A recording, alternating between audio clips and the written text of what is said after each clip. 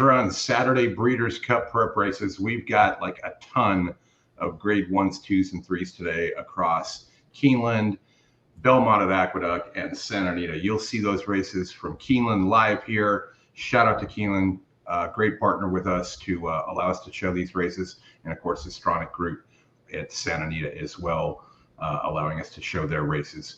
We're going to get right into it because we got a race at Keeneland coming up, and I'm joined here by Justin Sampson and Michael Oldham, the Oldy capper. Oldy, Justin, we'll get into how you guys are doing after this race, but what do you got for a low takeout, 15% double here at Keeneland? Oldy, what you got? I'll go in a minute. How much time I got? Like 30 seconds? Something like that. All right. I'll get it up here on the screen. Chris, I'm playing into the 1-4 in the next race. The top two Scotty picks in race number 4. It's a really tough allowance race. I might even add the 12 there. I probably would. I was either on the 5 or 4 for race 3. So I'm playing the 5 into the 1-4-12 double. 5 into the 1-4-12. Oldy, quickly. I'm playing a 9-9 double. 99. 999. That's at the. I'm also playing a little bit of a 9-4. Impulse buy moving into line. Quantum Burst. Just happy to have Keeneland back. Hey, Mike Sletta, how you doing? Willie, the 9's the first taking all the money. It has good works for Graham and Johnny V. Bet down all the way at 5-2. It's live money, Oldy, for sure. Illuminatrice, the last one. The notes say that this horse has speed, so let's see if it breaks well for Graham and his motion. Moves in. They're at the post.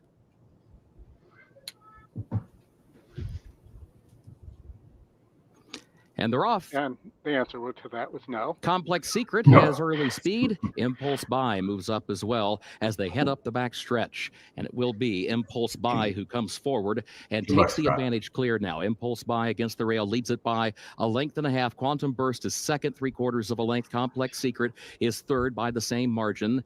B Bluff is fourth up on the outside. Gap of 5 lengths. Planeloquent is back toward the inside in fifth. Not only didn't break, alongside that one is sixth. The break of 7 more lengths back. Mariana, who is next to last. Illuminatrice is the trailer as they head to the far turn. The opening quarter went in 22.11 seconds. Impulse Buy, the leader. Impulse Buy leads it by a length and a half. Quantum Burst is second, 3/4 of a length. Complex Secret against the rail is third by less than a length. Now, Planeloquent is looking for running room between horses. B Bluff is there to the outside, and that pair 5 lengths off the lead, just over a quarter mile to go. Impulse Buy is the leader by 2.5 lengths off the far turn. Quantum Burst is second by 3 lengths. Then a shuffle for third position. B Bluff is in a tussle there as they move by the 8th pole, well behind Impulse Buy, though. Impulse Buy is just widening with every stride here. 7, 8 lengths to the good, 16th to go. Back to Quantum Burst in second, B Bluff third. Impulse Buy, Tyler Gaffalione. Between the much 4 and the best. 5. Quantum Burst was across the line and. All right.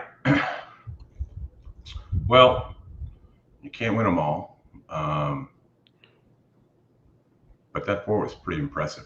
All right, let's get over to Belmont and Aqueduct. That is our next race going off here. First grade 3 that we'll be covering, the Jockey Club Derby Invitational Stakes. Ollie, I'll turn it over to you. All right, so we're going 11 furlongs on the Belmont at Aqueduct Turf, which we'll just call the Aqueduct Turf from now on for the rest of the show. On the weekend preview show, I like the 7, the 3, and the 6, but with the scratch of the 7 here, I am moved off the 6 and I'm on the 2 Dashman, who I think I thought the 7 was going to show a little bit of speed. Isn't here. I don't think the 1's all that fast. So I think the 2 could get an easy lead here. And then I thought Carson's Run was the absolute class of this field, the 3. So I'm just on the 2 and the 3 here. Sounds good. Hello, Joe. Thanks for joining. Justin, what about you? I already handicapped this race, 2 days ago? I was on Dashman then with speed. I already talked about that aspect. I still sit here, Manny gonna win. I think when we looked at this race, I mean, it was pace, it was a long shot. There was already no speed in the race. So I don't care that the 7 scratches. I guess it's a good thing, Oldy, if you like that, because I thought Dashman was already going to win the race on the lead. So one of Kentucky Downs last out. I mean, maybe transitions here. I mean, you never know, but I love the price. You're getting 6-1 versus 4-1 E morning line. So one is the favorite in the last 2, sat off the speed. I mean, they're going 11 here, so has a good GSR, right, at 91. So, I mean, no joke, and it's a price play. So I don't know the connections, but can step up here into a grade 3. It's a step up though. But pace makes the race would be my perspective. So the win percent drops, but the long shot wins about 14% of the time. So I don't really as much care about that. I think it's underneath. I believe I thought the 7 had a shot, but with the scratch, it was the EquinEdge picks have this thing nailed. But I have the 2 over the 3-5. That's how I play the exacta. I think with the GSR drop and the 5, and I think we discussed this pretty in detail, I think the 5 finishes out of the money. Yeah. Well, then it's 2-3 for you, or you box it. I mean, if you think that but you're getting a great price on Dashman the 2. Absolutely, I'm thinking either 2-3-6 or 2-3-1-6 for a trifecta there. If I think that the 5 is going to finish out of the money, or 2-3 on top, and then those others below. All right, I got the audio waiting for us. Brad Anderson in the house. Always good to have a Breeders' Cup betting champion in here with this beautiful fall Saturday racing banquet. Let's have some fun and get some winners. Mike agrees as well. Let's get some winners today. Just only, Keeneland only go for a couple of weeks. We'll get to see you soon, Brad, in like 5 days. Yeah, we will all be Oldy. Justin and I will be in Keeneland. We all get in on Thursday. We'll be out there on Friday. We'll look for videos of us on the Twitter account as we're roaming the grounds there, picking some winners. We'll share those with you. And then we're doing the show live on Saturday from Keeneland. Bunch of special guests, lots of interviews. The big fall contest is going on then. Should be a blast. I'm just hoping that what will become Hurricane Milton doesn't jack me up too much, because he's coming Tuesday, Wednesday. That sounds like the hurricane that's going to play the Catskills. Yeah. So more to come on that.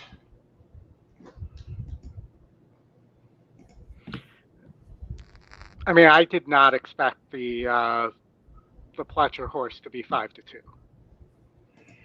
Yeah, I don't know. They don't give them last names, Scott, but I do like that. Milton Bradley, that would be okay. That's a little different than Milton Berle, what I was thinking. You would have to be a Cat 5 to be a Milton Berle. I don't know. Milton Bradley, Scott, there's a reason behind that, I'm sure, Scott. I'm sure you remember Milton Bradley when going Cat 5 when he played for the Cubs several times. Yeah. Milton Bradley, wasn't that a game creator too? Yes. Yeah. Jay Walker, thanks for showing up last night, Jay. Jay participated in the Friday night Zooms, and if you don't do that, then you are missing out. We had some good stuff yesterday. Guys, when we get some time, I want to go over that late pick 5 yesterday at Keeneland, and how it was easily havable if you were an EquinEdge user. Willie likes to try key 2 over the 3-1. Brad likes the 6. Yeah, My buddy liked the 6 too. He was just texting me, but he didn't. This race is I think the price on the 5 or the 2 is what I still love, man. 5-1 is great. I don't know. Probably they won't float up. Maybe well. The 3's no joke. So, I would see it between those two, but the 6 is taking money. It sure is. I just went over to the video screen, guys, and to get the video, and it wasn't there. So Carson's Run moving in. Turn up the Here's audio. Yo Daddy. Yo, daddy, yo, daddy, yo.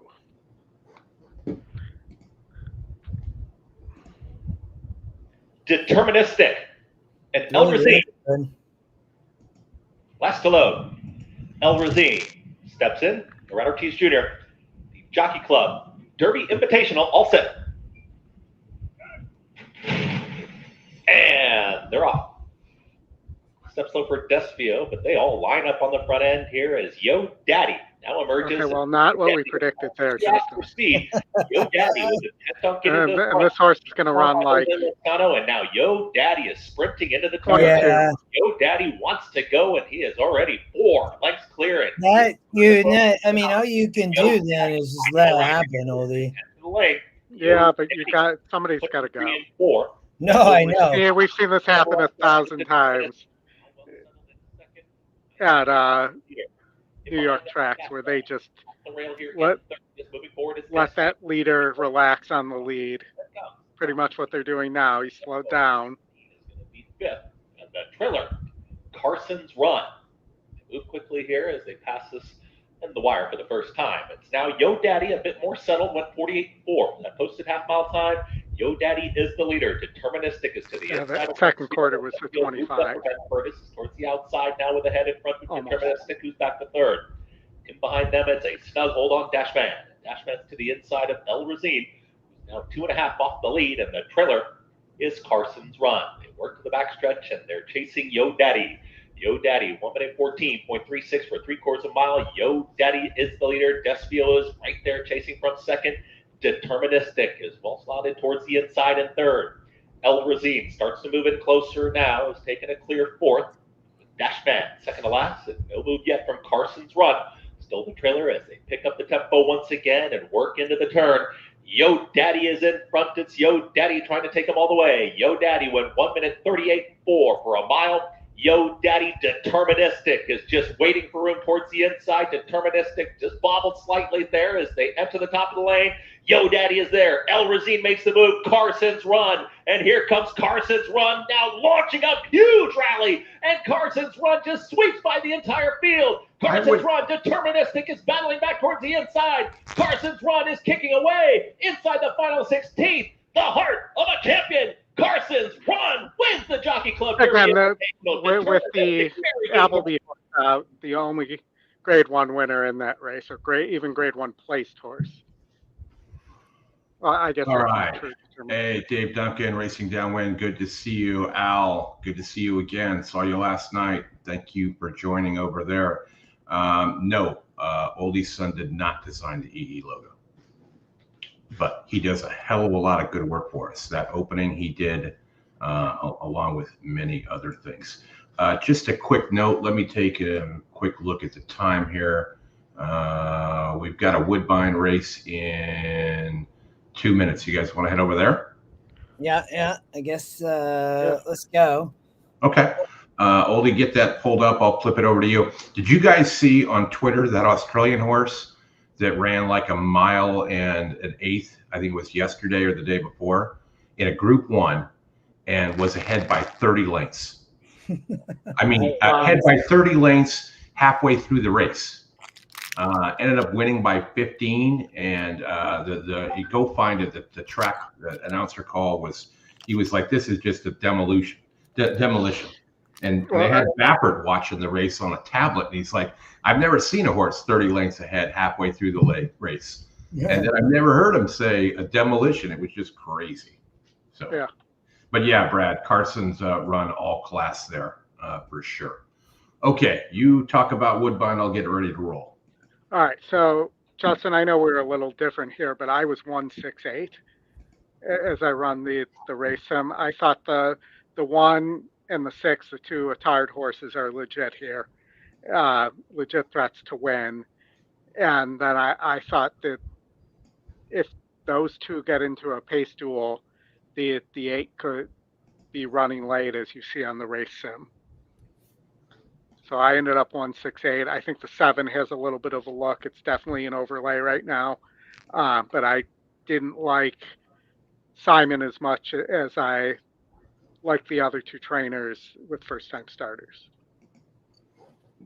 Yeah, I landed on Keys Flatter, the 8, 6-1. It's a great GSR, first-time starter.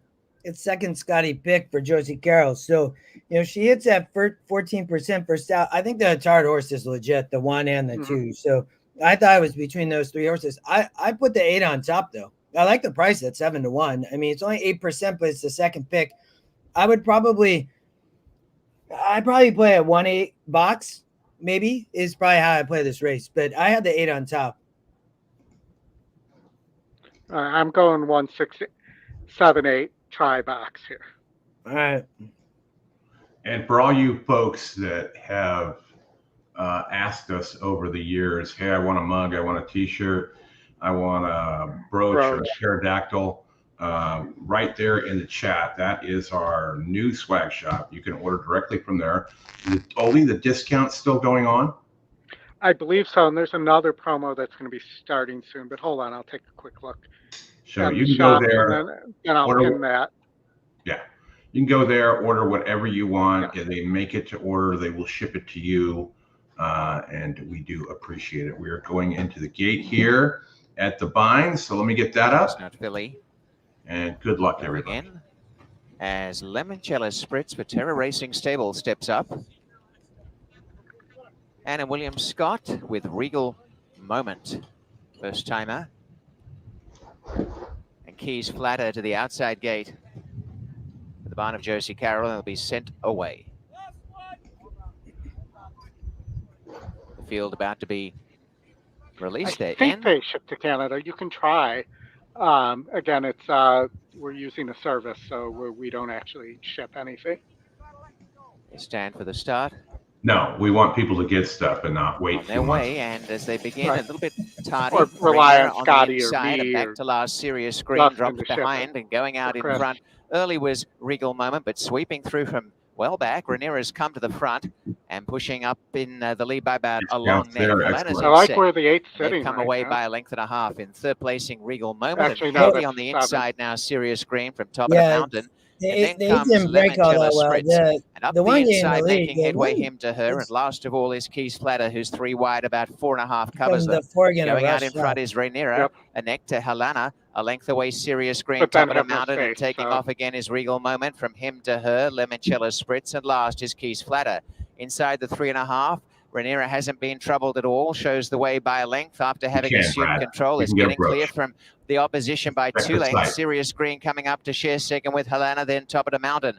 A break in the field to Him to Her. Limoncello Spritz starting to wind up. And back second last, Regal Moment. And last, Keys Flatter. Nursed into the stretch, it's Rhaenyra and Sahin Savachi Buck. Couple of lengths to Helena. And down in the center, trying to rump the bag is Limoncello Spritz out in front. It is Rhaenyra coming on as top of the mountain, Helena and Regal Moment really starting to wind up, but wayward down the outside, and they're coming top of the mountain, coming to the lead with Rhaenyra. Rhaenyra trying to hang on from top of the mountain and up the inside, Him to Her. And as they come right down to the wire on the outside, getting them Regal Moment. In a photo with top of the mountain, Him to Her in a photo for Rhaenyra for the minors, and the time 1:25.31. I think field folded in the last 50 yards. That was wild. All right, guys, we got a race at Keeneland coming back up here. Let me just check and see, because we Oldy and I did an interview. 23-3, and the half a mile time is 47-2. Oldy and I did an interview with Jim Goodman at Keeneland earlier today, and we recorded it because Jim's kind of busy during the races. So we do want to play that for you before we get too far into the program. But let me just see where we're at with Keeneland. We got about 12 minutes. It's about a 6-minute interview. So, guys, I think we drop that here, and then we'll get back into racing. So let me remove Nicely this. done, Dave. I like the 4 at Gulfstream to beat the favorite. You're getting a 5-2. The favorite's even money. Okay, let me get the video going here.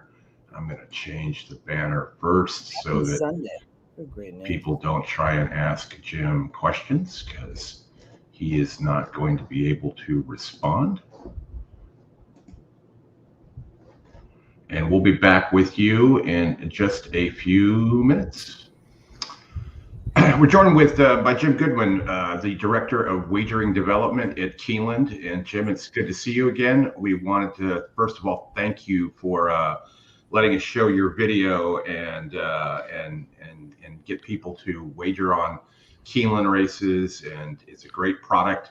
And you've got a lot of low takeout wagers that you put up. And there's a special one today. You want to tell us about those? Yeah, we've got a couple of, we did the daily doubles last spring as an experiment to try to do something for the players. We hear on social media all the time, we need to do better lower takeout wagers. So we decided to do daily doubles in the spring, and it was a success. It's very difficult to compare year to year because we had some really crazy weather in the spring. But on the days that we were comparing apples to apples, we were up between 40 and 60% on our double handle. And one of the things we like here is that we love the pick fives, we love the pick fours, and we have marketed those things as an industry the past few years.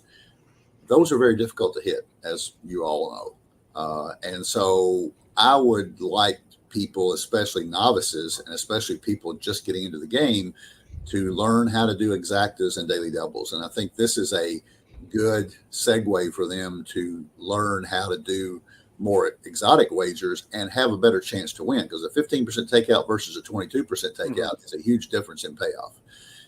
The other thing it does is it narrows that playing field to almost level with the CAW players, because when you drop a takeout from 22 to 15, that's 7 points that are not available for any kind of rebates. So that's another reason to play the daily doubles here.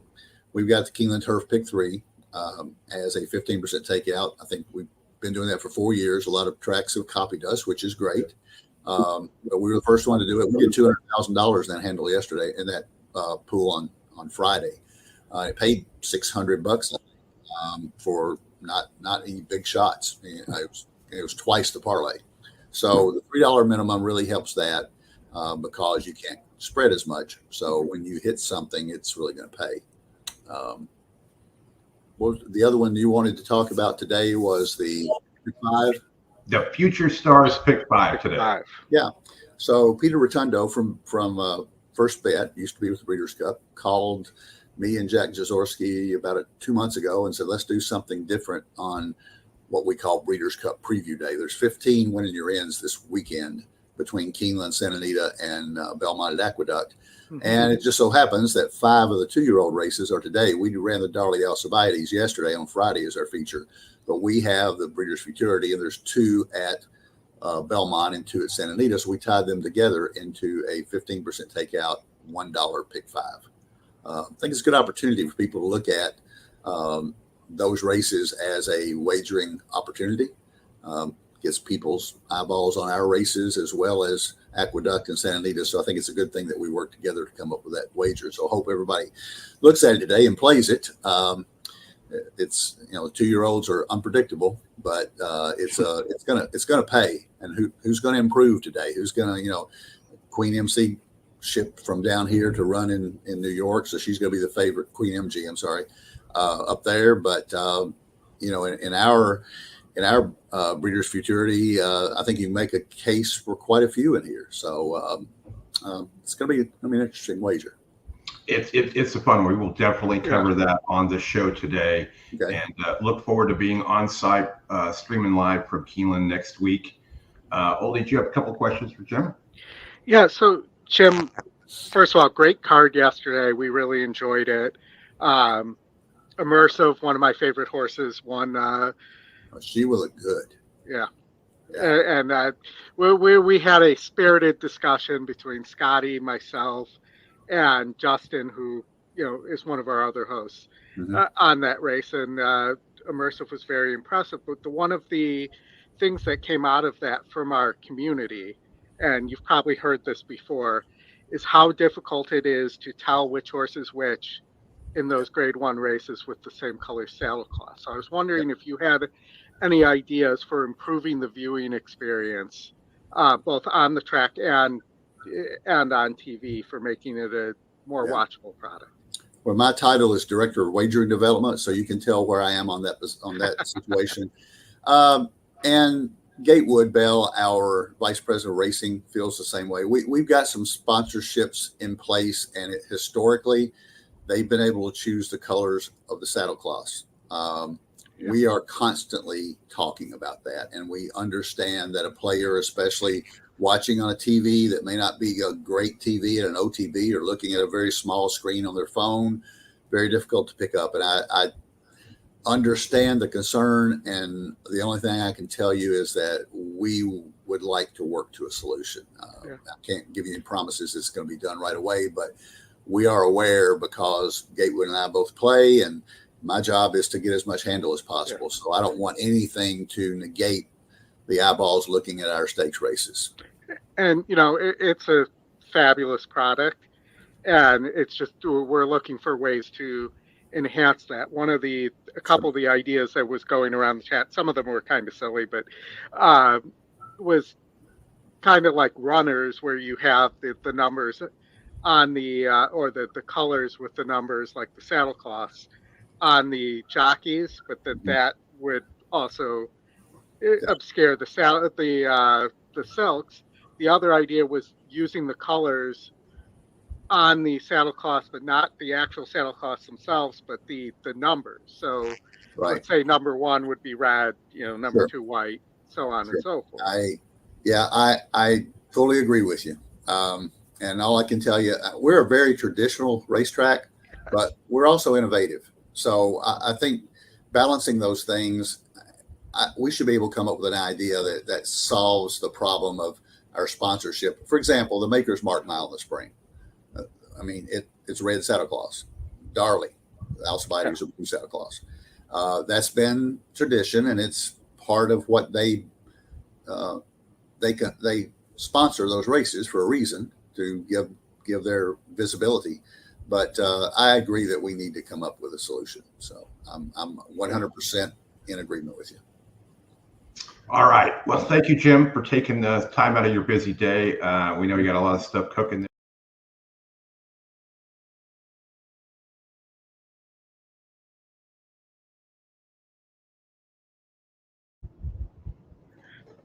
Now we're not in a recorded interview. Jim's a great guy, and we thank him for always being willing to give us time as well. All right, let's add everybody back onto the stage here.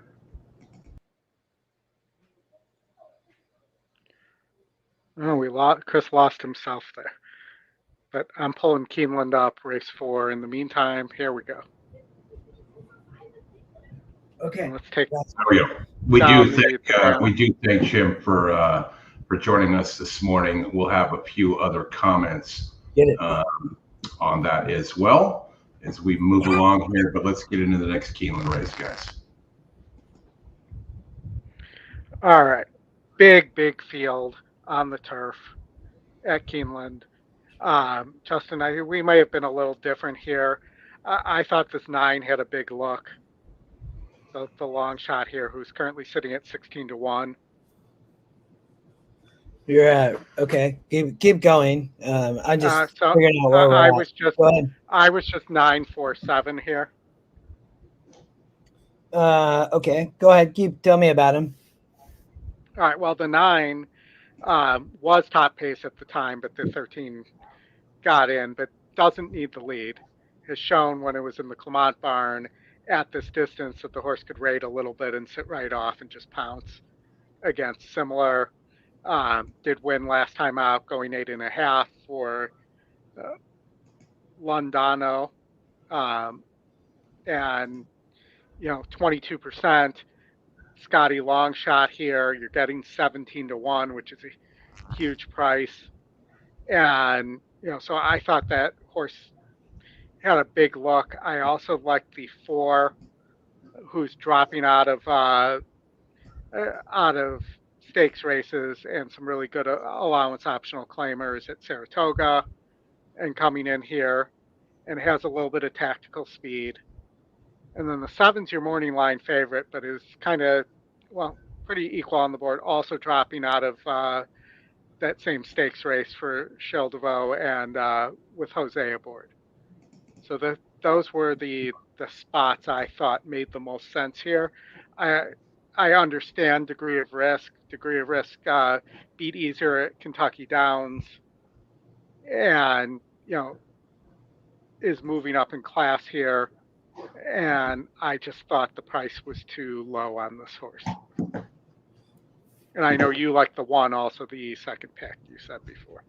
Yeah, I like 4-1-9-12. The 9's the top win, 17-1. I for sure would definitely use that horse in tournament play, right? So I mean, you're just getting an amazing price. I thought this was the Keeneland. I love the turf races. This is a tough one, man. I think I probably I don't like all this money on Rebel. I don't like Rebel Red. So I would. I like the Scotty picks, Oldy. Probably, I guess I wouldn't, maybe in that order, actually. 4-1-9, probably. I think you talked about the 4. Freedom Trail is taking money. It's the top SOR of the group, and it's taking a drop here at Keeneland. Corrales rides great Kentucky. Jockey, he's based there, rides a lot at Turfway Park and across Kentucky. So, not winning though, but it is taking a drop. And then you talked about the 4, and I think, Gap Leon rides and, great jock there for Makers. So it's a tough one though. I did think that the 12 had a shot as well. But that's, I would narrow it to those 4. Which 4, Justin? You were 4-1. 4-1-9-12. Yeah. The 12's the one that will come off the pace if anybody does. But more underneath. I like the price. In the trifecta, I would for sure use the 12. Going in the gate, Chris. I'm doing a double here, guys, with Justin's 4 horses, the 4-1-9-12, and I'm going into 80 West, the Scotty Long Shot in the next. Good luck, everybody. Let me get the race up here, and we're already going. Boyce Thanks, comes Brad, forward. for the comments there. I'll play a double into the 7. Who are you playing in the 7 in the next race, race 5? Who are you playing into? The 2. Okay. Cowboy Justice into the gate, along with degree of risk. Love hearing Kurt Becker on these airwaves. Bench the last one. Yeah, he's a great race. Moves in the line. They're at the post.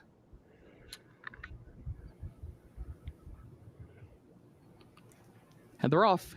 There goes Berrettini. I believe he's their only race caller. Villain is right alongside of that one. These two coming forward. Berrettini will have a narrow lead from Villain, who is just a neck behind the leader under the line the first time. Boyce slides down next to the rail. 3rd, degree of risk 4th. Rebel Red about 10 lengths off the early lead against the rail. Then a gap of 2 bar lengths back of that one to Clyde's Got a Gun. Aquina is last. Opening quarter went in 22.46 seconds. Up the backstretch they go. Berrettini, the leader, against the rail by 3/4 of a length. Pace might melt. Second between horses, 3/4. Yeah, that's why I talked about the 12, the far man. outside. The Villain, 4th on the inside. Boyce is 5th in between horses. Freedom Trail, 6th along the rail, looking for more running room from there. Those 6 from the front. Then degree of risk on the outside. It was 46.17 seconds, the time for the opening half mile. Berrettini Berrettini, the leader. Berrettini leads it by a length to the far turn. Liar's Poker is just off the leader's One flank in just second. saved Boys ground and all the Degree time. of Here comes Risk a 4. are moving as a team. They have to go to the center of the course, but they're picking 7 up the is gonna leaders be as they so turn for home. wide. Berrettini past the quarter pole is joined by Liar's Poker, then Boyce, then Degree of Risk up on the far outside, who's still in fourth. Cowboy Justice fifth behind Horses, and then Villain, who is running along in seventh. Here comes Freedom Trail with a late Here comes one. the 7 flying. Here comes 7 the gonna favorite, win. Rebel Red, and it's over. Like Rebel just Red, massive setup. just Yeah. right on past the leaders. 12 on second. Look at it. Rebel Red, Jose Ortiz. It's over, he says.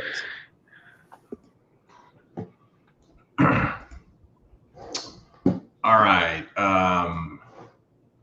Did you guys see that Singapore ran their Definitely not. As soon as you said that, I know I didn't see. They ran their last race ever yesterday. 187 years of horse racing in Singapore, and the track will be closed down and the land will be given back to the government because they don't have enough room for housing. Crazy. All right, Oldy. Back. We're gonna just call it Aqueduct. So back to Aqueduct. I will get the audio ready to roll for that. We've got another graded stakes race coming up over there. Yeah, I kind of love the 7, the long shot here. Determined Kingdom. And we talked about this, Justin, on the weekend preview show. The GSR fits almost as a 18-point pace advantage on the sprinting on the turf, going 6 furlongs, is moving up slightly in class from a state bred at Colonial, but speed kills in turf sprints. And Determined Kingdom has been around this level for a long time, has won some open stakes. And, I thought then beneath the 2 and the 9 were the ones that made sense. The 9 for Durante Jr. Has multiple wins, has won at 5.5, at 6, against similar here against non-graded stakes and open company, and typically runs every race, either finishes first or second. And then the 2, the Scotty top pick for Abreu, who beat 68's last time out, is lightly raced and could move forward here. Yeah, I think we see it really the same here, which maybe that will be the luck today, Oldie. I like the 7-9 exacta. When we talked about it on Thursday, we both had the 7 on top, so I'm not going to change my opinion. I still was really trying to beat the chalk. I've tried a couple times today, but maybe this will be the moment. But I won't add much more. How much time? We have 3 minutes. I like the 7-9. So Ollie, I really don't have much else to add. That's I think the 2. I think it's legit for Abreu, I guess, with Irad. Yeah. So I mean, it may win. I mean, but and then I guess the one is Dylan and Safi, right? So I think it's a player, but I had more underneath. I really thought it was the 7 or 9 on top. The long shot or. Horses are stepping on the turf course, approaching the gate. Well, I thought, I'll tell you, I thought if the 7 or 9 doesn't win, the other horse that we didn't discuss that I think has a shot and definitely could finish in the money is the 5 horse for Clement there. And you're getting 5-1. So if you can get that horse underneath, you could, with the 7, you could get a pretty nice exacta there too. Send by, has 1-2 back at this distance. Always seems to be, second, third, or fourth most of the time, though. So it wasn't one of my top picks, but definitely a use underneath. And we still have 2 minutes here, so let's run the race sim and take a look at the race sim here. So they're off.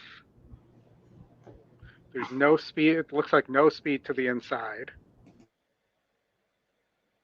Yeah, I think that's why 7 should get an easy lead. Well, you're getting 10-1. Yeah. I mean, that's pretty crazy.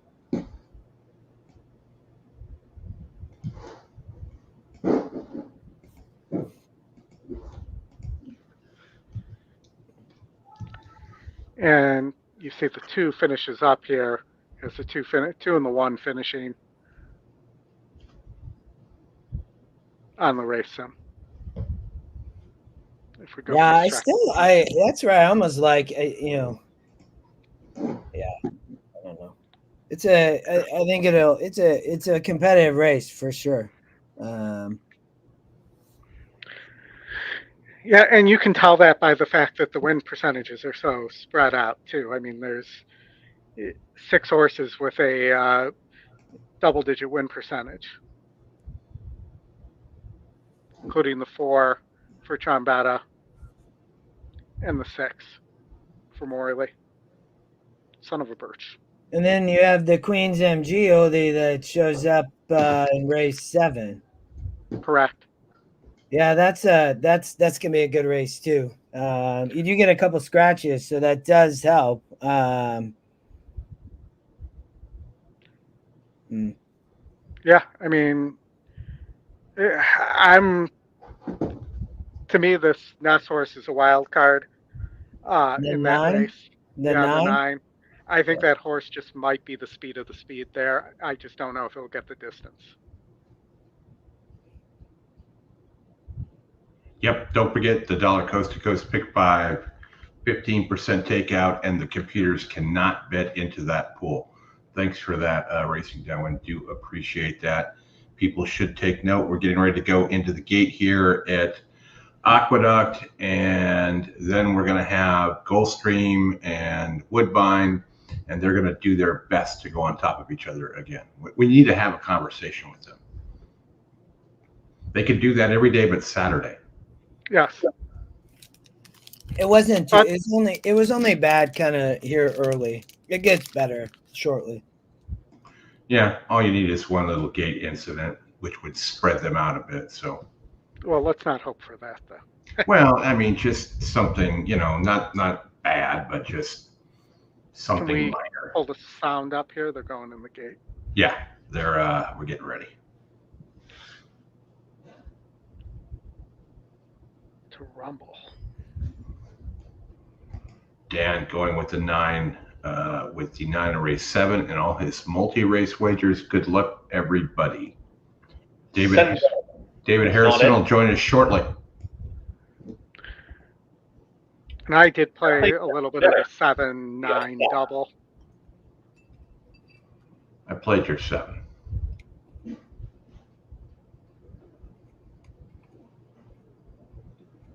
Nothing better. Goes in.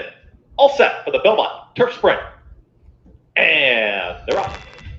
Nothing better. Breaks very sharply from the outside. Nothing better. Right to the front. The Determined Kingdom's going to go with the leaders. Nothing better. Just watching the rival towards the inside here. Now will clear off. If it's over to the rail, it's Nothing Better, who's up by a length.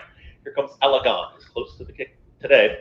Elegant to the outside of Determined Kingdom, who wants to be on this lead, and the rail's open, and now Determined Kingdom takes it right to Nothing Better. These two will move into the far turn together. 22 seconds flat. The opening quarter mile here in the Belmont Turf Sprint. Right there in 4th is Mischievous Angel, is followed by Senbei towards the outside, green cap. Then from the back, Son of a Birch, trying to rally on with the 2 trailers, Axtone. Back into affairs with Maya Prince as they get set to reach the top of the lane, and it's Determined Kingdom who wanted to get to the lead and got there. Nothing Better tries to come right back. Alagon is coming after them 3 wide. Nothing Better and Determined Kingdom throwing it down. Here comes Alagon right upon rivals here towards the outside. Mischievous Angel is rallying on towards the inside, and Senbei on the grandstand side. They are far out in the turn. I'll pick Senbei there in my pick 5. Senbei will get the victory here in the Belmont Turf Sprint. Senbei wins it. Nothing Better battle back there for second. Then somewhat of a setup to 5. Hey, the 9 won the break, and that changed the race. Mm-hmm. Yeah. Surely did. Okie doke. Oldy, let's see. You've got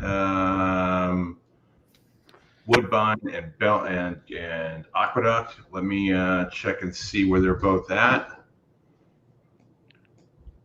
We just Woodbine and Aqueduct, or Woodbine and Gulfstream and Woodbine. And I don't know, maybe Justin wants to take a look at this. It looks like we'll have an opportunity. We can get in a quarter horse race here in 4 minutes at Horseshoe if they go off in time. But it's 4 and they're in the paddock. Can we watch Horseshoe? Yes, we have Horseshoe. Yeah, that's awesome. The 3's a gold badge. Oldy, what were your thoughts on this horse at Woodbine, though? I think we both agreed on this horse being on top. I mean, gold badge, big speed, 30-point pace advantage, 9-2. It's Mark Casse. Here, I think that this horse has a big look, and I thought that could easily go gate to wire here on the synthetic, and I'm just looking here to make sure. Aren't they still on the turf? I thought at Woodbine. Yeah, I'm sorry. I meant turf. So I'm 3-2-1 here. Kitten's Romance, I thought, if there's more speed than we think, that this horse beat 56 his last time out for Drexler. This is second time in the Drexler barn, is moving into allowance company here, or allowance optional claiming. And then I thought the one Flying Black as well for Drexler, for out of the Drexler barn, and to Benache, Benache is 36% first time with horse, and this horse is dropping in class. So Julian Leperoux is now riding at Woodbine? No, it's just today because there's a bunch of graded stakes there. Yep. Yeah, I saw that. We'll probably cover them later. Okay. In fact, Chad Brown has, we'll talk about this later, but Chad Brown has the champion mare, one of the champion mares from South Africa, Grade 1 winner. Yeah. Coming over first time in North America, running later at Woodbine. Yeah, they needed an anchor up there in Canada over the weekend, so. Can they ship him down to Tampa to make sure it doesn't blow away during the second hurricane? Yeah, we could use that. Anything to make that thing go away would be great. What's up, John? Thanks for joining. Appreciate the comments on my Facebook post yesterday as well. Good guy. I love the 3 gets. I mean, it's just amazing. Yeah. So we'll have to see here. I had the 3 over the, I think it was 2-4.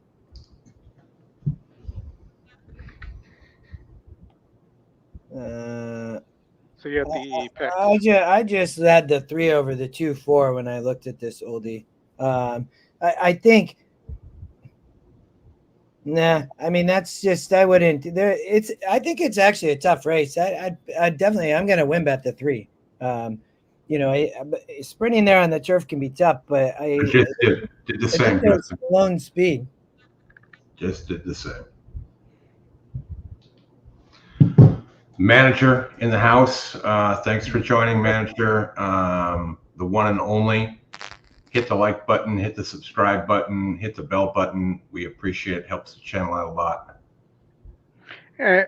And don't complain to the manager. No, don't complain to the manager at all. Don't ask for the manager or complain to the manager. That would be my advice to you all.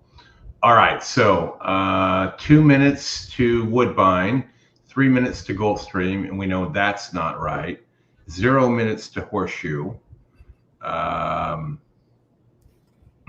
We'll see how this plays out. Yeah. Justin, did you look at Horseshoe at all? There were a bunch of trials there. Oh man, there's all trials. They're almost done. I know. Wow. Crazy. You could have I was too busy this morning. This one wide open. The 9 got outside post 9-1 off a 20-1 morning line. EquinEdge say the horse should be 3-1, the favorite. What's going on? Home team?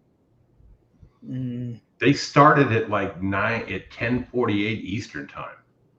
I don't know why they started so early. Maybe they had dinner reservations. Well, apparently, if you're a quarter horse, you either have to run late at night or early in the morning. Yeah, I mean that makes sense. I love the price on the 9. The one looks tough. Why's the 8 the? Oh, the 8 wins the sim race. Yeah. I'm thinking on 8-9 exacta.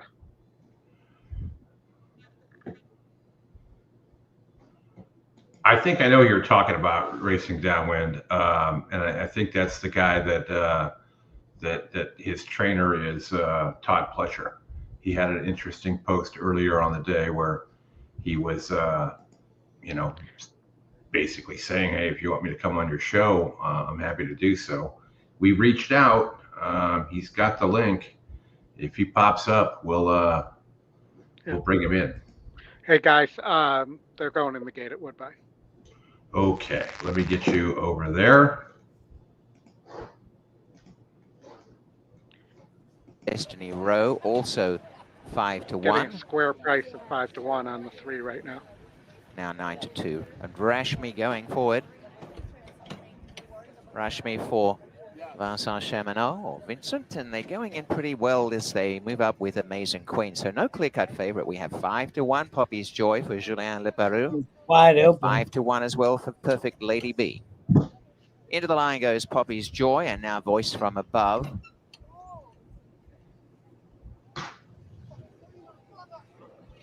My Girl Sky to gate number 9. That's a good record on the EP. Mikota Song will be next. So they're not far from a start. Gloriania to gate number 11 for TEC Racing, coming off a last start victory. She makes a point going to gate number 12. And the last is Perfect Lady B. Stand by for a start. Perfect Lady B comes to the line. Fillies and mares all in and locked up. On their way in a great start. One of the best away is Perfect Lady B from She Makes a Point, ridden hard for the lead. Gloriania is right there on the pace, and coming through is the grey My Girl Sky. Over near the inside, coming up between runners, Voice from Above, and now Rush Me with plenty of room with the hedge. And over on the inside is Swinging Mandy, and a little worse than mid-pack is Mikota. We need to be sending more over towards the centre, Poppy's Joy got back, and so too Destiny Row, Kitten's Romance towards the tail end of affairs. And second last, Amazing Queen. The early trailer is Flying Black. Going out in front as She Makes a Point.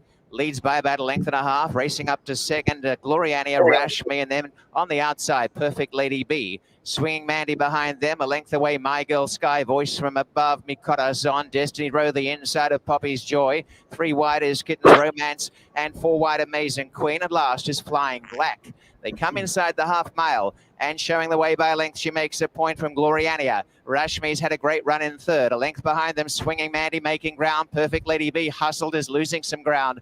And then came Voice from Above, finishing well. Around the outside, taking off is Kitten's Romance. Up the inside, Destiny Row from My Girl Sky as they corner for home. And going to the front, Gloriania tackled by Swinging Mandy. Rashmi is there if good enough. And coming after them is Voice from Above. And down the outside, finishing well is Kitten's Romance. Man, get going up. to the lead, Swinging Mandy and Gloriania. Don't hang, go by. On the track, kicking on is Rashmi. Go and by. Down the outside, Poppy's Joy is coming with a that lightning horse on the run. wrong Very lead, wide on the gonna track. get up, Poppy's though. Joy coming Get out up, line Greg. of them. Nope. And as they come to the Get a wire, line Poppy's again. Joy has got up and Wouldn't beaten go them by all. that horse. Rashmi second. 7. Barry Manilow would be so disappointed. All right, looks like we can get this quarter horse race in, maybe. We'll see. Otherwise, we'll probably defer to Gulfstream. By the way, guys, the favorite daily double at Keeneland from the last race to the next one is paying 10-1. Nice. Favorite.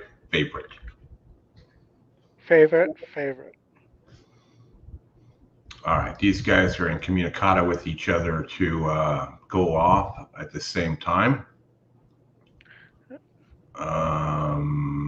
The 9 scratched, Justin. At Horseshoe, the outside horse. That's a bummer. I didn't end up playing it or anything. I thought this was Jockey at Gulfstream. I was just on the 1 and 2. That's what it looked like to me.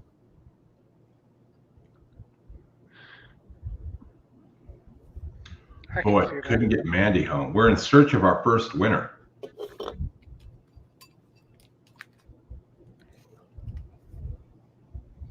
I'm going to go with the 2 just because I like Edwin over Sonny.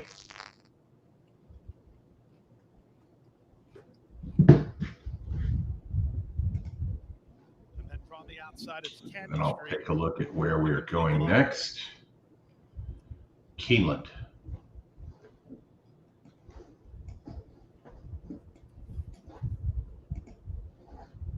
Samaritano going forward under Melvis Gonzalez. Drawn the outside, it's Candy Street to complete the field. Candy Street's ready. All set for 2 turns on Tapeta. And then we have a grade 1 coming up right after that at Aqueduct.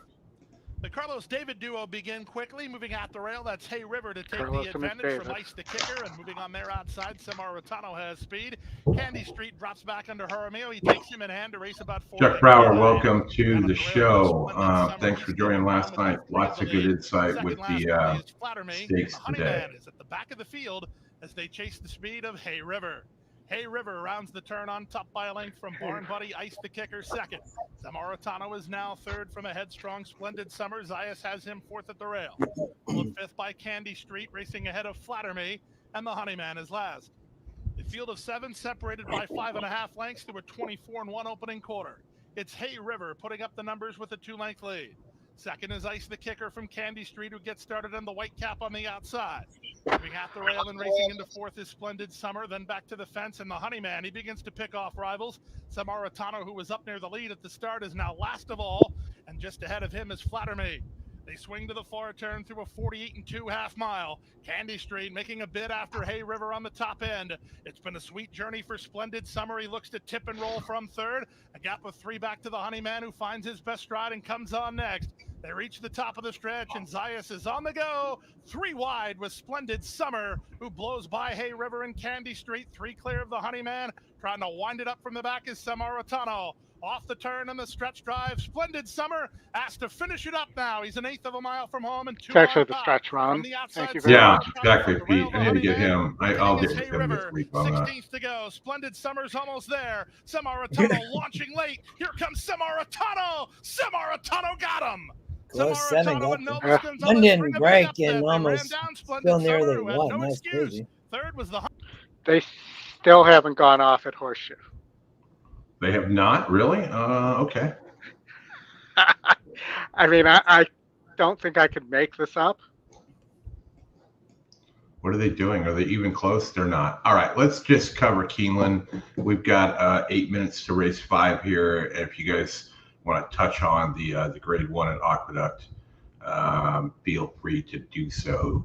We've got the Future Stars pick 5 here. It starts here, doesn't it, Oldy? Yeah, Aqueduct? it does. Okay, yep. Go for it. I'm going to go refresh my beverage. I'll be back with you in a minute. We don't have the ticket generator up yet for this, so I'm just going to punch in what my ticket was, even though we do have it up on the screen here.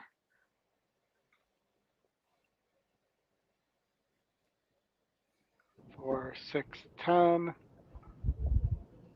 And this is $1. Before I depart, let's bring in the champ, 2022 NHC champ, David Harrison. Thanks for joining today, buddy. Good to see you. Hello, gentlemen. We're getting into the Future Stars Pick 5. Hello, we got crew. a Keeneland race Aldy. coming up. Hello, Justin. Hello, Chris. Hello. How's everybody going? We've got good, David. How are you? Okay, good. Let me just get my volume up here. We're going to cover this Future Stars $1 Pick 5 hosted by Keeneland, 15% takeout.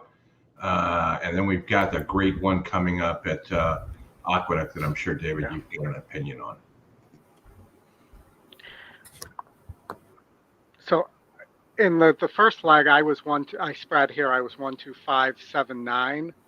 I did think so. Where we talked about the 1, 5, and 9 as my picks for the weekend preview show. The 5 has some very nice back works before its unveiling. May have just needed the race for Abreu, and may run to those works here. Queen's MG, I think it's the class of the field. I think should be the favorite here, but it's a long shot right now. And, I added so that this 9 horse, it may just be the speed of the speed and may be gone for Ness. All these works are ones of, the horse has been on the lead every time. It may get there are fast horses here, but none that are super fast. And then I added for this pick 5, the 7 for Team Contessa, who did win by almost 10 lengths first time out, and the top pick Snowdy, who also has a 4-star work, but is a maiden. I don't understand the 9 to 5 price there right now, though. To me, that horse, who's still maiden, shouldn't be the favorite here. And then leg 2, and I just moved it off I was 2, 4, 6, 10. I do think the 10's going to get a pace setup here, but if he doesn't, Tip Top Thomas is working very well with other horses. And I also like Moplex. And these Vacomas have been killing it in stakes races. So you got to watch out for Vacoma rides as well. And, then here in the Baffert Bowl, I am 3, 4, 6, 8, all the Bafferts. But, I will say that I think Nooney probably bounces back from that poor outing last time out. Tenma has been working with non-compliant, the 8, and non-compliant's been getting the better of Tenma. Could just be the workouts, but it's something you got to keep in mind. And then Showers is the Scotty long shot there. And then we had a tip from one of our friends in the chat, and Handsome Pants, the 4 for McPeak, is my single here.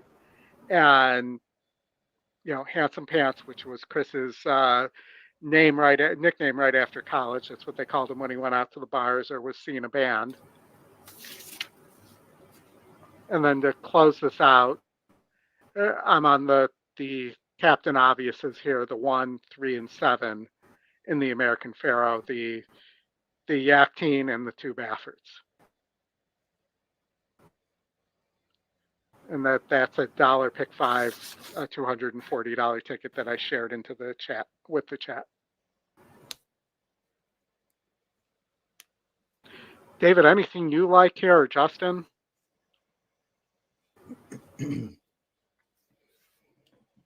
I didn't end up putting a ticket together for this. So David, I don't know if you had thoughts on any of the races at, Aqueduct or Keeneland.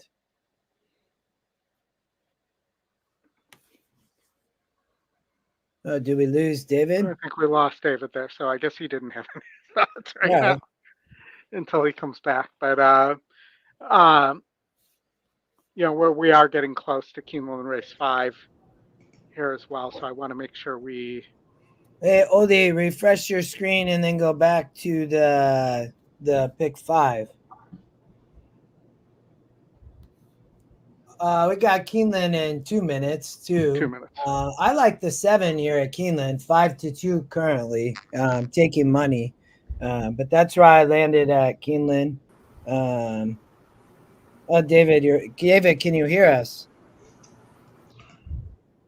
Oh, we lost him. Oh, there he is.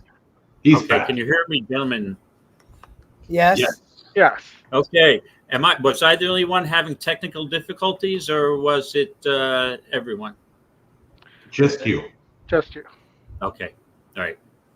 All right. Hopefully it'll be fine. If not, I'll try a different location upstairs. The man cave. As long as everything is going smoothly, we're good to go. All right. Stars pick 5. Back to. Can I just add something to your picks, Aldy? My question is this: in the first leg of that gimmicky pick 5, is are there any future stars in this first leg? That's the big question. It looks a rather weak field to me, and especially with the scratch of the Chad Brown's horse, and it's like a guessing game. But I would think the 1 could go wire to wire. That's the only horse I like in that race. But I'll let you move on. I didn't really look at the other races. David, that's a big price on the 1 that you're getting. Oh yeah, what 6-5 now? 2-1. Hey, listen, I'm getting chalky. I'm getting more chalky as as I get older. But I didn't expect that. It would negate any win wagers on my part. So maybe I will get involved in that. So I would be on the 1 there. I don't think the Queen's MG is really a mile. May not be her best distance. But we'll see. So I'll let you keep going, Aldy. Sorry about that. Just wanted to interject there for a minute. No problem. We're circling around if we want to talk about this Keeneland race as well. Sure. If I can get this up here, the 1 just scratched. The 4 and the 2 are kind of competing for favoritism here. The 7's right behind them. I do think that the E picks have it here. Two tricks, guys. See? And when I click on it, it's got the actual track names. In this first leg. That's the big. Do you guys disagree there? Do you think that? I was on the 7 here, Oldy. I can jump back over. Hold on. We're still waiting at Horseshoe for them to go up. I didn't necessarily love all the pace on Macho Music or 80 West is 9-5, and the morning line was 6-5 for EquinEdge. But I thought the 7 was the horse that might sit the trip here. I like the scratch too, small field. The 7 also is in the Keeneland In Today work report. It's an amazing tool, I will tell you. You occasionally can find horses in there that show up. That's probably why the horse is taking money at 2-1. And you have a small field, but. That's it's the second pick. It has good works, I would say. So that's why it's in the work report. So it has a Bruno work, it has a video. It ran well as a maiden 2 back. And then it didn't run last out, but that was big field over at Kentucky Downs on the turf. They flip over to the dirt. I think the GSR is perfect. I think that's how I'm trying to beat the favorite. Joined by Macho Music. Into the 10, 11, 12 on the turf in the next in a daily double. 10, 11, 12. I like the next race, but I have to tell you, I would single the 2 here, 80 West. Ace at the last 1. I don't think there's much in this race. I'm not crazy about it. I passed it, but if I was to opt for a pet play, it would be the 2, 80 West. Speed, wire, rather chalky. I think the trend continues here. And they're off. 15% low takeout. Off the step slowly. There goes Macho Music. Macho Music right out for the early lead. Kieran comes away running in second from between horses as they head up the back stretch. Then Ace it to the far outside. 80 West is 4th. No. to Hedge next to last, and Jackson's Roar, who broke last, is still last and running nearly 10 lengths off the lead. That first quarter, 21.79 seconds. Macho Music opens up to a 4-length advantage as they round the far turn. Now, 80 West is moving up the inside to challenge Kieran for second. I didn't think this horse would get loose. Come off the final turn. Now, once you get loose, Macho Music has opened up on a 7-length put lead. the 2 at a big disadvantage. Toward the 8th pole. 80 West tries to get going, but Macho Music still maintains a 6-length advantage into the final furlong. 80 West second, and then Kieran is in third. Final furlong for Macho Music and Luis Saez, 16th to go. They lead by 6. It is Macho Music with Hedge running late well behind him for second. Macho Music at the pace. The horse doesn't Hedge want to did be come up the inside. The horse wants to be on the lead. So the chalky trend continues at Keeneland, huh? Yeah. It's been chalky all day, David. No. I realized that. Brad got a boom, I guess. That's good for him. Good. Boom. Hey, Brad. Right. Good to see you. Going to get over to Aqueduct here, Oldy. There we go. That now that the ticket generator is up there for the Future Stars, the Future Stars pick 5, that's what my ticket was. There we go. So, okay. And if we get over to Aqueduct, to the Aqueduct feed here, you are gold on Snow Tie. How do we want to pronounce this? Snooty. Snooty,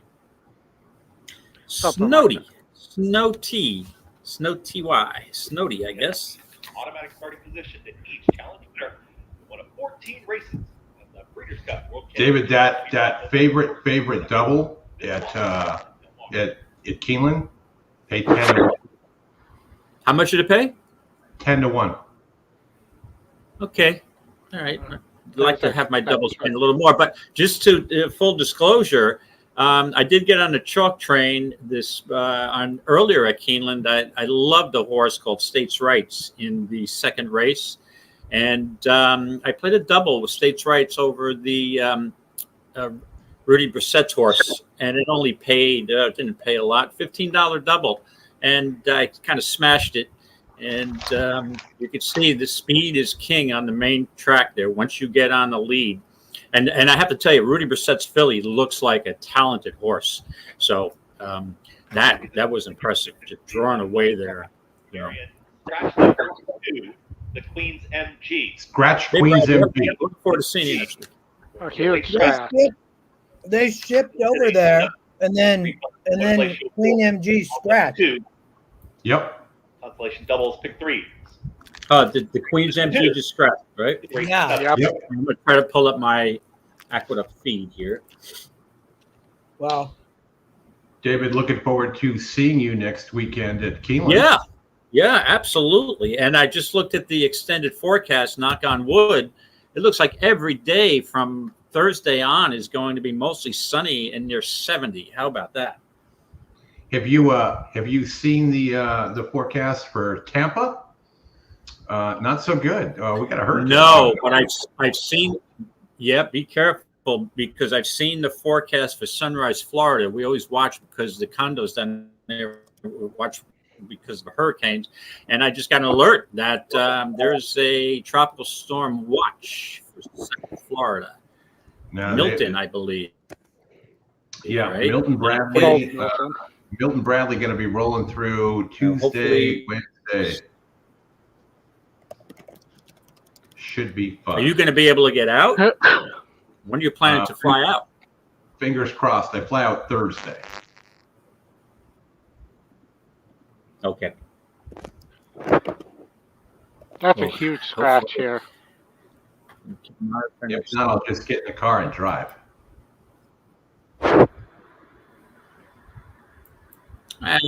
10-hour drive? 12? 12. Yeah. I'm not missing that. With the crew we got going and doing the show live from Keeneland.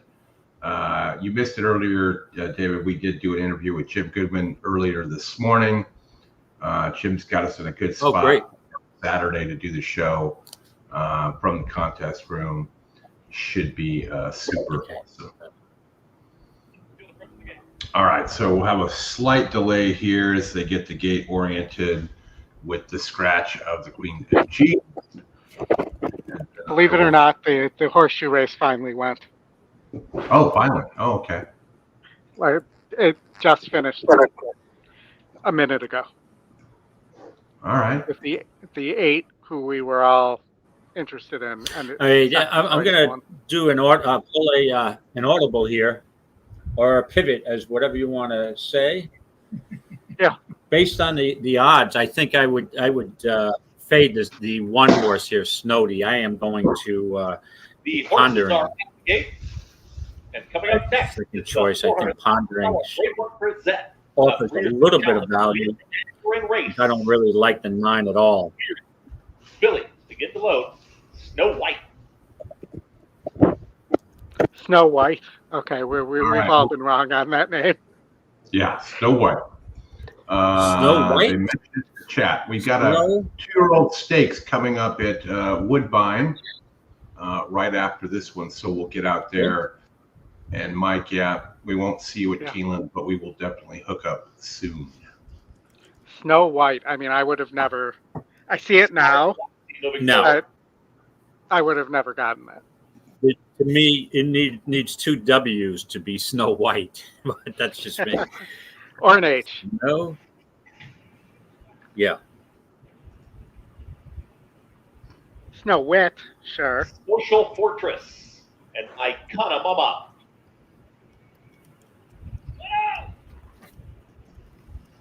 Good luck, everybody. Icona Mama. Good luck. Goes in. And we're all counting on for the present. And they're off. Icona Mama breaks outward. Social Fortress has early speed. In between horses, here comes Pondering in the early mix, and now Pondering with the nose in front. With Pondering is what in the literal. We'll back off as now Social Fortress will use her speed and press. Social Fortress will clear and is now up by a length and a half as they come out of the chute. So they're facing Social Fortress, who's the lone leader. Pondering is well settled there for typical ride by Joel. Doesn't want the lead. Yep. Third. Snow broke slow too, though. Back into the field with what in a race where if you broke slow, there's so much other speed. And that mix with Icona Mama. They're chasing Social Fortress through at 22-4. Opening quarter mile in. Social Fortress is doing it nicely so far. Here comes Pondering, moving in closer, and Scottish Lassie has got a 3-wide run. Snow White just had to briefly steady, is in behind horses in 5th. Icona Mama is making a move, and here comes Icona Mama after the leaders. Another cliche, trying to launch a rally from the back. They went 46-1 for a half-mile time. The trailer is now what in the literal. Social Fortress still there. Social Fortress approaching a quarter mile left to go, and Social Fortress. Here's the oncoming strides of Scottish Lassie, and now Scottish Lassie. Scottish Lassie. Scottish Lassie is now opening up on the field, and look at Scottish Lassie opening up. Left to go. Scottish Lassie. I got a boom for that one. This margin and opening up in the present. There's a boom, 6-1. Scottish Lassie punches her ticket, and she's on to the Breeders' Cup. She wins the present easily. Boom. Boom, Oldy. That was one, Justin. Remember that was getting and had those big 2 4-star works coming into the unveiling was what I saw in this horse. Yeah, we talked all about it. I had 2 horses in that race, the 2 and the 5, the 2 scratch, 5 win. Perfect. Yep. Great. Right, and it looks like a key race because also Quick Kick won that race, and Quick Kick ran a bang-up race against Immersive, and so Snow White finished second. Weird ride by Joel, and then Scottish Lassie finished third. So pretty talented bunch there. So maybe there are some stars coming out of that race. All right, let's turn our attention over to Woodbine, Oldie. All right, the Wood of the Bine. Horses out on the track. You guys have got 6 minutes. And following that, we will find our way over to Keeneland with a Grade 2, the Woodford Stakes. The Woodford Stakes, the Wood of the Ford. So this is the Algonquin Stakes, non-graded stakes going 5 furlongs on the Woodbine inner turf. And before you get into that, quick question for Anthony here. How does the scratch work at Aqueduct with the scratch of the 2? In multi-race wagers, you will get the post-time favorite. In the first leg of a pick 3, I believe it's a refund. And then any of the vertical bets, it is a refund on that horse. And it's a consolation as well for pick 3 payouts. So you don't get the full payout. But, in this race here, I was 246, the 2 Bullet. The 4 Mensa I really liked here as well, who's 5-1. And then this is pretty much a Cassie Bowl because you have 1, 2, 3, 4, 5, 6 Cassies here. Did I count that right? 1, 2, 5 Cassies, sorry. So who do you like in the Cassie Bowl, guys? The Cassie Bowl. Let me take another look at the race and see if I have any opinion. I don't know. I see, for some reason, I must be biased. I have no problem with Cassie running multiple horses in these stakes races, but I have a problem with Chad Brown. I don't know what it is. But it's he rules these races in Canada.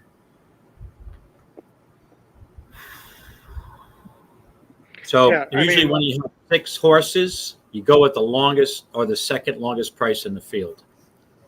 Yeah. Right? It's just uncanny. So you like, none of these are that long. So the longest is Dare to Breeze, and the second longest is Mi Baggio. Yeah.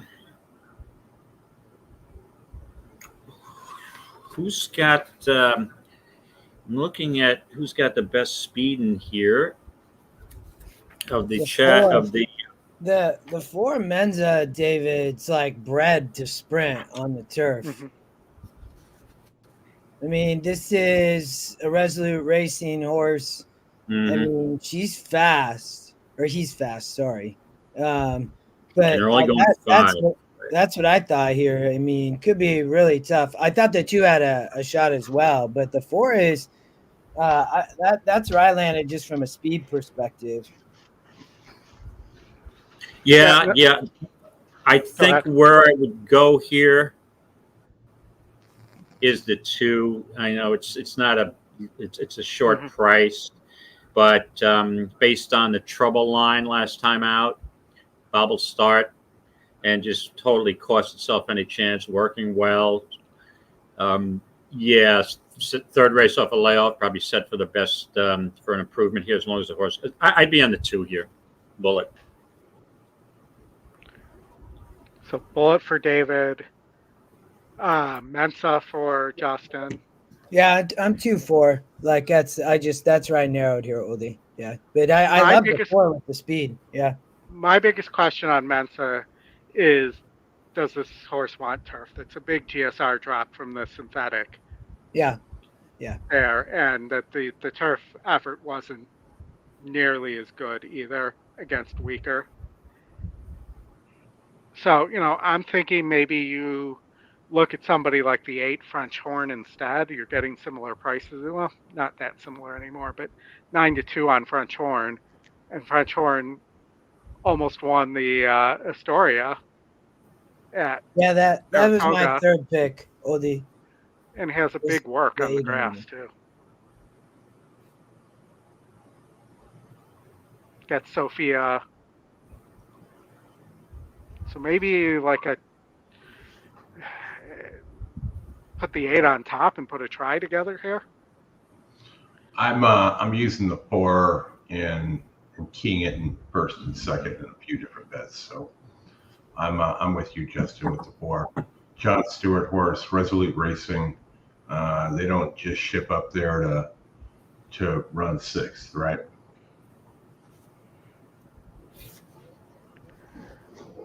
All right, I'm going to try the 8 on top. Here, and Dare to Breeze, the 6 horse, first time on turf. Usually one of my moves, but I'm gonna pass. Yeah, I 4 to 5. I don't love it, but if I was going to play the race, I would just single this horse and play a couple of horizontal wagers. But yeah, I'd be under 2 here. 6 is taking absolute money. Yeah, and the 6, another big TSR drop coming off the dirt, and the 8 was in theory better than the 6 last time out on the dirt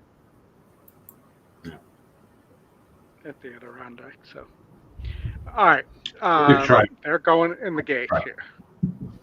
Okay, here we go. Good luck, everybody. To the inside gate. Good luck.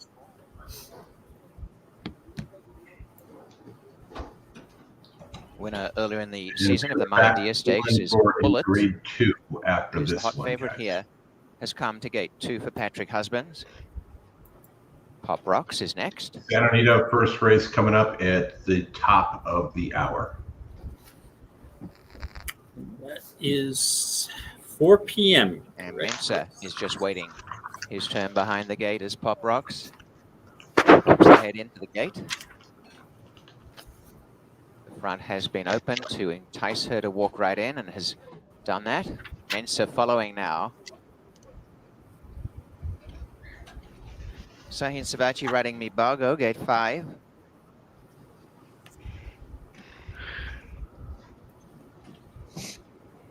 Walks to the line, Mibago.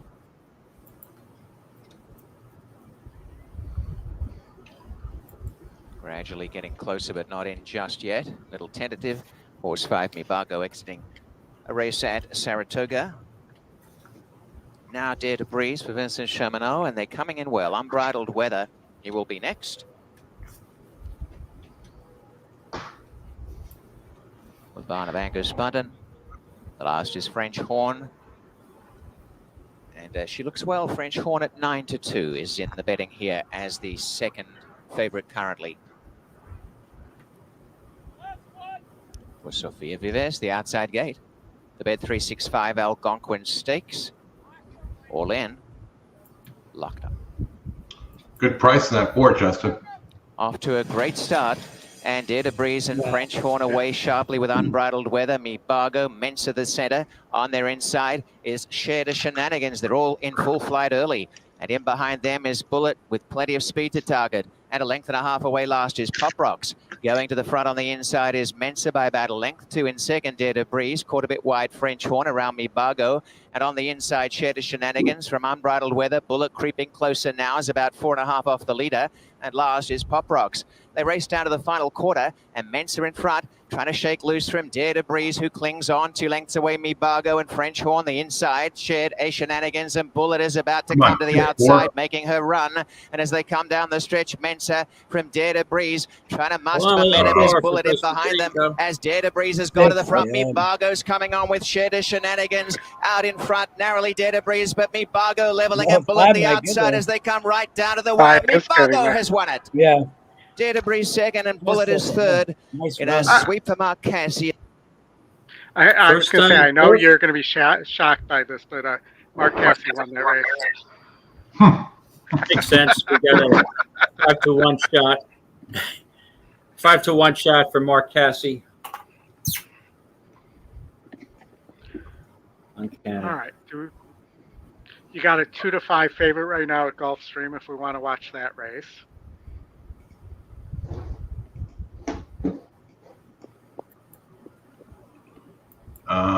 They are not close yet. Looks like rain is coming down.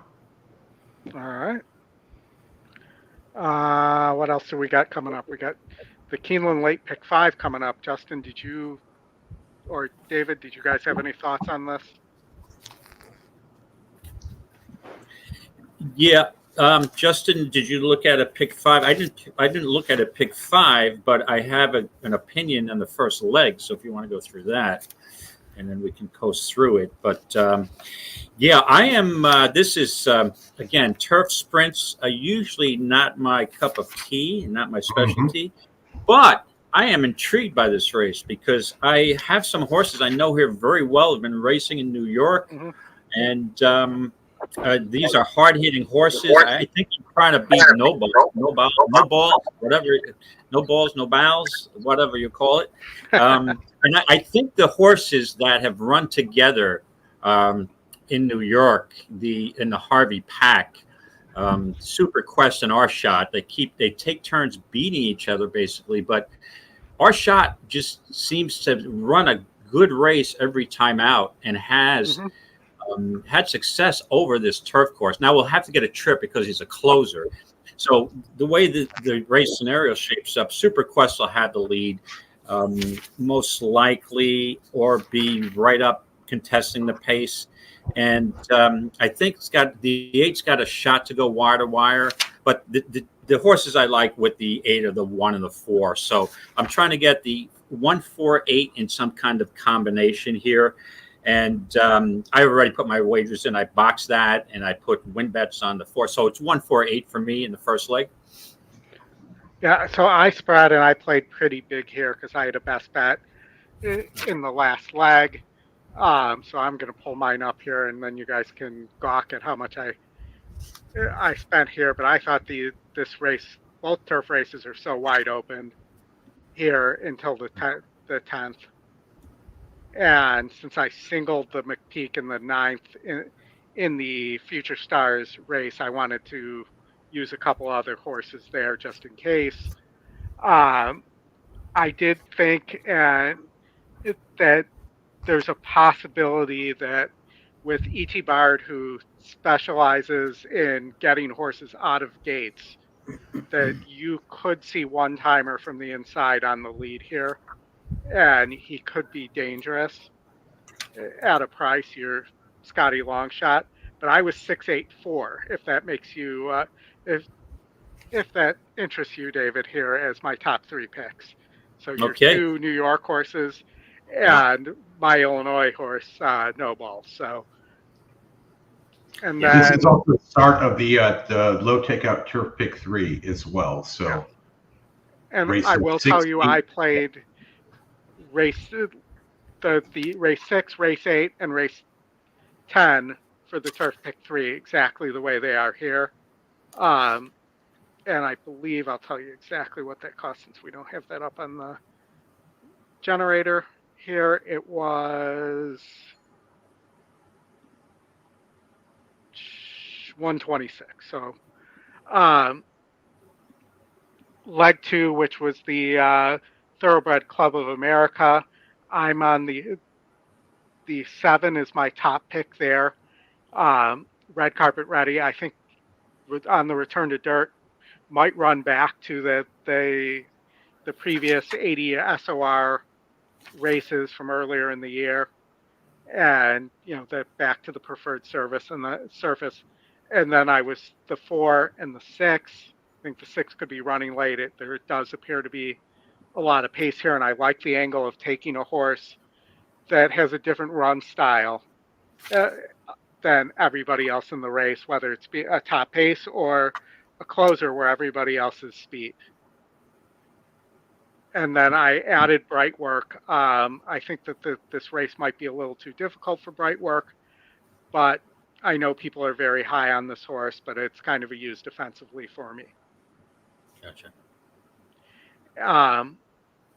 And then even in the weekend preview, I was all over the place in this race. The 10 Ag Bullet is my top pick, the Scotty Longshot here. But I also love Chili Flag running late, the 8 horse, and White Beam, Walkathon. And I also thought Implicated has a very interesting long shot look here. This horse, I think, may have just not liked Kentucky Downs. And if you throw out the Kentucky Downs race, this horse is right there in this race, and you're getting 20 to 1 there. So to me, this was a live long shot. And then somebody I know who's a big European handicapper likes Tarwa here. So, I added both those horses when I could have cheapened down my ticket. And then I mentioned that I spread here. I was originally 1-9-11 here on the weekend preview show, but with the tip, I had on the 4, and then also what Jim Goodman had to say about the 5 East Avenue, I ended up 1-4-5 here. 1-4-5 in the Breeders' Futurity. That's a race I have a lot of interest in. Okay, you're leaving out. I'm interested to hear your thoughts there too. Then. Yeah, I think this is a wide open race. I mean, you could use basically almost everybody. Ferocious obviously is going to be is tough to beat. The way the track is, this horse will be right along the rail, saving ground.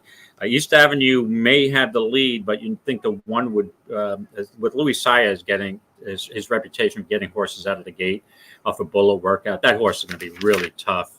The horse that I would probably, 2 horses I'd probably want a piece of here would be the 8 Big Boat stretching out. That was a pretty impressive debut race at Churchill Downs, closing off the pace. I think this horse is going to appreciate a little more distance. And also, I think the horse that's really going to appreciate some distance is the 6, Veloso. So I think I would probably be on 1-5-6-8 in that race. So 1-5-6-8, and probably try to make exactas with the 1 over the 6-8, because I think the 1 is probably going to be very difficult to beat. So 1-5-6-8 for me in that race. And one of the things that took me off the 9 as well is that Flo's riding and Johnny V is riding the 6. Since you brought up the Chad Summers horse, the 6 there, which usually if you're looking at a Rapoli and Johnny V's in town, he would be riding that horse. Right, exactly right. And I'm not sure I'm too impressed with this horse's dirt form. Now, these are 2-year-olds and have room to improve. This is not this time one of my favorite sires, but that maiden special weight was originally carded for the turf and washed out. And a mile out of that Wilson chute, this horse got the lead and just coasted. There was really no. Clock Tower is a decent horse, but once you get the jump, that was a speed favoring track that day, as I recall. And then good racing with anticipation, but I'm like, is it more of a turf horse, turf distance? So I would probably fade. I would fade the 9 a bit. And then in the last, Carl Speckler was my top pick of the weekend. So it makes sense to single there. The horse has a little bit of tactical speed.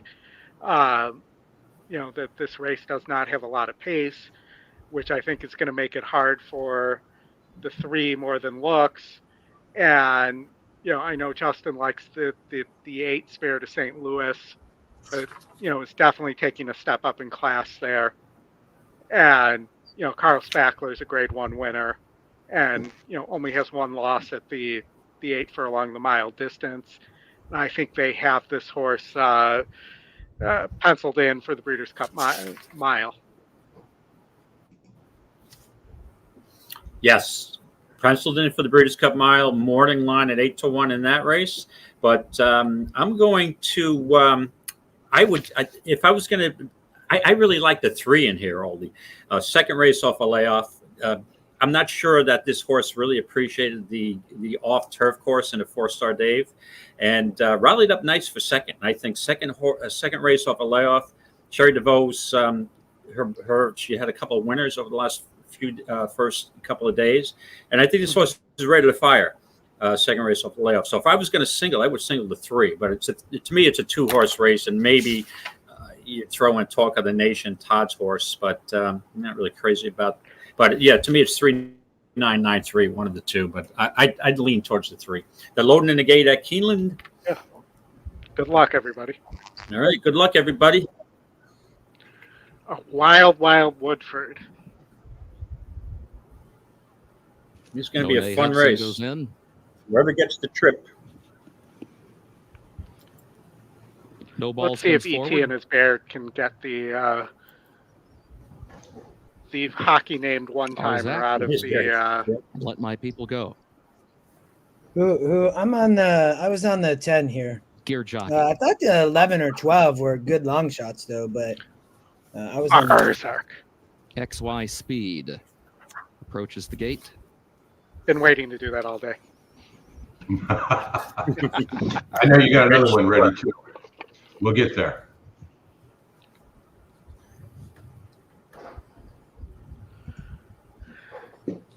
Foxtrot Anna, the last one.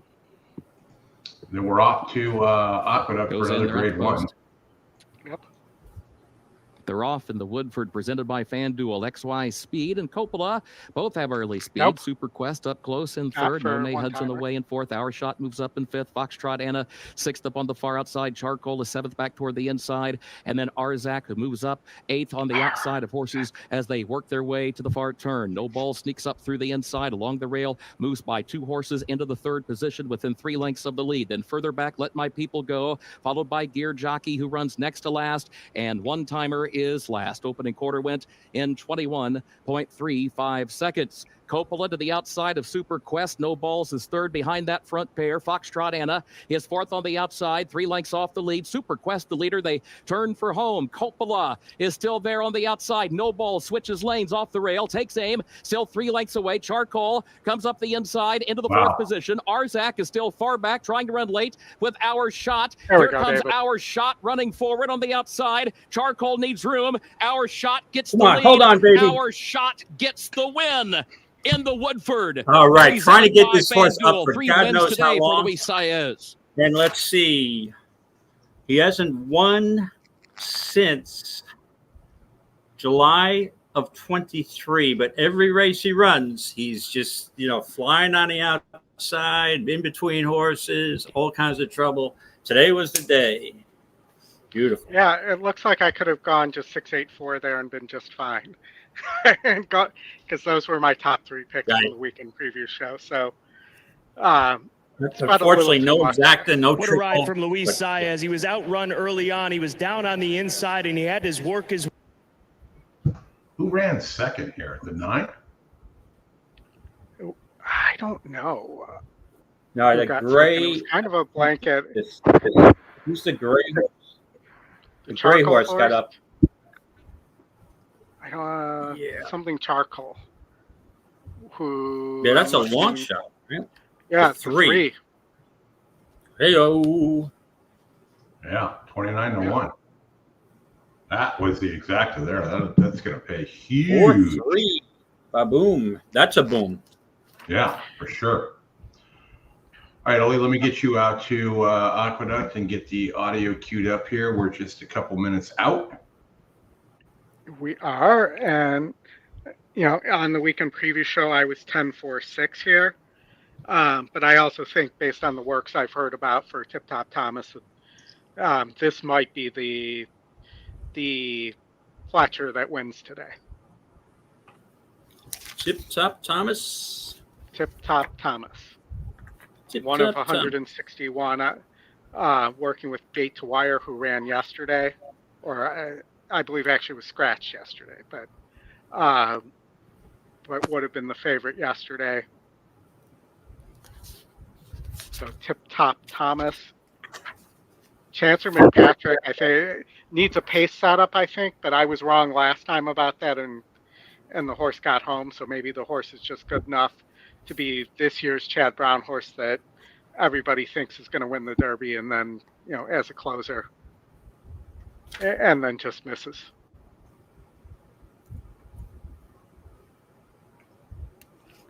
Okay, in this race at the Champagne, I am on. Obviously, I think Chancer Miss Patrick is going to be very difficult to beat. I mean, the main track at Aqueduct's been rather fair. It's no speed bias. This horse is a closer. Looks like it'd be able to stretch out. Perfect post to stretch out here. There's enough speed to set it up. But the horse I'm trying to get in, and I'm not sure what the price is at this point, is the is the 9. I have an interest in the 9. I executive order for Phil Serpy. This horse was very impressive, breaking its maiden, and took money. Usually Phil Serpy in New York, his horses don't. I'm not going to say he doesn't aim to win first time out, but he's better second or third time out. He likes to condition his horses, so that this horse took money in a 9-horse field and was less than 6-1 at Saratoga. You know, it opened my eyes that day. So I said, this one might be live. And the way this horse won was very impressive visually. So I'm going to try to get the 9 in there with the 10. So I think I was just going to be a little narrow here and use the 2, 9, 10 in this race in some order. But obviously, I'm going to make a win place bet on the 9 and probably box the 3 of them. So for me, it's not 2, 9, 10 with the 9 being the value horse. All right, and then on the not the coast to coast, the Future Stars, I am 2, 4, 6, 10 here. 2, 4, 6, 10. Okay. All right. After this race, we'll get over to Santa Anita. They're popping off here at 4 p.m. Eastern time, Oldy. I don't know if you have a pick 5 or if you've got some early wagers there, but we can look at that next. And we'll get the audio up here for Belmont at Aqueduct. And by the way, Louis Sires is off to a great start at the meet. Keep that in mind for next weekend when placing your wagers. He's now he shook off his slow start at Saratoga. So when Louis starts riding with confidence, you got to use him. Yep. Yeah. Cup challenge win and you're in race. The Coolmore moving forward.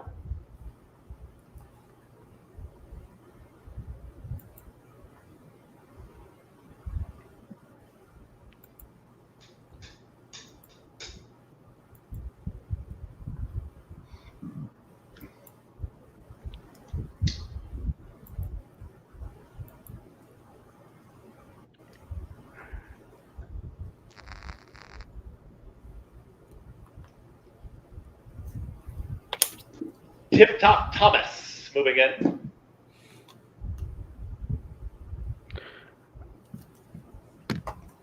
I do not see a gray horse here, Chris, for your gray horse angle. Speed.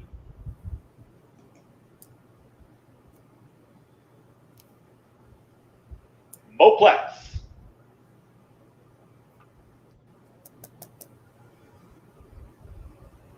Chancer McPatrick to the outside.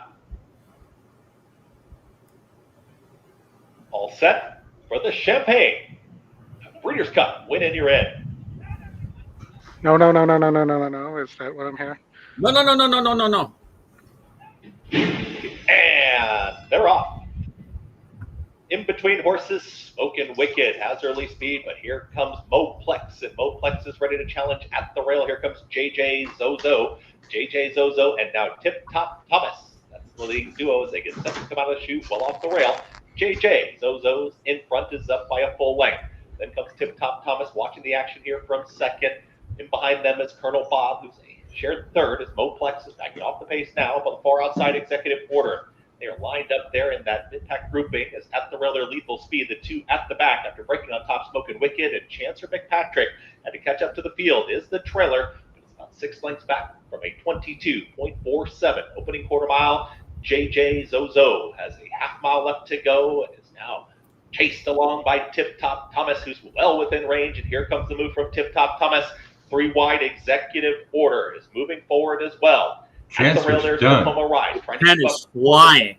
Chancer McPatrick has started this rally from the back end, was the trailer, but Chancer McPatrick is passing rivals quickly, and here comes Chancer McPatrick up on the outside. They're approaching a quarter mile left to go. The posted half mile time, 45.59. 3/4 in 1 minute 11 and 1. Come on, Tip Top. Tip Top Thomas, but has to deal with Chancer McPatrick, who's rolling down the center of the racetrack. Tip Top Thomas to the inside. Chancer with every shot to run this rival down, and now Chancer McPatrick is in front. A 16th left to go. Was last. Now first. And Chancer McPatrick wins the Champagne impressively. I'll take the chalk eggs actor out of the box, but hey, it probably broke even. McPatrick wins impressive. Very impressive. Yep. Well, that's perfect speed up front. Set up the perfect contentious pace. Set it up for this horse. That's a boom for me. I went 10-2 and a few there, and the 4 was one of them. So I'll hit that try. About damn time to hit something. Yeah, class, Mike. Exactly. Class on that one for sure. Class. All right. For sure, next year, second place horse in the Derby. Yeah, exactly. All right, Oldy. 7 minutes, Santa Anita. What do you have cooking? All right. So there is my pick 5. I am singled to the Ward horse, who I think we also brought up on the weekend preview show as the possible favorite, at least among American horses, at the if it wins here in the Breeders' Cup Juvenile Turf Sprint. Ward has in the past shipped to Santa Anita early. This is a win and you're in. The Speakeasy at 5 furlongs. That this horse is undefeated. Has a win against Better at 5 furlongs at Monmouth already, and is 1-9 on the morning line. It's funny, Oldy, you say that he ships in there. That's where Wesley started. He started out there running at Santa Anita and Hollywood Park back in the day. We used to play tickets with Wesley at the Jack Daniels Bar at Hollywood Park all the time. Good fun stuff back in the day. I mean, there were 4 scratches in here. It's only a 4-horse race now. And you look here at what's left. You have 2 giant GSR drops on the Doug O'Neill horse and the Fitcher. And then Tis Happy, who is moving back to sprinting on the turf, might be the only other horse here. What's your put your ticket up there again one more time? So you got the 5 singled in race 4, and you're 1, 2, 4, 8 in the last. Yep. 2, 4, 8 in the last, and in race the 3rd leg you are 4, and 1. You're all here in the 2nd race. Well, not all, but no. It's going to go all because it's 1 more. Who's your top pick in race 1? All right, so race 1, this 8 looks like a little bit of a money burner for Doug O'Neill. Does get Barrios. So I'm going to go with the second pick, who's the top win percentage, Jewel Shalala. The gelding for Mike and his McCarthy. The 7, Oldie? Yes. Okay. Jewel, I can almost sing that Jewel Shalala to My Sharona. You could. Right? There you go. We'd prefer you don't. That works. I'm not going to do it. I'm not going to do it, but I can hear it in my head, right? I can hear the My Sharona song and then Jewel Shalala. So. Yeah. And if I had. Yep. Mm-hmm. I can feel it. I'm feeling it. It's in his head. He can go to sleep tonight with Jewel Shalala in his head. Yeah, I have a lot of things in my head, but let's not go there. I'm actually going to make one change to this ticket. I'm going to take the 4 off and add the 1. The 4 is 1 for 12 at this distance. The 1 has been running as an E morning line angle and does have a decent run in a grade 3 and is dropping in class. So here's the updated ticket. All right, Oldie, you talked me into this. I'm playing a pick 5 here. I'm going 7-8. I'm going all in leg 2, 3, 4, 5, and 2, 4, 8. I'm dumping your favorite in the last. All right. Good luck, and we're all counting on you. Yes, we all are counting on me. We are counting on you. That is the striker or the doctor line from Airplane. Good luck. We're all counting on you. Justin, what about you? Thoughts here? Where in the Santa first race? Santa Anita, race. Yeah, I was 317. 317. Okay.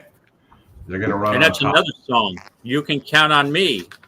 You Can Count on Me. That's a Chicago song. Chicago Transit Authority. Yep. The CTA. After this, we will be back out to Keeneland for a Grade 2, the Filly and Mares 3-year-olds and up Thoroughbred Club of America Stakes. It's funny that Matt Miller and I have a lot of text chats going on these days over a lot of things, and I told him something, and he said, "How do you know that?" And I just sent him a reply, which was a song by John Laurel called "I've Got Spies." So you've got to have spies in some of these things, backstretch, other information, all the things we have here on EquinEdge that will point you to winners. Anybody got any clue about this? Why you can't play the pick 5 in Canada at Santa Anita? Maybe it's a trade embargo thing. I don't know, but it seems kind of weird. I guess it really depends on who your betting platform is. That would be the key, I believe. I could always reach out to my buddy Ray Arsenault, but I think he would know. David, are you wearing a Rangers thing there? Yes, in honor of the hockey season beginning. Oops. Yep, New York Rangers. There you go. Season starts Wednesday, and actually the season started. The Sabres and Devils have played 2 games in Prague. Mm-hmm. So let's go Rangers. I was wondering why those things were at 10 a.m. I mean, at 10 a.m. Eastern. I was like, what the hell? That's kind of early. Yeah, they're ahead, but I think they're like 6-7 hours ahead of us over there. Yeah. Here we go. Race 1 Saturday. I've never been to Prague. I've never been to Prague, and I've never been to Spain either. I've been to Prague, and I've been to a few places in Spain. Here's Tejon Pass, Code Duello. Those two lead it with Talk Less, Work More, backing off the pace today. And Jeweled Shalala moves up 3 deep now to take second. Zio Joe settles well, 4 lengths off the lead. Then King Apollo outside Mitzi's Express. And Explain This Audit has 8 to make up in the early going, where a relatively comfortable lead is established by Code Duello.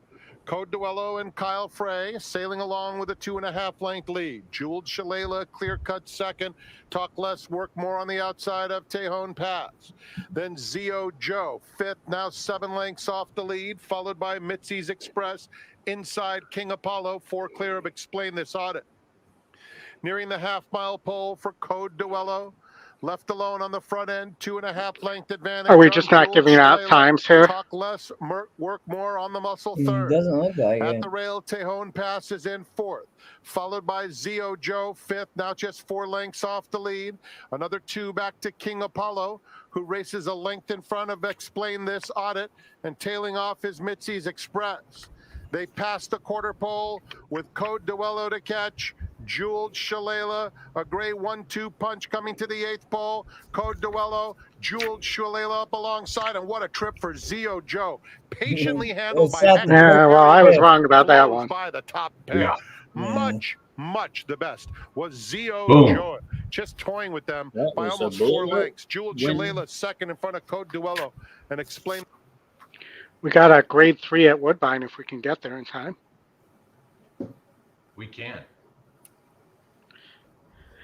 I liked a little bit of the 7 Stone Age here.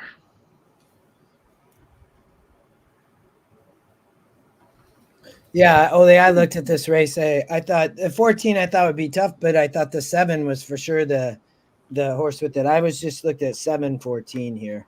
It's definitely a very competitive race. We get a great price on the 7. I think was it a bronze badge? I can't remember. It's a bronze. No, silver badge. Yeah. And Dan, just so you know, I've also heard the ladies are insane there. If you didn't hear about that, they are. Have you ever been to Ibiza? Oh my Lord! Oh man! Bring sunglasses. Oh, what a wide open race here at Woodbine. Yeah, joking around on music tells you how much faith I have. I can pick a winner in this race. The 7, David, is the horse to watch, silver. Saddle adjustment for horse 1, Palazzi. It has the speed, right? Oh, if I remember, is the top pace with the square. 5, truly quality. Yeah, this Stone Age is only 3 for 24 lifetime. Yeah. Dave Duncan, Racing Downwind. Good luck. Live in the pick 5 to the 1, 2, 4, 7, 8, and 14. I'm going to reach out here. I'm going to use the 2 King horses, the 11 and 12 for Mark Cassie. Across the board with $2 win place show bets. How about that? Entertainment wagers, right? To the rail as they are being called in. This race is $1 exact the box. The grade 3 on the point of the turn, out of 3/8, and there's big support for. I have no clue who's going to win, so I'll take 2 long. And Palazzi has gone towards the inside post as they come up. Entertainment lottery bets. This race on a beautiful day at Woodbine. The grade 3, and going in is English Conqueror. Highland Chief will be next. Off the layoff, Malibu Mambo won very impressively and is now stretching out. Is horse 4. Back out to Keeneland for coming to the line is Dancing in Denial. Coming up next. Just behind the start is Stone Age as they move along now with Stone Age and Leo Sales. To gate 8 is Luck Makaza. Oldy, I think we have a double coming up to the other grey alongside will be Eldon's Prince, who moves forward. One that was mentioned in our chat. Just about into the line is Eyes on the King. I don't remember anything mentioned in our chat here. Not yet. I think we're still a couple races away. The Jake horse, that's coming up, yeah, right? We got 3 races before that. And Ryan Munger. Well, that's a pick 3, right? Right, but I'm just saying that's, or pick 4 if you want to play a pick 4. I'm going to play a pick 4 and just waiting is Like the King. Pick 3, sorry. So the M Racing Group runners draw alongside one another, and they're both at big odds. Now going fully into the gate, Eyes on the King. Not completely, but almost. And now it is the turn of Like the King. The 2 King horses. Dundrum. As David pointed out. No. And the last is going to be Truly Quality, the race favorite. Stand by for a start. There's a Shermano on Truly Quality. Goes up. This is the field with the Sing Spiel. They're all in. Locked up. Off they race in the grade 3 Sing Spiel Stakes, and Palazzi bounded out very well on the inside, as did English Conqueror. They both began sharply, but going through to the lead, Highland Chief, and showing up in the early stages, it is going to be Eyes on the King, has run out with a bit of a lead. Where's your horse, Eyes on David? the King shows the way as they climb the hill, and racing handy is also Luck Makaza going up, and Dundrum is in the top flight. Highland Chief settling over on the inside, and they were followed by Stone Age as they worked their way into the back stretch, and they got away by a couple of lengths. Over on the inside is English Conqueror. Pushing up in the center is Malibu Mambo. And as they settle down, Eldon's Prince is over on their outside, and a break in the field of about 2 lengths of Dancing in Denial. Like the King has got back with Spinzar. Well behind them, Truly Quality, and Palazzi has dropped out to be last. About 10 lengths covers this field, and racing in front, Eyes on the King by 3/4. Luck Makaza. Dundrum is third. Handy on the inside is... It's the spinny thing. The spinny thing's really handy right now. I'll reboot the virtual machine. Truly Quality is about a dozen lengths off the lead, maybe 11, and the second last, and last is Palazzi. They swing down towards the 4.5, and showing the way on the inside is Still Eyes on the King from Luck McCuzzer at the point of the turn. Dundrum is handy. Highland Chief on the inside. Racing handy to Stone Age. Right behind them, English Conqueror is over on the inside of Malibu Mambo. And 2 lengths away is Eldon's Prince starting a run. Then Dancing in Denial. Behind them is Like the King. Still well back spins are Truly Quality second last. And 3 away last Palazzi. They quicken. Eyes on the King in front, tagged by Luck McCuzzer. A length away, Stone Age issues a threat. Highland Chief on the inside. They turn in the Sing Spiel. English Conqueror coming home well down the outside. They fan across the track. Eyes on the King trying to hold on. Coming is Stone Age and Dancing in Denial, putting in a run in the centre. English Conqueror the outside. Stone Age. Highland Chief up the inside. Dancing in Denial the centre. Battling away on the outside. English Conqueror. English Conqueror coming after Stone Age and Highland Chief, and down the outside Truly Quality coming from the clouds and going to get up and beat them all. What a ride. Truly Quality from well back to score. It was definitely I needed the 7 to get second still. I played the 14-7, but wow. So close, Justin, with that 7-14 exacta. Yeah, I know. Yeah. I was hoping the 7 was going to hold on. I was right there with you with that 7-14 exacta. That's there you go. That's a brutal. That is the punch in the throat there for sure. All right. I think we are going to Keeneland next. Ollie, let me get you up here. Yeah. Dave, yeah. It's a family show, but we all can read. So we understand your pain there. We've all been there before. But yes, still good capping there, Dave, with your grid. Always happy to share that. Oh, the 7 was paying 21. That's brutal, Dave. Good. That's still. Yeah. Dave, I'm sorry, man. Yeah. All right. Let's get everything reset here. Keeneland 5 minutes. This is race 7, Oldy.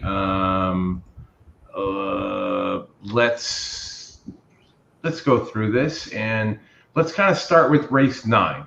And the info that we got here on, let our folks kind of make a determination here. Race 9 at Keeneland. So I noticed our buddy Jake had the 4 as his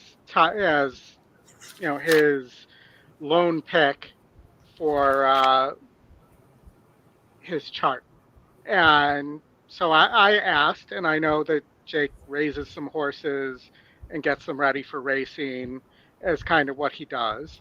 And I know he's done a lot of that for Mr. McPeak. So I asked, about this horse, and I was told that he was told this is the one to, it wasn't mortgage the house, but to risk the house on, or something like that. Was that the term? I got to go back and look. Something like that. He said the information he got was to bet the house on this one. Bet the house. That's what it was. Bet the house. Yeah. Okay. Bet the house. That means okay, all in. Yeah. And you'll, the one thing I'll say in your defense is that Ken McPeak doesn't win many times with first time starters, especially going 2 turns. Yeah. He usually races the horse into shape, and again, the horse didn't take much money. 10-1 actually for a McPeak first time starter is a decent amount of money, but unless it didn't look like it was a ridiculous pace meltdown. It looks like contentious fractions in that race, but nothing overwhelming.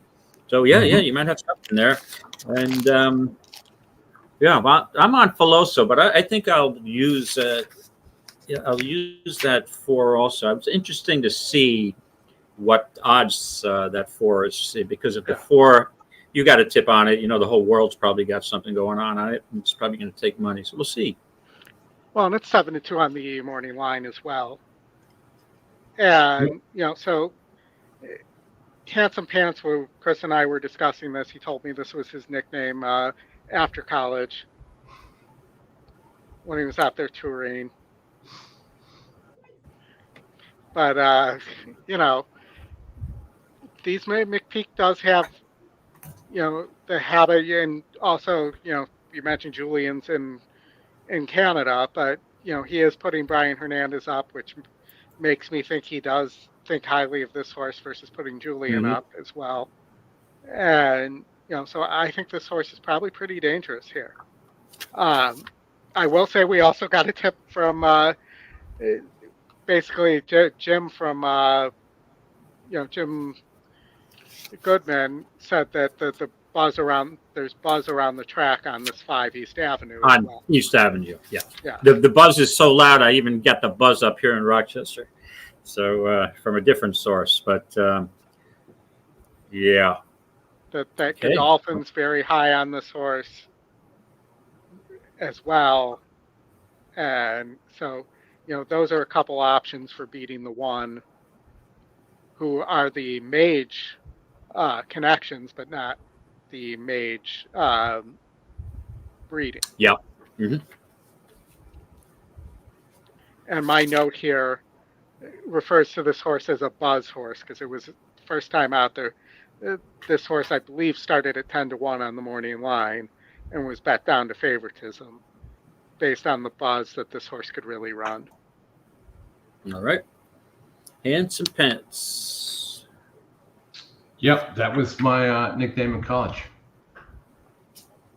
Handsome Pence? Yeah. How about that? We'll get to oldies later. I have a horse name for that. Wasn't I Patches O'Houlihan? No, it's not that one. I got you. You were not expecting that one. No, you weren't. You are correct. But we will get to Patches on the turf today. I don't know if Patches can dodge the wrench today, Oldy. Yeah, it looks like a tough group with a lot of speed. Maybe Patches is better at rating than we think, or is just faster. I don't know, but I would prefer Patches on the synthetic than Patches on the turf. I would agree with that for sure. Which are usually called divots, by the way. Chris, can you hop over to the race? Anything you like here, Justin, that I haven't covered in this load? Oh yeah, man, a bunch. So many. I love the bombs and the next on the turf. Yeah. Safine, the 3, 6, Eddie Jets, both of them. Goes in. I really like the 4 here with Mike Smith, but I thought this was could be a tough race. I thought 6 had a shot. Club of America Stakes. They're already off. Clearly unhinged and bright work. Yeah, I love the sequence. Come out to contest the early lead. They've got company. Spirit Wind is right there with them on the outside. Here's Spirit Wind moving up now. I'm 3-7. A half length off the lead. Then a gap of 3 lengths to run a for the hills. 4-7, David. To her inside, red carpet ready. Stacks up to their outside. 5 lengths front to back as the field works their way off the end of the backstretch and onto the far turn. Somebody's got to close one of these races. Away with a 1-length lead now. Spirit Wind second. A length and a half. Bright Work is third. 21.54 seconds the time for the opening quarter. They move for the top of the stretch. Spirit Wind again moves up just 6 to the outside, clearly unhinged. She has to lead 3/4 of a length. The gap of 3 to Zeitlos. Now Zeitlos tries to pick up the chase. She's down toward the inside, looks for a little more running room. Bright Work is next, and red carpet ready on the far outside. Right the hills is last. Here's Zeitlos diving to the inside into the final furlong. Zeitlos is going to scoot up the rail to try to get by Spirit Wind. Chris, it is Zeitlos at the 16th pole who's got the lead and is drawing clear of Jose Ortiz. Zeitlos to win the Thoroughbred Club of America. It was Jockeying 101 should be to defend the rail at all times. Yes, Oldy is all about the defense of the rail and not letting them come through. And what did they do? They let them come through. That's another weekend preview winner, though, Justin. Yeah, when we had looked at that race, I really liked it was the 4-6, I think, if I remember right. Yeah. All right. 3 minutes to Aqueduct. Yep. All right. We're done with the stakes races at Aqueduct. We're on the turf here. And you have a heavy favorite, pretty heavy favorite, because nobody else is really getting bet, in the 3 transactional. For Chad Brown, you have Pratt aboard. Here, they just won the last race together. So they're going for a Chad Brown Pratt double here. You didn't say Chad and his Brown, and I'm thinking of Brown. I saw something on Twitter today. It was 74 years ago today that Charlie Brown adopted Snoopy. The first ever episode. Go find Charlie that. Brown, also a member of the Fun Bunch from the Washington Redskins in the 80s. You are correct, sir. There you go. Good one. I've got the race audio set up for you guys here live in 3 minutes. Yeah, you're a fountain of knowledge, Oldy. You're an absolute fountain of useless knowledge. we talked Charlie Brown today and Milton Bradley. So two different things. You like anything here, Justin or David? Well, I will. Yeah, I have a thought here. I have I like the 5 here at the Big A, and that's Palace View. Now, Palace View, this race. Hold on 1 second. This horse stretches back out to mile 16th. Okay, I thought the 6 furlong and Cassie's on fire. Anywhere he is, he's on fire these days. This horse, I didn't know what that 6 furlong race was all about with blinkers on. I just don't think the 5 is a 6 furlong horse. This horse is better on going a distance, obviously. Only 2 for 15, but there's no world beaters in here. I think this is a good spot for this horse. So stretching back out. And I think even though this horse has not won on the turf before, has some solid races that competitive. And now goes to my boy Dylan Davis. So come on, Dylan. Second time blinkers, stretching out. Let's go with 5, Palace Davis on top. Palace View with Dylan Davis. How about you, Justin? I passed this race over. Okay. I have a little bit of interest in the long shot Victory Dash here as well. Who I think could get an easy lead here. You know, is moving up in class, but there's just no other pace here. And it does require Eric Cancel being aggressive enough to actually do that. And the other horse that I had a little bit of interest in was Mickey Shalala with Lascano on the turf for Shug McGahee. For the Shugster, Shugster. You know, you know me, I don't like Shug as in New York with favorites, but I like Shug with longer prices. The Shugmeister General. Shugmeister General.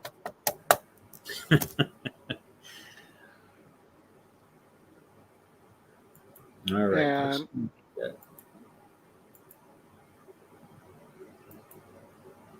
Shugington J. Shug. They're getting close to the gate here.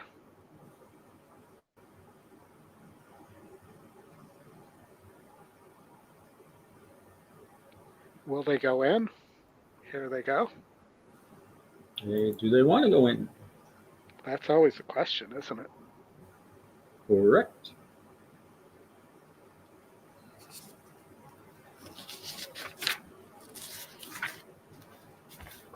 Shugington J. Shugmeister.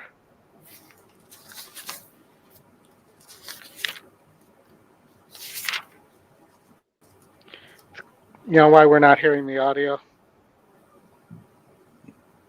Let's unmute Chris's sound. They're loading in the 3 4-5 here. Transactional is in the gate. Justin, can you pull up the sound? Chris muted himself, so we can't hear the. I don't have it up, Oldy. I can. You have to give me a second, and I can try. Sorry, dude. No, it's fine. You just have to hold on.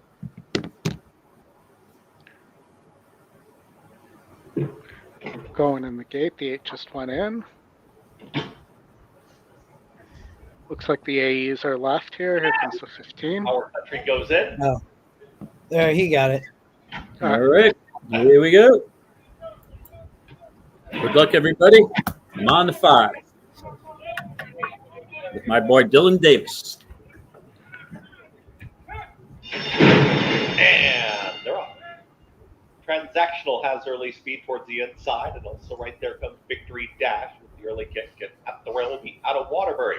Those three across the course here as they come out of the chute. From the outside, trying to move forward is Barnstorming, is right there in fourth. Also going to be hung very wide as Addicted to You. No choice also for Our Country. Forgot about that awkward start for outside horses. In front. Out of Waterbury's moved towards the inside. Transactional has lost a touch of ground, is back to third. Cornering a touch wide there. No choice was Barnstorming. It's technically like 2.5 turns. 4 wide in that group is Addicted to You. That's the leading 5. Then at the rail, that's Palace View, who's tracking from 6th as Out of Waterbury lost some ground. Moving forward comes Our Country from the 7th position. Also behind them, that's Mr. Tonic. The back end is Frontman. Frontman's at the back end of the field with Topic Changer. To the outside of that one comes Mickey Shillelagh as they work up the backstretch, 47-3. The half-mile time, they're chasing Victory Dash. Victory Dash and Transactional is right there, stalking 2 wide. 3 wide is going to be the run from Barnstorming. Out of Waterbury is back in it. Moved towards the inside here with Palace View. They now share that 5th and 6th position.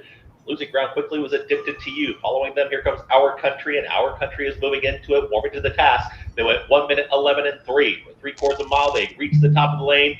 Victory Dash is still there. Transactional with every shot to run the rival down. Here down the center of the course is Barnstorming, rolling. Also diving down towards the inside. Addicted to You is trying to rally on. Also, Victory Dash. Who mentioned that? It is still Oldy, we're getting not home yet. Here comes Victory the Dash 10 on the far outside. Victory Dash. Not home yet. Splitting rivals. Now here coming. Oh, man. Mickey Shillelagh up the top. Mickey Shillelagh, Mr. Tonic was in that mix as well. That, so I was alive to the 3, 8, and 10 in the pick 5 there. So the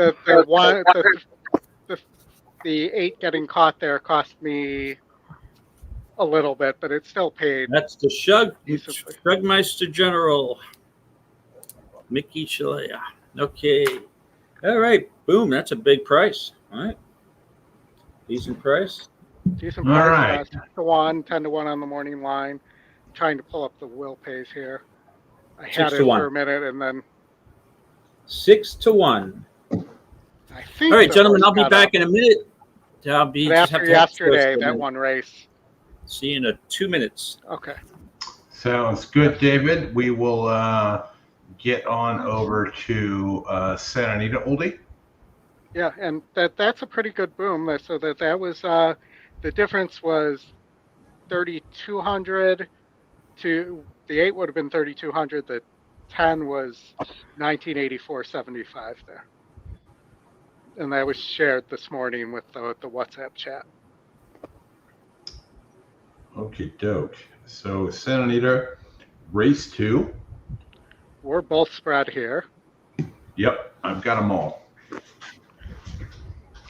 Justin, you got anything here at Santa Anita? Pardon me?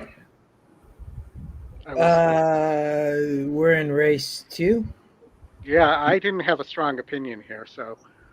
Yeah, I didn't either. I was on the 5-4-1, but yeah, I did think Scotty top pick had a good look. I was against the chalk, the favorite, the 2 though. So, yeah.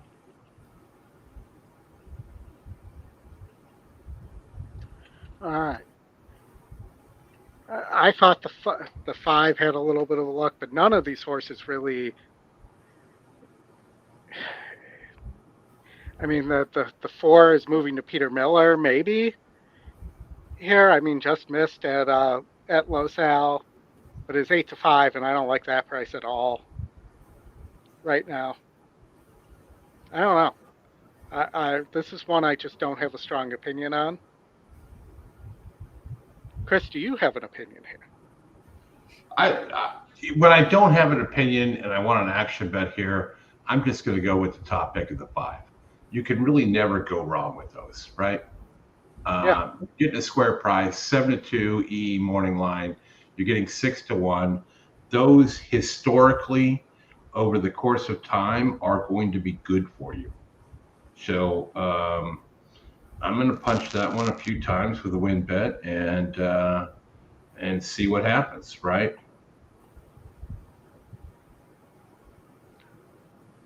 Jerry Wallace, capable. He fits in here in these spots. Hello, Elaine. Saying hello to Oldy. Good to see you. Hello, Elaine. Catherine had a boom. Very nice. Mike, sorry.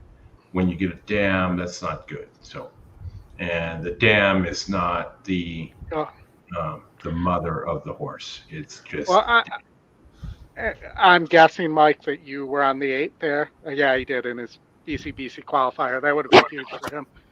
Yeah. There. That horse could have just hung on for another couple seconds there.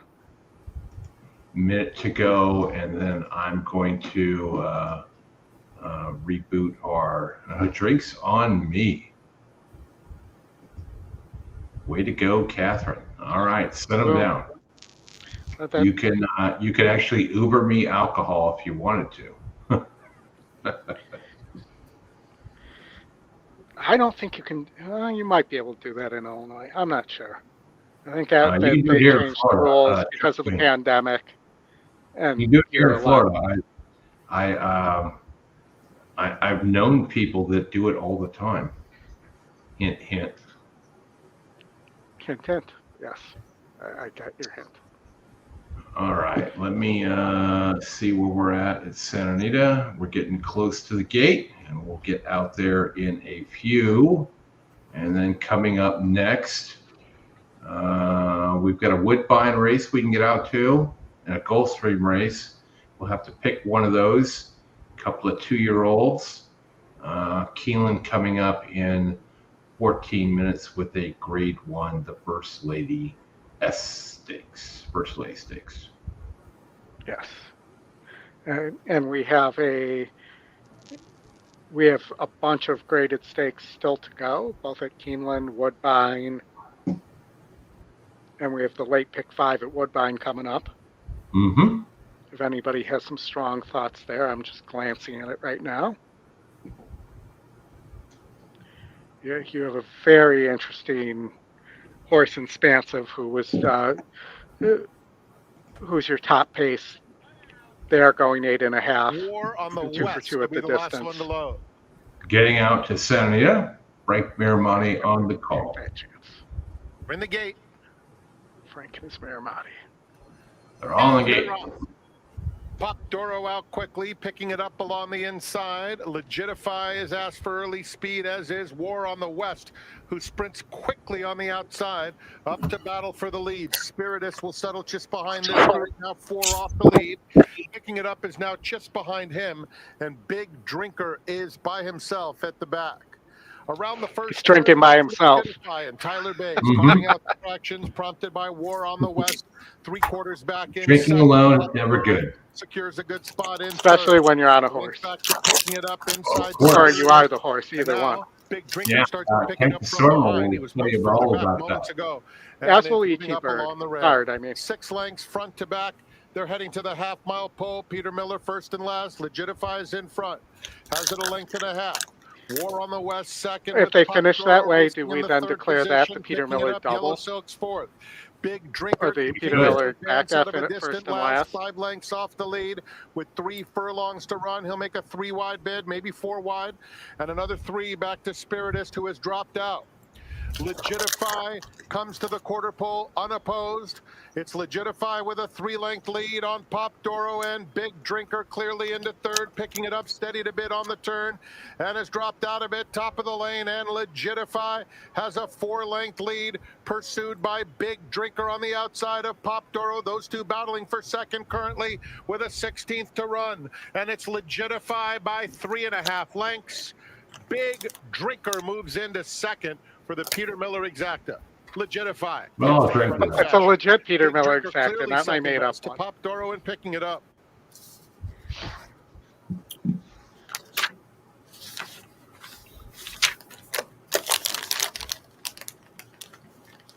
You need to mute the chip eater. Yeah, no, not going to do that. We all got a snack, man. Snacks are important.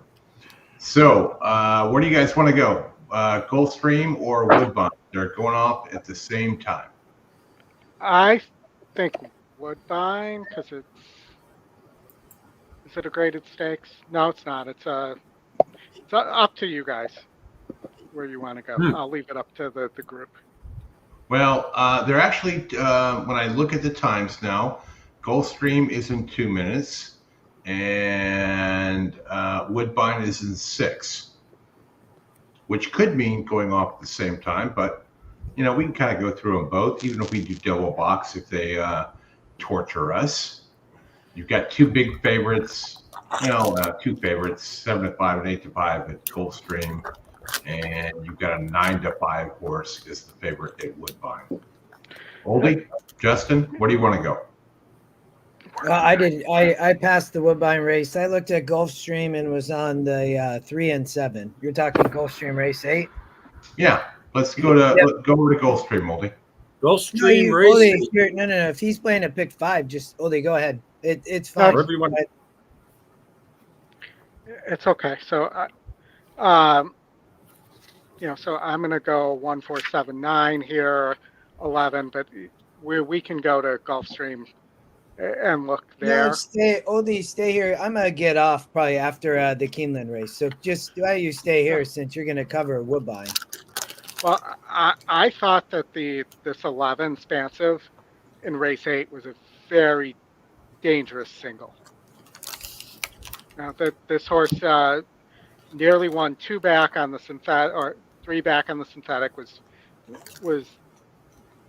didn't finish the time after that and won there. You go back and at this level, I think this horse is very dangerous. This was one of those Rapoli horses that were transferred to Kevin Attard here on the turf. I just didn't. It's either that or you go with the South African horse for Chad Brown. There's 2 Chad Browns in here. Fevroller has burnt a lot of money. Moofy has burnt a lot of money. There is one other Chad Brown here. Tax implications also kind of burn a lot of money. So I was going to take a shot on Spansive, who's your top pace here, and see, he's 2 for 2 for the distance, see if I could get that course home as a single at a big price. That was my strategy for playing the late pick 5 at Woodbine. Woodbine.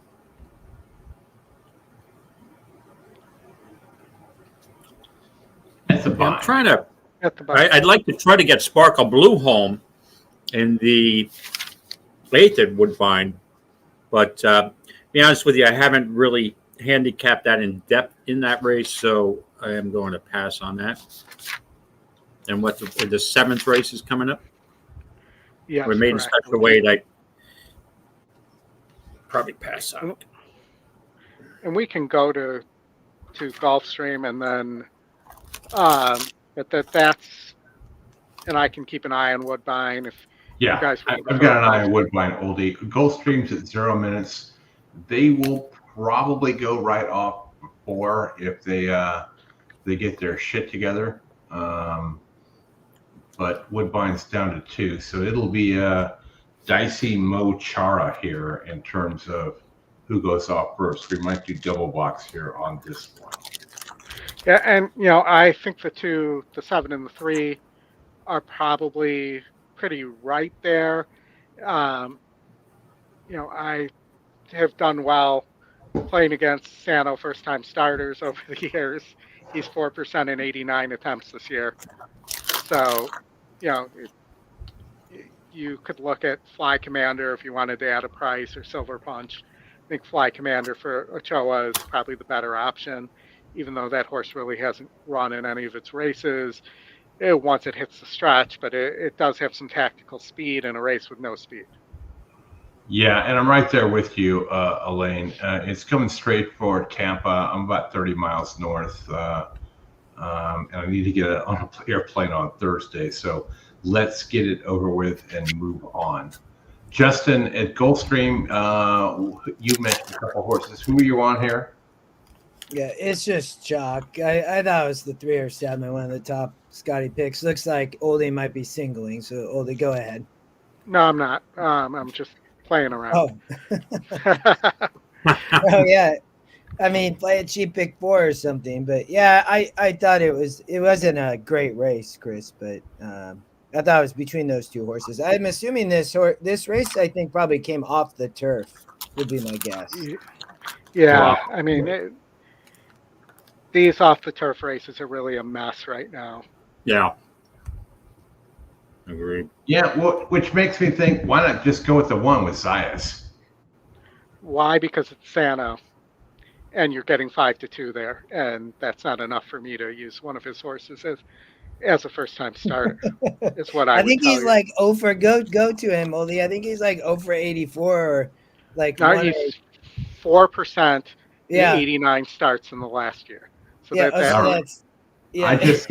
I just punched a win bet on there, so we'll see. All right. Okay. I'm going contrarian on you guys. Okay. I think the 5 is 5-2 on the E morning line, and is your long shot, and it's going to get the lead here as I'm watching. All right, we're going double box. It didn't shut the Sano horse off the rail. Super Sailor comes away in the top flight. These three almost in line. They've gone 2.5 better than Silver Punch, and Word on the Street is down at the inside and proving to take fourth clearly now. And the run of the half mile. Give me a little redemption here today, people. Gimme. Fly Commander is there second. Super Sailor is now third. 2.5 more to Word on the Street is racing in fourth. He's a length and a half better than Silver Punch. So far, fading your 3 and 8. Half a mile to run. They swing now to the far turn. Insurmountable leads by a length. On the 3 wide side, it's the favorite Super Sailor. He's now charging to challenge. Fly Commander is next. 2.5 more to Word on the Street. They've been nice to wait for us at Woodbine. And the trailer is Silver Punch. 45 and 3 for a half mile speed. Eight's gonna win. From home. On the outside, even 7. Sailor up to have a crack. Sorry. These two are 3.5 better than Word on the Street, is grinding home into third, passing Fly Commander, and they're on their way home. Yeah. Super Sailor The Word's on the Street to not bet Antonio Sano horses to win and as first time starter. Man, we were all wrong there. We'll get rid of that one. Easy single. Yeah, the system was right. It had that horse as a single. Yeah, it came 7-3, I think. Settle. All right, good luck, everybody. Trouble money has tossed Sahin Savachi. Unfortunately, he's straight up. He fell right off at the start. Later, that's your favorite. The first time out in Nasham with Yorkton Rose as they turn, and going out the stretch on their outside is North York. They got away by 2 lengths to Aristella, who's handy on the inside, and then came Salmiaki, and back on the rail Alta Calibre with Orient Beach and Drexel Hill.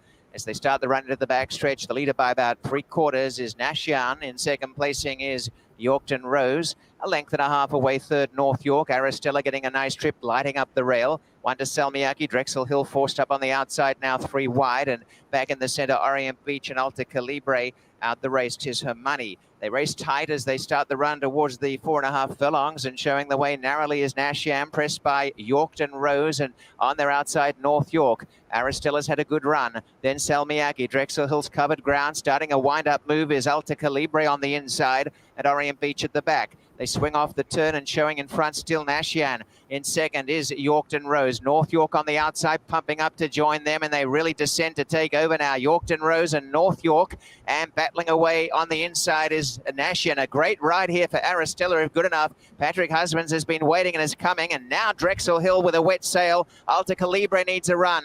Aristella coming to the lead with on the outside Drexel Hill to join a battling North York, but Aristella sweeps to the front. Drexel Hill coming up on the outside. They'll battle it out. Orient Beach running on pretty well late, but out in front narrowly is Aristella. Aristella finding plenty by a length. Drexel Hill knuckling down, but Aristella's going on to win. Aristella by a length and a half to Drexel Hill, and 3.5 Orient Beach a good third. And North York was fourth, and more to come regarding the riderless 'Tis Her Money and Sahin Savachi. And the inquiry sign is up. That's a good start, 7-1. Inquiry sign is up, gentlemen. Where? Yeah, Woodbine. I just heard that at Woodbine. Inquiry out of the gate. Okay. Just for the gate.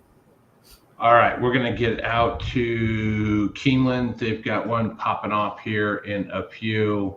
We'll keep an eye on that Woodbine inquiry, but we're a minute to post here. Oldy? We got the Grade 1 First Lady. First Lady with the lead. And a wide open, in my opinion, mile race here with lots of Chad Browns. So if you like Chad Browns, we got them. We got the Chads in the house. I'm on the 2, Tarawa, for Dermot and his Weld, and Christopher and his Hayes. Christopher Hayes, wasn't he the star of Dharma and Greg, or not Dharma and Greg? I'm drawing a blank on the show now. Well, I can tell you, he's my HOA president here in our neighborhood. Yes. Gino Romantica is your favorite right now, over Whitebeam, who I believe beat Gino Romantica last time out. Yep. Brad with me on the 2. Thanks, Brad. Hopefully we're right. If not, we're wrong. Wait, is that how things work? That is how things work. Regardless of what you read on the internet, that's how things work. I still think Implicated's going to implicate a little bit here. You know, Oldy, I think we're on the same page, because I'm looking at this race and I'm like, okay, who do I play in my horse players live contest? I'm looking for a price. This is the race. I mean, it's just such an inscrutable head scratcher. But and if you look, the 9 was favored in the last race in that 12-horse field, the Ladies Turf, Grade 3 at Kentucky Downs, and had a terrible trip. Just never really got out, and just kind of packed it in. So it never even ran. So that it's more like a gallop or a workout. I think maybe this horse can bounce back. I don't know. I'm looking for a price, and at 24 to 1, I think I'm going to give that horse a shot. Implicated. I got 32 to 1 right now on my screen. So I got 31 to 1. I'll take the 32 to 1. It's even better. Yeah, I mean, the thing is that I think this horse's best is right there. I mean, it does not have a Grade 1. You have a couple horses here who have won Grade 1s in Whitebeam, Chili Flag, Gino Romantica, the Browns, basically. And, you know, Ag Bullet is fast and going to be dangerous on the front end as well. And then, I think we agree, Chris, that Chili Flag and Tarwa will be closing here. That's what Howard's got that as one of his best bets of the day as well. I do respect that.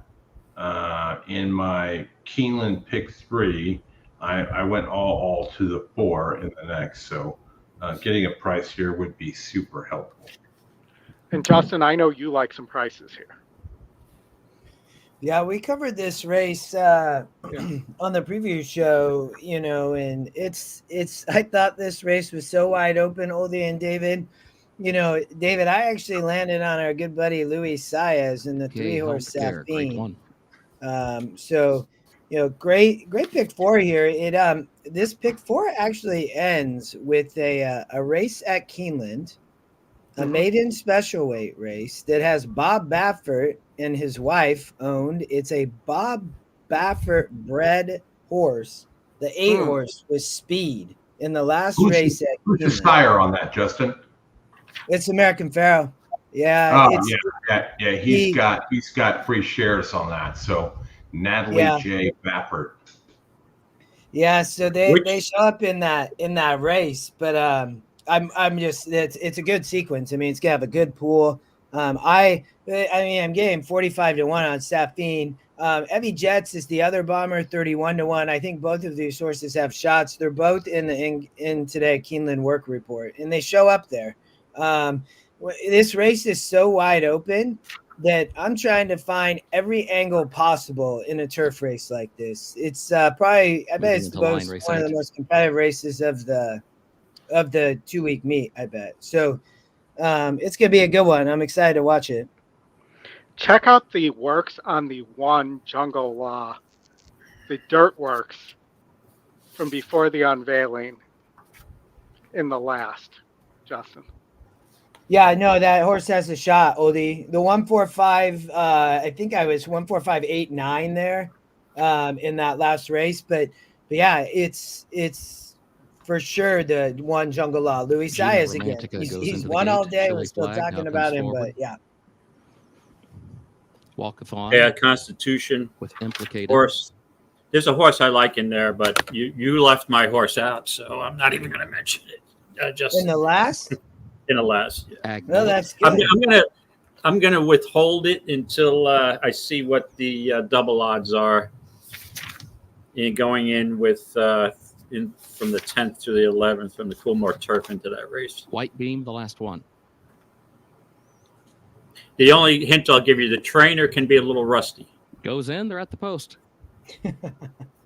Is 7th. Implicated is 8th. Tarawa moves up 2 spots from last time to 9th. Went off for a moment though. Fluffy Socks moves back up to her inside, and the 9 is further back. Chili Flag is last of the 11. The opening quarter went in 22. That's fast tracks. They're going to be flying seconds. up the backstretch they go. Ag Bullet the leader. Ag Bullet against the rail leads it by nearly 3 lengths. White Beam second a length. Gina Romantica third ahead. Special Wand is fourth in between horses. Walkathon is fifth toward the far outside, heading to the far turn. Nearly 5 lengths off the lead though, and is followed by Evie Jets, and then comes Fluffy Socks to the inside as they move midway on the turn. Safine Implicated 4 wide. Tarawa next to last. Chili Flag against the rail, still last, 9 lengths from the front. Ag Bullet the leader. Ag Bullet 3 lengths to the gun, a quarter mile to go. Gina Romantica now tries to pick up the chase from the inside, switches off the rail. She's still second, and then Special One and White Beam. Fluffy Socks is fourth back toward the inside. Here's Gina. Gina Romantica moving forward to take the lead from Ag Bullet. Chili Flag is running late from far back, but Gina Romantica has the lead.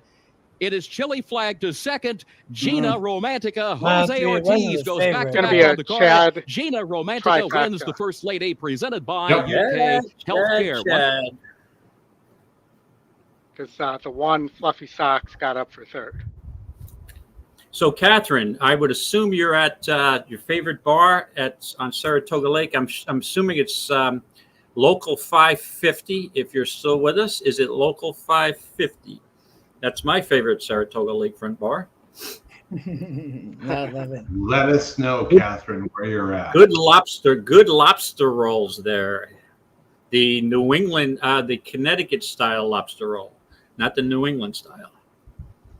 If you guys know the difference.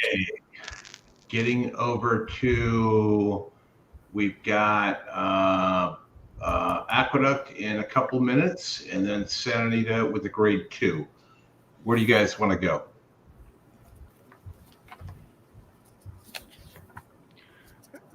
I'm good either way. If you guys want, whatever you guys want to do here.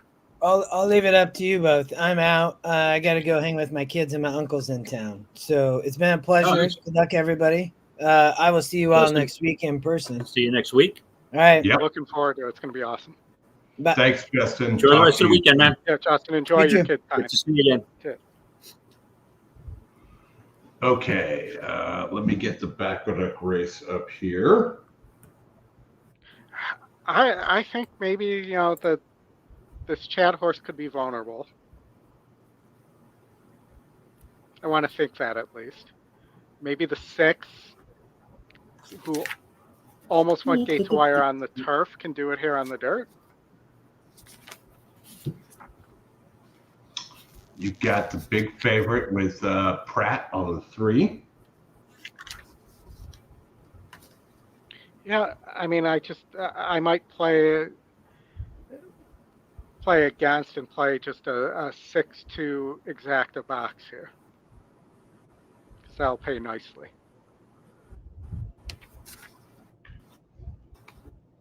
I don't see huge works on this Chad horse. This horse has burnt money.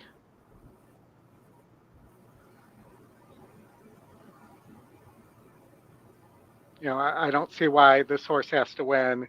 And you look at the ratio to Paz horse at he's 12% with second time starters, gets Lascano. That horse is 10-1 right now. I think that horse could be a factor here. Pun intended, because the sire is the factor, yes. David, what do you think here? In the 10th race at the Big A, I was struggling with this race big time, in all honesty. Let me just pull up my notes. Yeah, we got a maiden special weight, my specialty, New York State Breds. Only kidding, not really my specialty, but we got a couple Chad Browns in here. He doesn't have a lot of first-time starters that are New York State Breds. I would think that the horse that probably will run well here and is being played. I'm not sure what the odds are. My eyesight is going. Is the 2 horse, Endless Vow. Off that first race, what's wrong with this horse? I mean, let's see. What odds do we have on the 2, Endless Vow? 9-1, I think is, I mean, he's not really taking much money off that opening race. I don't understand it, but yeah. Maybe Barry K. Schwartz, Horacio De Paz, Lascano. Yeah, so I'm on the 2. I'd be on the 2, Endless Vow here. All right. Yeah, I mean, I don't see why the Chad horse has to finish first here. Let me no, because it hasn't. Approaching the gate for race right. 10. I mean, yeah. Those are 2 seconds. Again, this horse has burned money twice. This 3 horse, even 2-1 favorite, 8-5 favorite in the first race, and then 3-5 in the second race, and lost both times second. I mean, this is a profile even with only 2 races that I don't want to off the bat don't want to part with any part of. So I'm looking at for the 2 to beat the 3 here. Well, and then you have a second Chad Brown first-time starter here. Material Girl. Yeah. Maybe that's the spot to go.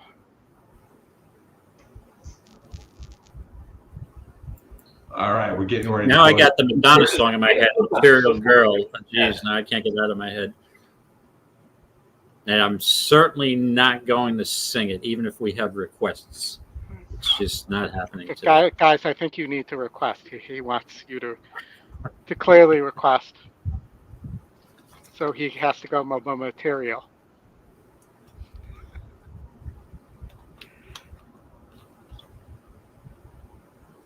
All right. More big racing coming up. Lots of graded stakes. Good luck. Good luck, everybody. Bring him home. Let's go. Jose Lascano on Endless Vow. Beat that chunky Chad Brown horse.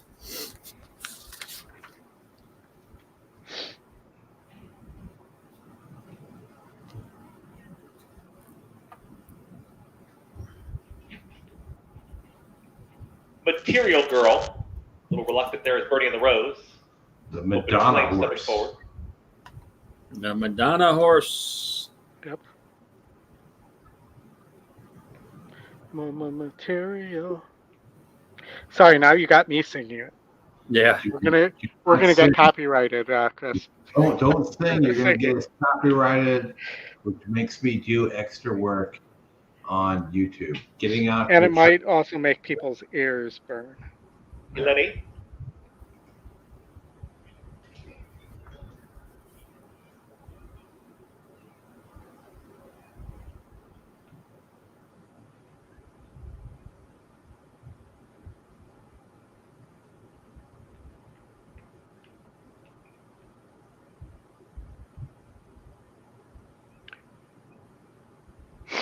Levin doesn't want to go in.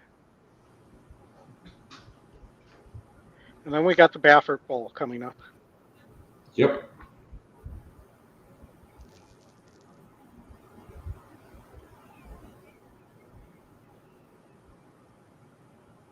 The Baffert Bowl.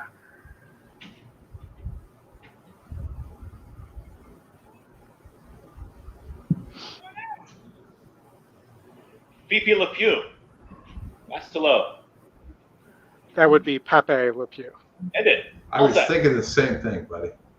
Then they're in, then they're off. And ironically, Fifi LaFlume, who is the cat in the Bernie and the Rose is in the early mix at the rail. That's Material Girl. And those Looney Tunes cartoons. Yep. And the two blinkers on got off totally slow and is out of the race. Towards the back end, off script. Second to last is Open Flame and the trailer, Endless Vow. They're chasing Bangs. Bliss Kiss is to the inside here of Fifi Lafume. Another, and they went 22-3 for that opening quarter mile. Material Girl has moved at the rail, is now moving through with Bernie and the Rose right there, a shared third and fourth. The gap of 5. Back to Amelia, and Amelia just got passed by Eleni, and Eleni's got some momentum. Eleni starts to roll here from the back, also trying to rally on. There comes off script. Second to last, still Open Flame and far back Endless Vow. They're approaching the top of the stretch, and bam, Bliss Kiss is still there. 46.59 for a half-mile time. But they haven't passed. Bam, Bliss Kiss. Material Girl is in full pursuit. Also trying to rally on is Bernie on the road. Small horse. That's it. Off script is rolling, but running out of time. Inside that final furlong, bam, Bliss Kiss is almost there. A 16th left to go. Off script, catching with every stride. Bernie on the Rose to the inside. Bam, Bliss Kiss needs the line. Bam, Bliss Kiss gets the line. That's 3 in a row for off script. So that horse is officially now a money burner. I think got up for second. It's a tight one, but I think you're correct. I think we've got 3 second place finishes in a row. We call that second-itis. Mm-hmm. So much to my surprise, as we look here, because we're at 0 minutes to post at San Anita, I'm very shocked that non-compliant is the favorite, the 8.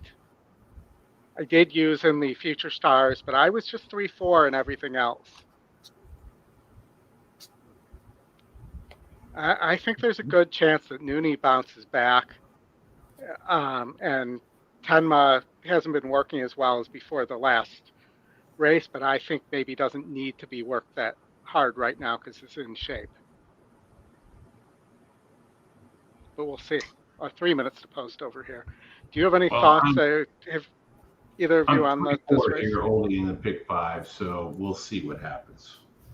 And I'm on the 8 here at Santa Anita, the Baffert second time starter.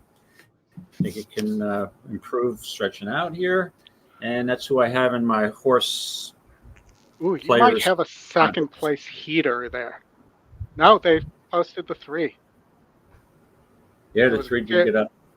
I feel bad for Katie. She almost pulled off a rarely seen dead heat for second place. Yeah.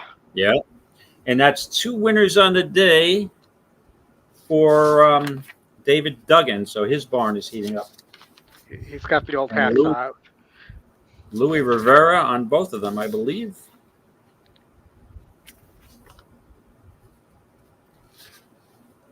Louis Rivera.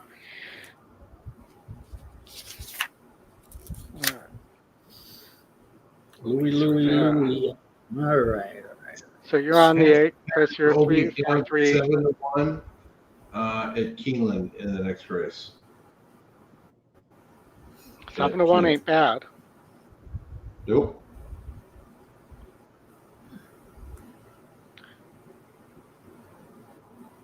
And you're getting 5-1 on the other Buzz horse. Yeah. 7-2 now. So maybe a 4-5 exacta and play the Buzz.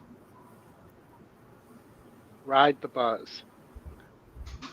Noonie with a square pace advantage here.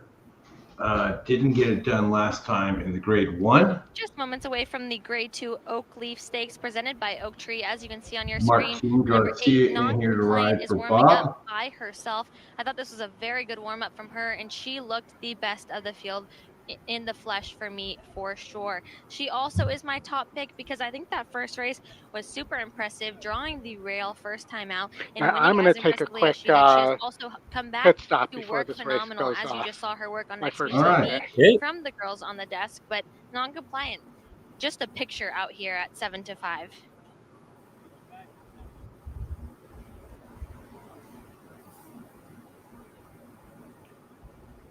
3, 4, 6 are the top 3 Scotties here.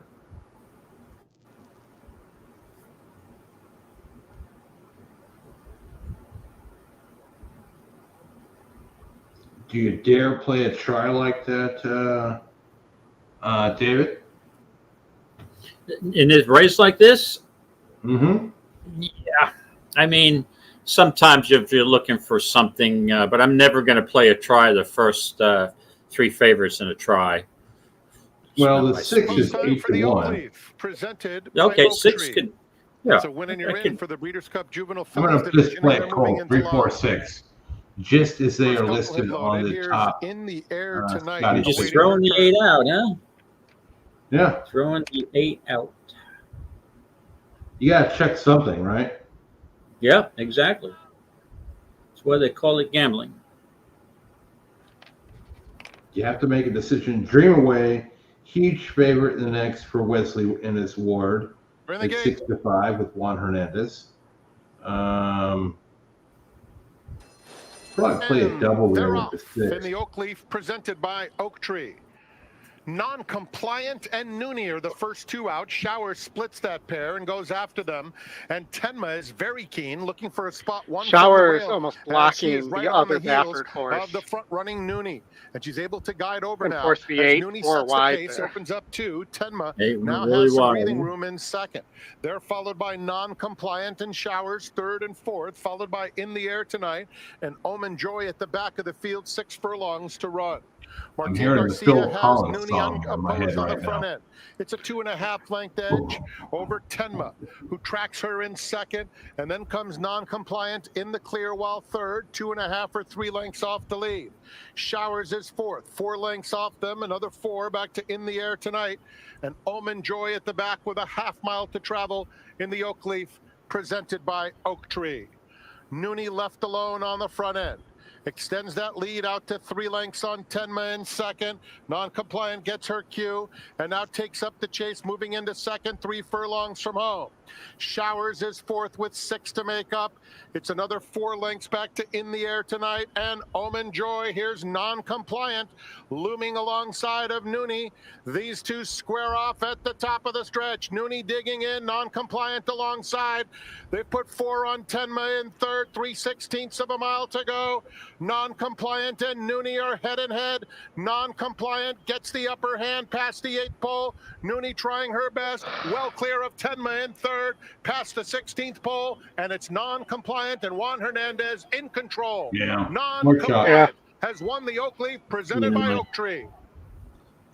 Those are rough, man. Was that a Baffert triple? I know it was a Baffert on top and second. Probably. And an uninspiring. All right. How about, are we going to Woodbine or Gulfstream next? Where do you want to go here? Gulfstream, you've got 4 minutes. Woodbine, you got 5. Pick your poison. 11 is expansive. Rapoli stable. I'm singled expansive here. You also have,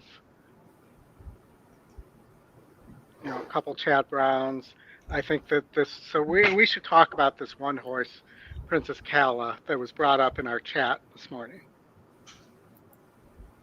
as well. So that this horse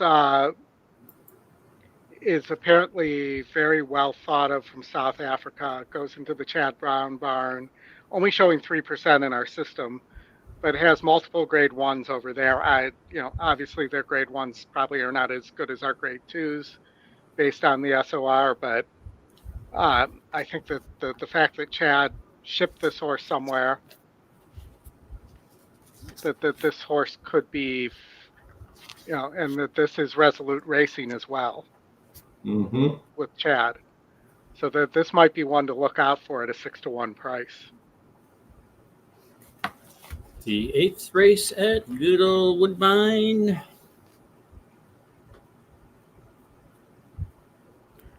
What do you think here, David?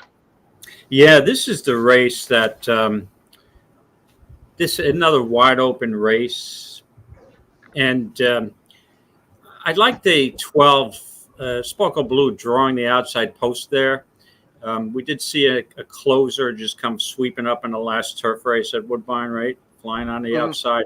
I mean, this horse does come out of some good race. It's a grade 1 at New York at Saratoga. It was Belmont Stakes weekend. I mean, this horse is on the fringes of winning. It runs pretty competitively, but does need pace up front. And I think there's enough pace up in here. I mean, it has won a grade 2 at Tampa, but a much cheaper field. Maybe on its best day. At that price, what do we have right now on that horse? I'd be willing to give that horse a shot. Which horse was that again? The 12, Sparkle Blue, Grand Motions. Okay. Let's see. So that's number 12. We've got. Hold on a second. I got the wrong race up here.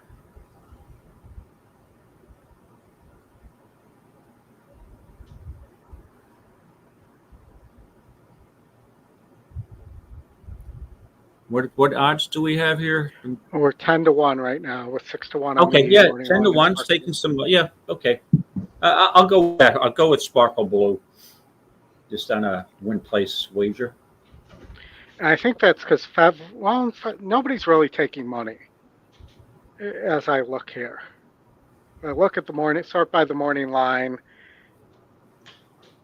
Really, nobody is. I mean, maybe Nadet, the 5 is taking a little bit of money for Drysdale with Julian anchoring there. Yeah. Mm-hmm. Anchoring. Love it. All right. Looks like they're going to go in the gate here.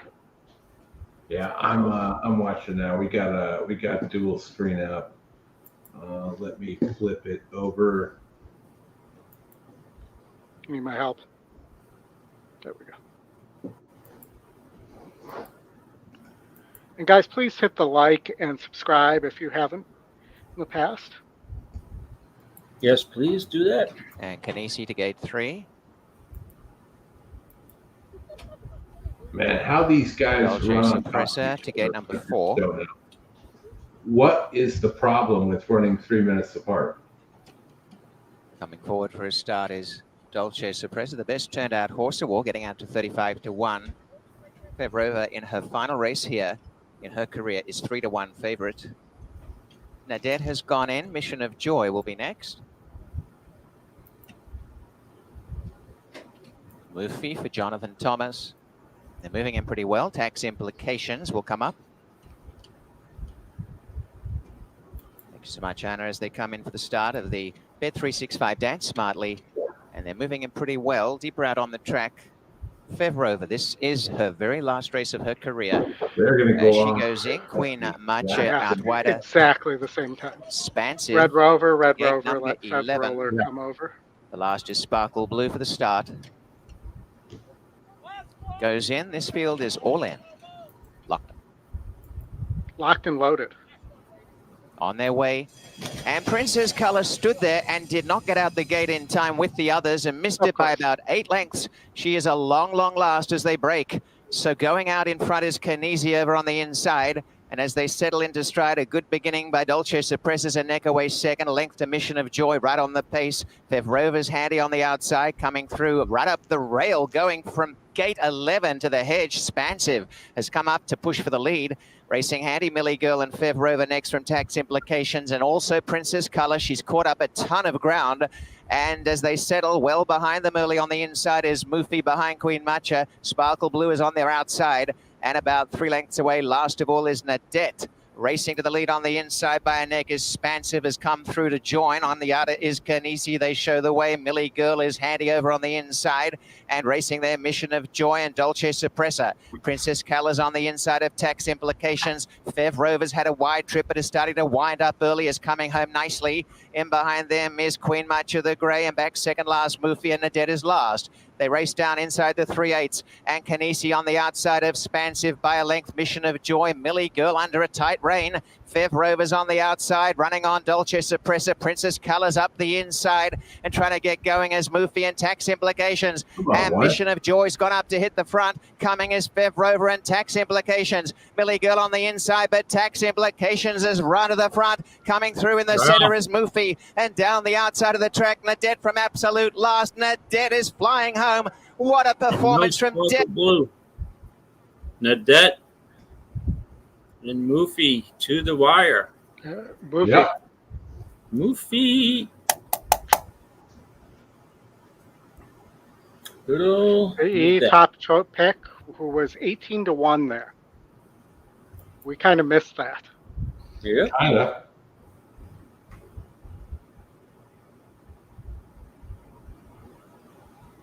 All right, so Gulfstream. Interesting. I wonder if they waited on purpose there. I doubt it. I don't think they. Yeah, probably not for Woodbine. Yeah. I don't think they 2 know. minutes to, now, are they waiting for Keeneland to go? Keeneland doesn't go for 6 minutes. All right, my thing was saying 1, so that's why I was asking.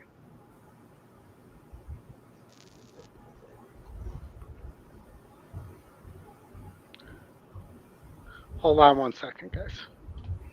I got to put you on mute. Okay.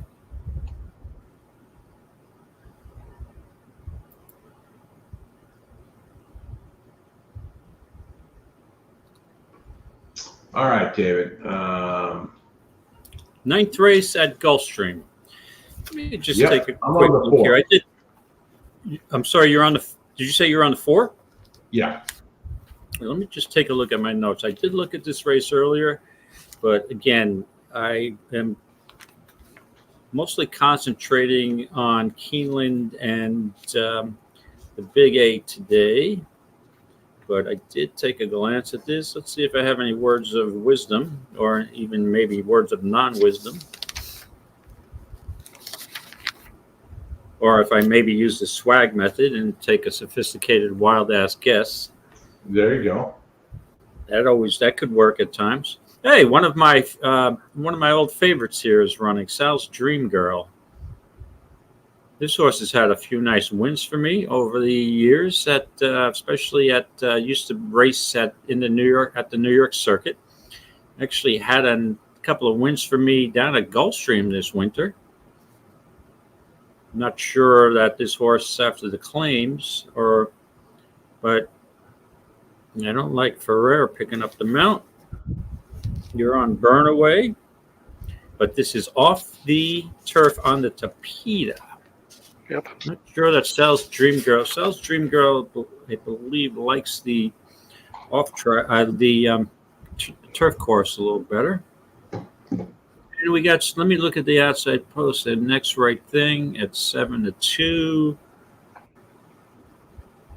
Yeah, we got some. There's our swag shop, folks. If you're looking for EE gear. All sorts of things up there. Everything is on sale right now. Feel free to go on and pick something up. David, I'm on the 4 there at Gulfstream, and I just did. You talked about your 2. I'm going to do a structured exacta 1, 2, and 4. Okay, well. Yeah, I don't think the 2 is preferred. It really likes the Tapeta that much. But with that being said, I'm gonna go with. I would use the 11 here, stretching out from the outside, being a Cone's horse. Joey Bravo picking up the mount, but it's the favorite. So 3-1. It's not a bad price. I'm with you on the 2 horse. I don't like the Tapeta either. Okay, there you go. Me neither. We're all on the same page. Yeah, it's you and me against Oldy. Well, you're gonna learn to like it when it's at Aqueduct. No, I will not. I mean Belmont. Belmont, yes. When it's at Belmont in the winter, I'll be spending most of my time. I was going to say Gulfstream. I may have to go up and move and buy a condo instead in Tampa and get rid of my place because Tampa, I know I'll have dirt and turf, right, Chris? Mm-hmm. Yep. Yes, sir. Yeah. Maybe I'll just hang out at Tampa starting 2026 and on. Come on down, David. I'm going to buy a new house. I'll have a guest room for you. Oh, great. That sounds good. From the rail, Pocky is now second in between horses. Beach Ready. Out in the middle is Okay Fine. It's a length and a half to Burn Away, who races Okay, fine. Maze, Rhonda Cares. At the rail, that's Sal's Dream Girl. She's together with Next Right Thing, and Gilded Edge is last. And the run around the first turn, Simply Striking was intent on getting the lead, and she has it now. She's a half length in front. Opening quarter was 23 and 4 from Beach Ready in second. Hawkey is at the rail. Out in the middle is Okay Fine. It's a length and a half to Burn Away. Mid-flight on her outside phase, Rhonda Cares. Holding down the rail is Sal's Dream Girl with 7 lengths to race. 2 better than a Patient Next Right Thing. Bravo making some decisions on where he wants to race. And the trailer is Gilded Edge.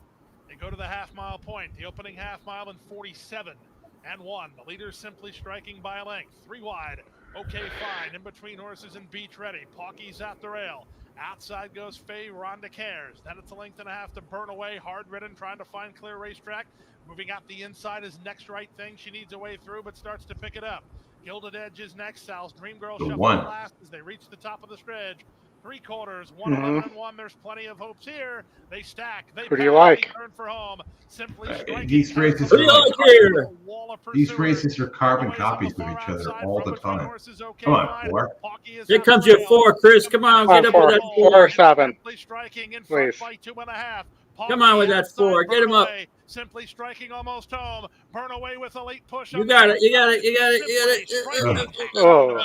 Burn Away is second. Gilded Edge is which reinforces the reasons why I'm not going to bet those Tapeta races anymore. Right. I made a selection, but Tapeta race. I didn't make a wager. No. I am done with those. All right, let me take a look where we're at here and what is coming up next. 1 minute to Keeneland. Okay. The Claiborne Breeders' Futurity Grade 1 race.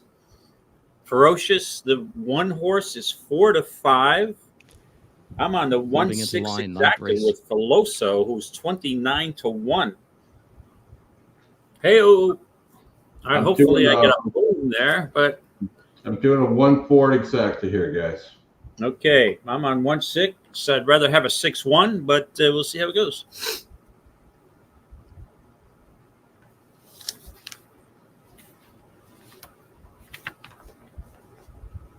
Oldy, where are you at here?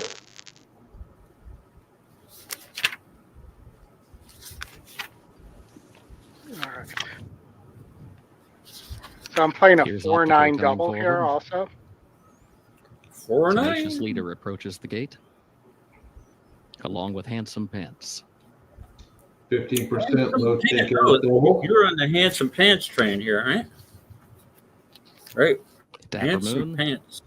East Avenue. We're Good luck, hoping everybody. Train. We may see some future stars here. All right, guys. I'm going to change my luck up and not watch them. So this race. So Oldy, I'll leave it to you. Somebody just jumped off, and it wasn't Manny. Ferocious Fractious in the gate. Can we change his name to Fractious then? Oldy, you want to tell Alan about the saddle cloths of the convo we had with Jim Goodman earlier? Ferocious back down the gate. For Alan, we had a whole conversation with him about how this is bad viewing for both at the racetrack and at home if you're watching on stream, TV, whatever the case might be. He knows they're looking for a better way of doing this. But the sponsor, I guess, has the rights, according to what he said in the interview, to the colors and the logos on the saddle cloths. Yeah, I'm going to listen. I want to listen to that interview probably later this evening after my grandson's football game when I come back. All right, good luck, everybody. Are they going to reload the one? Are they going to have the vet look at the one? What are they doing here? They're not getting that horse in, but...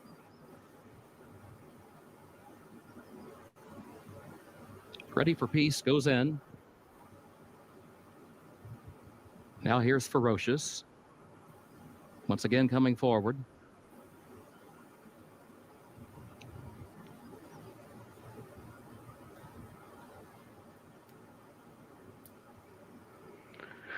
full field. Goes in, first wire at the post. And they're off in the Claiborne Breeders' Futurity. There goes East Avenue, and there's Ferocious from the inside.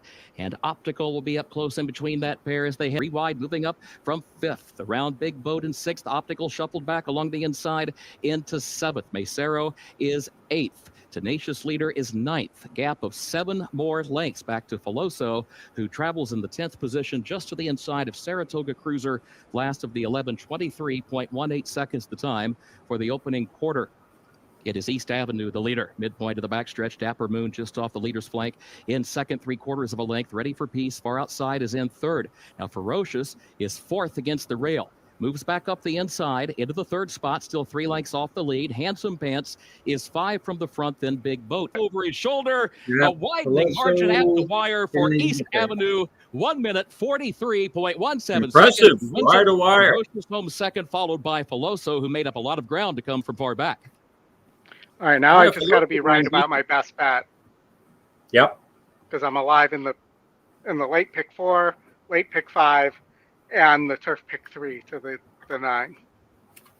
Did you single that one? Yes.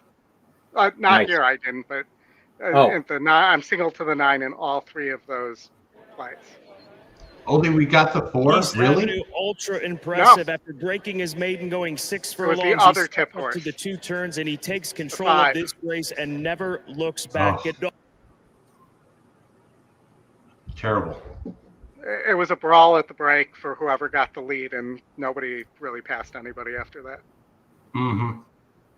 Inside or speed? Yeah, speed. The only horse that's closed on the main track is Zeltos. Yep. But he came up the rail.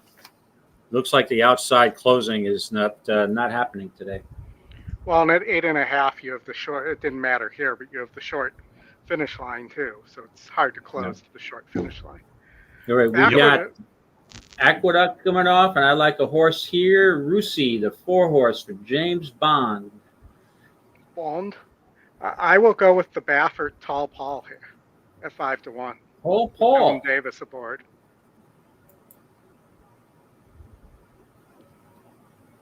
David, who are you on? I'm on 4, Russi. James Bond off a bang-up second last time. This horse has had a second, first, third, second, first, second. A hard-hitting horse. Doesn't get up a lot. Reminds me a little bit of our shot. So maybe we'll get 2 of these turf closers up, and maybe I'll be known as the Sprint Turf King now after struggling for years with the turf sprints. So let's see. I might change. I mean, I haven't had much success. I've had there would be, if I can get another turf winner home, that would be 3 turf winners for me today. Wow. Yeah, I love states' rights in the first race. It's 6-5 is 6-5. Yeah. East Avenue, that was one we talked about earlier in the day as well. Here we go at Belmont. And, I'm going to play a double here from the 5 Tall Paul to the 1 and the 9 in the last. That is the 1-9 Georgia double for Oldy. Hurricane Express, I can get behind that.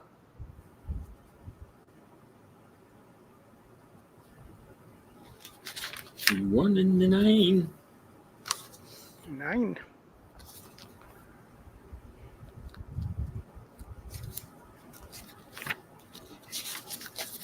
Okay, got the audio up here.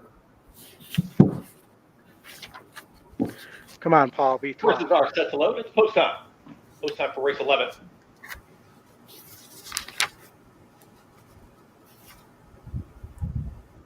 That's Santa Anita coming up in 5 minutes.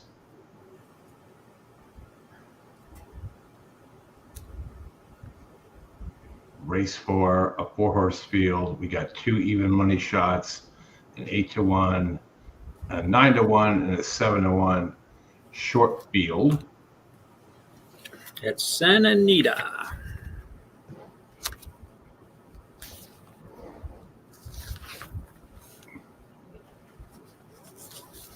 We get out to Hastings, Oldy. Last Sunday, we had a boom in Hastings. We could have a boom at Arapahoe Park as well. Paul. Yeah, that's not going to happen. Risa. All right, let's go, Russi. Lots of trouble. Left to load to the outside.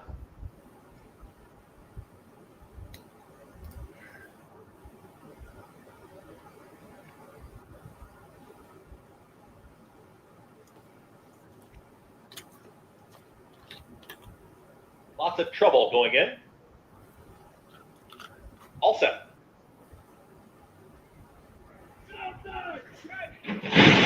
And they're off. Good speed from in between horses. Vacation Dance. And Vacation Dance merges with the lead. Yarrow towards the outside, purple cap, and Tall Paul now put into play. Vacation's all I ever wanted. Vacation Dance back to second. At the rail there is Run Curtis Run. Gets real tight there, having a check very hard there was Icy Flavor. Just got passed by several rivals as Crease has moved up into the 5th spot. Outside of that one comes Rough Draft. Paul is on the engine here. Behind them is Russi. Then comes there's the back end of the field there. Maxwell Esquire with some forward momentum. Yeah, we'll see if he has anything left. Rally on after that trouble. Tulips in hand. Flavors towards the back end of the field with lots of trouble. And Scuttlebuzz. They're chasing Tall Paul. 22 seconds flat for the opening quarter mile.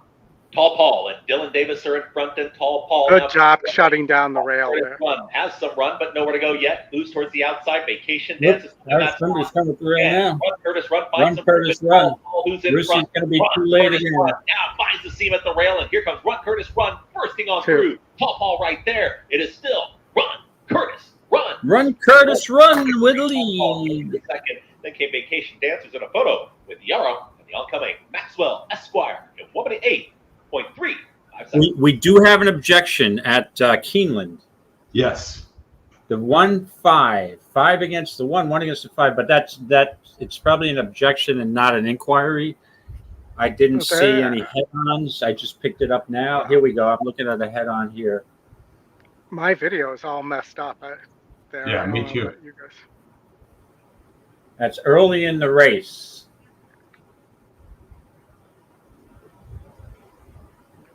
I don't think anything's coming down. That's staying up. Yeah. Yeah, Dave, I don't see anything unless you saw something. It looked like the 5 came over and bothered another horse. And then the 1, let's see, he bothered the 4 and the 1 reacted. But I don't think it's blatant enough. Yeah. You can't see anything here. Well, the fact that it's still going on makes me concerned. Yeah. Anita, they're taking the sun off the 5. What are they doing? Oh, it looks like no, they thought about it. All right, we're going to go over to Santa Anita.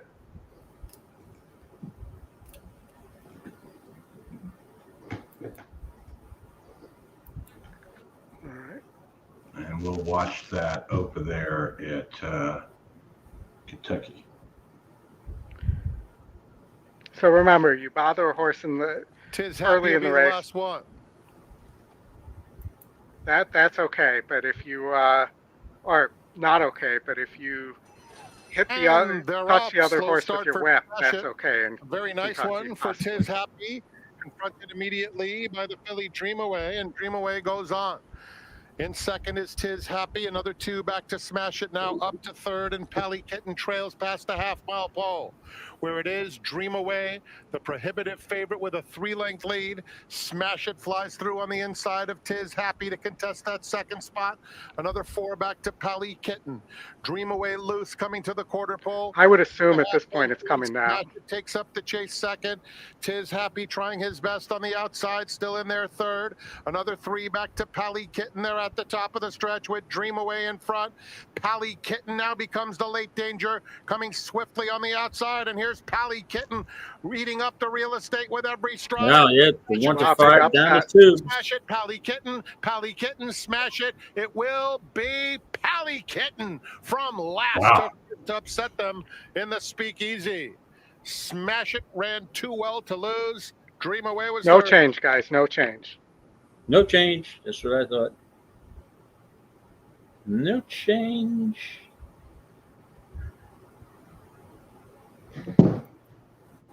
Change. It's Patches time. Or we're 9 minutes from Patches time. Okay, yeah, we have a little bit of a gap here. We've got Woodbine coming up. Gulfstream, of course, going to challenge for post-time stuff. Yeah, so it looks like we have 7 minutes to Gulfstream and Woodbine. Do we want to replay the Jim Goodman interview? Sure. Sounds like a good time to do that, Oldy. Let me get that up. We'll take a 7-minute break here, and we will replay. Oldy had a good conversation with Jim regarding the saddle towels, so let me get that up here, and we'll show that now. We'll be back with you in about 7 minutes. We're joined by Jim Goodman, the Director of Wagering Development at Keeneland. And Jim, it's good to see you again. We wanted to, first of all, thank you for letting us show your video and get people to wager on Keeneland races. And it's a great product. And you've got a lot of low takeout wagers that you put up. And there's a special one today. You want to tell us about those? Yeah, we've got a couple of, we did the daily doubles last spring as an experiment to try to do something for the players. We hear on social media all the time, we need to do better lower takeout wagers. So we decided to do daily doubles in the spring, and it was a success. It's very difficult to compare year to year because we had some really crazy weather in the spring. But on the days that we were comparing apples to apples, we were up between 40 and 60% on our double handle. And one of the things we like here is that we love the pick fives, we love the pick fours, and we have marketed those things as an industry the past few years. Those are very difficult to hit, as you all know. And so I would like people, especially novices, and especially people just getting into the game, to learn how to do exactas and daily doubles. And I think this is a good segue for them to learn how to do more exotic wagers and have a better chance to win, because a 15% takeout versus a 22% takeout is a huge difference in payoff. The other thing it does is it narrows that playing field to almost level with the CAW players, because when you drop a takeout from 22 to 15, that's 7 points that are not available for any kind of rebates. So that's another reason to play the daily doubles here. We've got the Keeneland Turf Pick 3 as a 15% takeout. I think we've been doing that for 4 years. A lot of tracks have copied us, which is great. But we were the first one to do it. We did $200,000 in that handle yesterday in that pool on Friday. It paid $600 for not any big shots. It was twice the parlay. So the $3 minimum really helps that because you can't spread as much. So when you hit something, it's really going to pay. Well, the other one you wanted to talk about today was the Pick 5. The Future Stars Pick 5 today. Yeah. So Peter Rotundo from First Bet, used to be with the Breeders' Cup, called me and Jack Jaworski about 2 months ago and said, let's do something different on what we call Breeders' Cup Preview Day. There's 15 winning your ends this weekend between Keeneland, Santa Anita, and Belmont at Aqueduct. And it just so happens that 5 of the 2-year-old races are today. We ran the Darley Alcibiades yesterday on Friday as our feature, but we have the Breeders' Futurity, and there's 2 at Belmont and 2 at Santa Anita. So we tied them together into a 15% takeout, $1 pick 5. I think it's a good opportunity for people to look at those races as a wagering opportunity. Gets people's eyeballs on our races as well as Aqueduct and Santa Anita. So I think it's a good thing that we work together to come up with that wager. So I hope everybody looks at it today and plays it. it's, you know, 2-year-olds are unpredictable, but it's gonna pay. And who's going to improve today? Who's going to, you know, Queen MC shipped from down here to run in New York, so she's going to be the favorite. Queen MG, I'm sorry, up there. But you know, in our Breeders' Futurity, I think you can make a case for quite a few in here. So it's going to be an interesting wager. It's a fun one. We will definitely cover that on the show today, and look forward to being on site streaming live from Keeneland next week. Oldy, do you have a couple questions for Jim? Yeah. So Jim, first of all, great card yesterday. We really enjoyed it. Immersive, one of my favorite horses, won. She will look good. Yeah. And we had a spirited discussion between Scotty, myself, and Justin, who, you know, is one of our other hosts, on that race. And Immersive was very impressive. But one of the things that came out of that from our community, and you've probably heard this before, is how difficult it is to tell which horse is which in those grade 1 races with the same color saddle cloth. So I was wondering if you had any ideas for improving the viewing experience, both on the track and on TV, for making it a more watchable product. Well, my title is Director of Wagering Development, so you can tell where I am on that situation. And Gatewood Bell, our Vice President of Racing, feels the same way. We've got some sponsorships in place, and historically, they've been able to choose the colors of the saddle cloths.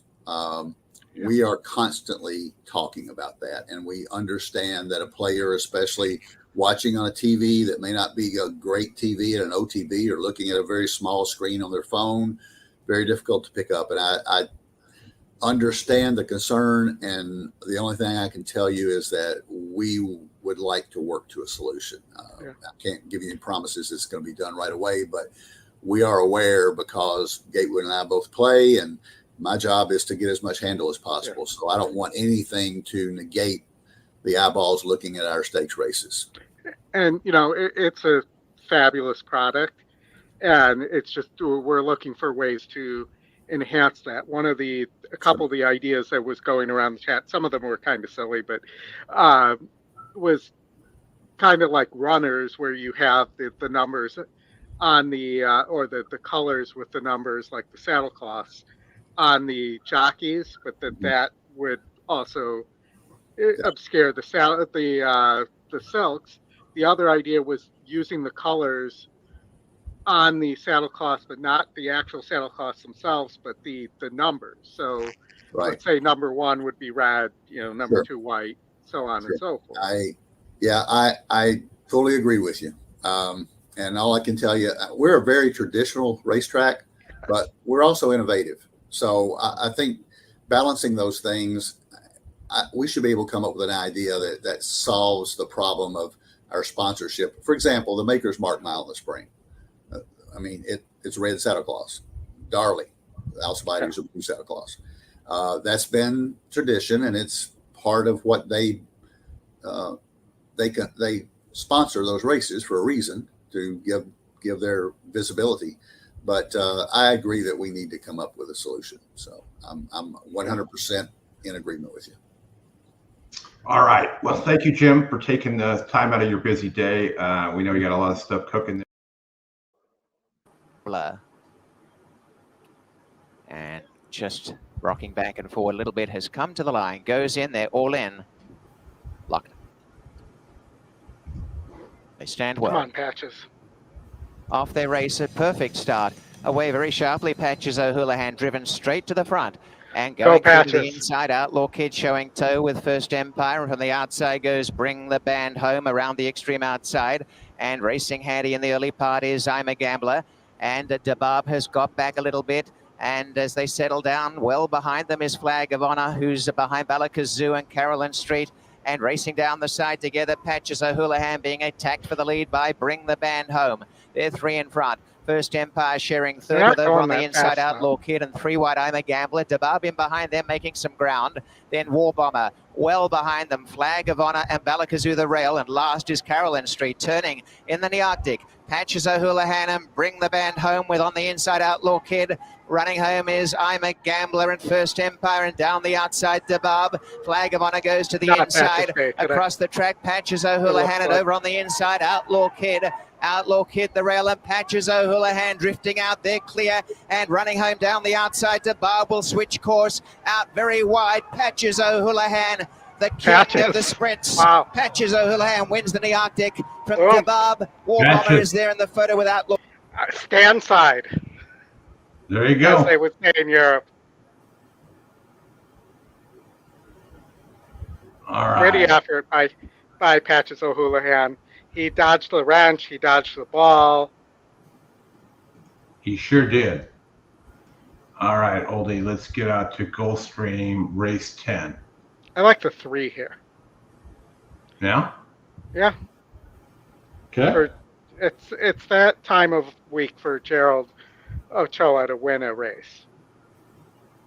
With Lucas Prince, top win, top pace, second E pick here. Okay. What about you? What do you like here? Let me take a quick look here. Well, we've got a couple minutes before they get to the post. This is Gulfstream Park Race 10. Waiting for it to refresh. Like you said, the 2 is the second pick. The 7 is the top pick. 0 for 2 at the distance. The 3 has won before. The 7 is 1 for 11. The 3 is 1 for 4. Just missed last out on the synthetic, and we're back there again. So I'm gonna sit with you, Oldy. Yeah, and if you look, the 4, who's the long shot, has burnt a ton of money at both at this level and above, and the 7's burn a ton of money. Yeah, I just worry about the jock on the 3, but maybe he's due. Yeah, I mean, Sonny and his Leon. If this was on turf, Joe Bravo would be an upgrade, but. Mm-hmm. Then you got the 8, Marcos and his Menendez. And his Meneses, too. Yeah, that is very true.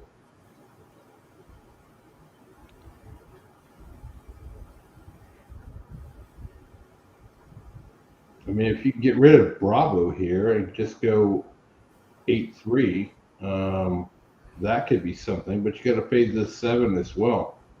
Well, what about the 1? Zayas is aboard there. Kern River.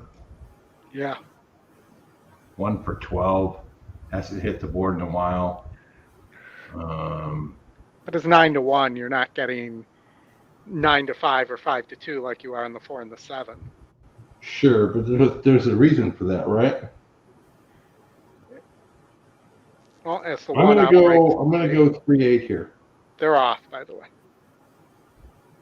Okay. And the 4 got the lead. The 3 did not get the lead. Sonny broke pretty well, but the horse just. Actually, the 6 is on the lead.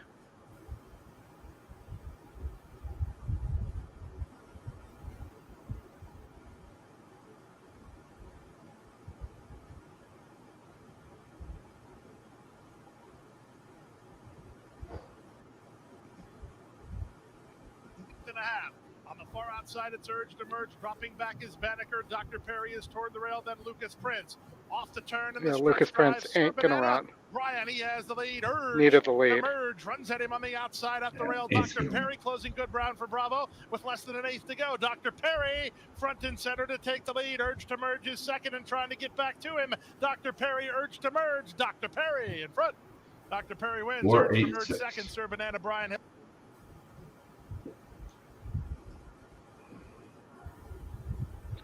All right, and that brings us, would normally bring us full circle to Keeneland. But because of that delay, I believe we have some time here. Yeah, we've got Keeneland and Belmont running on top of each other. Keeneland's a grade 1. It's the the Coolmore Turf Mile here, winning your in. So let's go there. All right, let me find the Keeneland button here. There it is. Yep. And then we'll go there. So the system, the win percentage says more than looks. The Scotty picks say Spirit of St. Louis. I think you got to put a little money there, but I'm single to Carl Spackler here in the turf pick 3, pick 5, and pick 4. So hopefully Carl, grade 1 winner and winner, both of them last time out, gets the job done for us here. I know there's some buzz on Talk of the Nation, but this horse, again, looks like it's burned a ton of money, both in the Gahee barn and in the Pletcher barn. So you do have the third Chad Brown here that you're getting 18-1 on, to running B. Sorry, go ahead. Go ahead, David. Sorry. Yeah, I'm on the 3, More Than Looks, for Sherry DeVoe. Second race off the layoff. The track condition might have hurt him that day. And I think even though Carl Spackler was very impressive in that last race for Sir Dave, I think that with a move forward, More Than Looks can hopefully gets enough pace and can make a run here and beat the 9. So to me, it's a 2-horse race. It's 3 over the 9 for me. So I'm gonna side with More Than Looks in that race. So it's all 3 for me. All right, I think so. I was, the horse I thought was underneath to use with Carl Spackler in an exacta or something like that was Mountain Bear, the Aidan O'Brien horse. Okay. Gotcha. Likes to finish second or third. Is a miler, was in the Breeders' Cup Juvenile last year and finished second. Ryan Moore doesn't come over, so that might tell you a little bit about the horse, though. Sure, for sure. Yep. So I'm going to play a straight 9-1 exacta. I'm doing a super here, 368 over the 9 all. All right. Trying to get Carl to just run second and get one of those 3 horses on top that he may or may not catch. Carl has his own brand of grass. He does. Yeah. If you've watched the movie, you will understand that. Yes.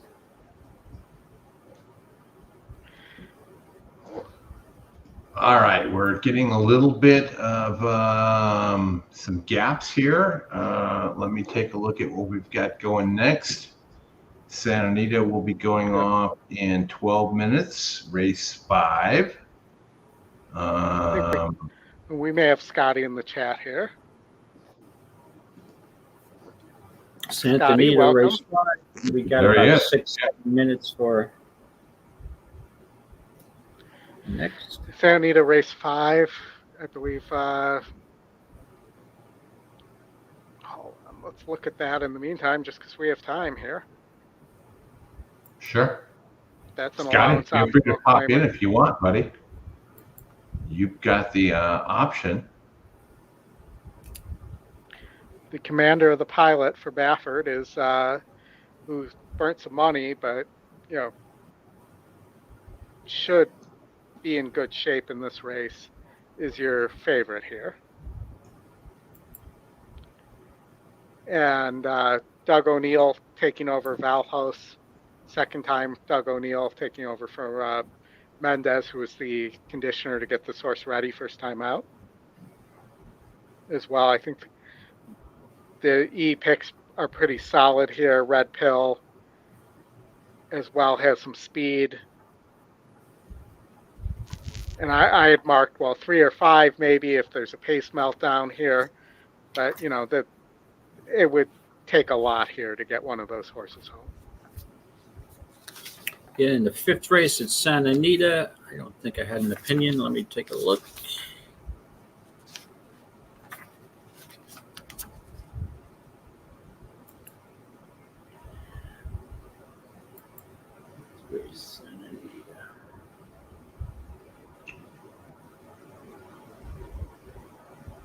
We got 3 minutes to the 10th race at Keeneland.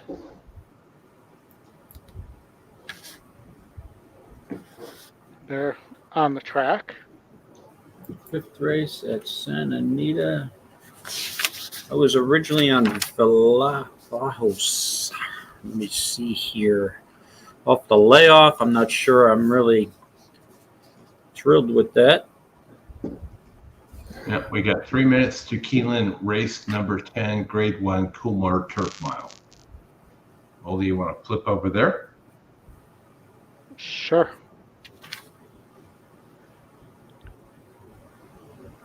And again, that there's actually 3 Chad Browns here. You have 2 European horses as well. In Kikuli and Mountain Bear for Aidan O'Brien. You have Talk of the Nation for Todd Pletcher with John Velasquez aboard. You have More Than Looks for Shell DeVoe with Jose Ortiz aboard. And St. Louis at 11-1 on a 2-1 EE morning line, Oldy. Is that something you're interested in? From a win bet, yes. Or maybe a 9-8 exacta. Maybe I cover my myself with a 9-8 exacta or an 8-9 exacta. There. 3 for 3 the distance. Decent GSR, right? Just missed last out and had won 6 in a row?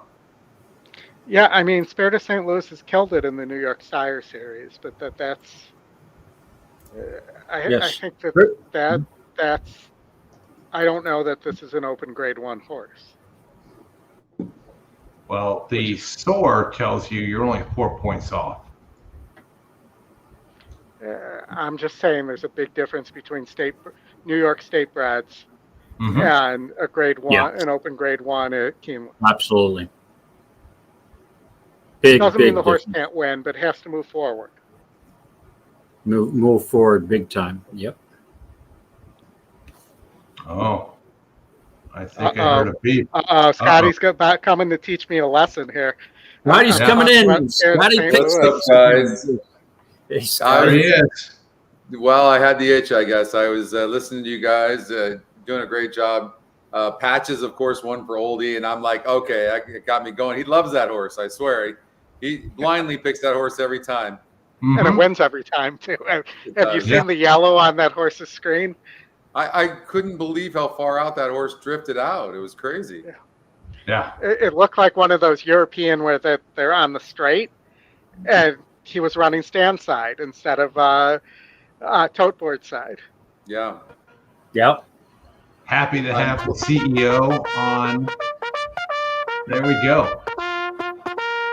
I'm playing in the BC Santa Anita tournament right now, and I think I'm sitting in like 6th or something like that. I don't know where I'm at. Let's see. All right, man. All right. Thanks for jumping on. For sure. Have reached the starting gate. I'm in 6th right now. Featured race, 39th running of the at Santa Anita. That's coming up in about grade 5 minutes from now. So, what do you guys like at Keeneland? I am singled to Carl Spackler, the 9, in the turf pick 3, pick 5, and pick 4. I'm on the Ocho. You're on the 8-horse. Spirit of St. Louis. Wow, 2-1 on the EquinEdge morning line, and currently at 12-1. Pretty incredible. I wonder why that horse is getting so disregarded. Well, Scotty, New York State bred, and it's been racing. The wins are against New York State bred restricted company, and running decent numbers. But now there's a huge step up to open company Grade 1. But good. It should be a competitor. I'm all over the 3 more than looks. I think this horse can rebound off that last. I'm not sure that he really liked the good track. There was moisture in the track that day, and in the turf course and the 4-star day. Granted, Cross Battler was very impressive, but this horse still made a good run for second. So hopefully it'll be a little more pace up, and has a second place finish at Keeneland at a mile, just missed by a head. So I'm on more than looks. And actually, Scotty, I'm just for full disclosure and for everyone listening, I'm in 7th place in the Twin Spires BC NHC contest. And I got Justin Mastari to catch, but I got a nice bankroll. So I'm not going to disclose what I did, but He's got the lead back out to 3.5. More than looks is coming stoutly late, but here's the wire. Carl Eckler wins the Coolmore Turf by a diminishing length. That was the announced best bet of the weekend on the weekend preview. From me, Scotty. Yeah, nice. I thought it was a 2-horse. The 3 was flying. Yeah. If you watch a replay of the race, the 3 was weaving through traffic, and to me was the best horse. But it just didn't get up again. That race was one at the beginning, right? I mean, right from the beginning. Got the lead and got the jump, right? Huge. Absolutely. Huge. Yep. Carl Spackler now, I believe 6 of 7 at the distance as well. And that's his second Grade 1 going into the Breeders' Cup Turf Mile. Where he will get destroyed by the Euros. Of course, but he will be the favorite, and it will be an opportunity to make some money because those Chad Brown horses almost always go off as favorites in there. But yeah, I mean, the 9-3, it's almost the carbon copy of the last race, 4-star day. Absolutely. Yep. Super excited for that. That's a turf pick 3. Nice. The all stakes or the late pick 5 and the late pick 4. Okay, going over to Anita, a couple minutes to post. And Scotty, we hit the pick 5 that ended in race that started in race 5 and ended in race 9 at Aqueduct for 1984, but had the horse that was on the lead hung on. That would have been 3,600 there too. So. Oh, that long shot. Yeah. Yeah. So, pretty decent day. Good day. Good day. Where'd Justin go? Justin left early? He had some stuff to do with his kids. But, excited to have you here. I saw your interview with Jim Goodman. Could that guy be any more of a gentleman? Like, he's done a lot for the sport that people don't know. There's not a lot of them out there, but Jim's been very gracious with giving us simulcast. He's approved race replays. We'll have live streaming on the site here shortly, sometime early next year. So pretty good guy. If we, Scotty, I mentioned this in our with Oldy and Justin. If we had that relationship with every track, how awesome would that be, right? Well, if we had that relationship with every track, the horse player, the community, everybody would have that relationship with horse racing. I think it streams down. It goes down to the horse player. They feel it as well. Like, it's been the horse racing, honestly, not to be negative at all, I'm not trying to be, but it's been like a men's club that you can't get into. And that's just not good. That doesn't work anymore. People want to be involved. They want their opinion heard. And so we're coming into new times. And I think hopefully Hopefully some of the people that are in charge or to be in charge one day will have a different opinion. All right, getting out to Santa Anita. I like the Scotty Longshot here with Frazier up, the 2-horse. Yeah, I thought it was the 8, the 2, and the 1 here. I don't think the 8 can be beat. I think the 8 can rate some, cutting back after showing speed, actually rated a little bit, draws that outside post. I think the post wins this horse the race. And Frazier is actually on the 4-horse, Chris, 7-1 right now, and that's where my exacta is too. I did an 8-4 exacta. No, you're right. The Frazier is Armando Yusu is on there for Todd Fisher. And Todd does talk with the starting gate. They're moving into line for race 5. Start of the pick 6. 130,000. There's a lot of speed in here. A lot of speed. A lot of speed. Yep. I'm going to go with an 8-9 exacta. Looking for a price. 8 over the 9. Mm-hmm. Pilot Commander is going to be very tough. But the 9 had a bad break last time out.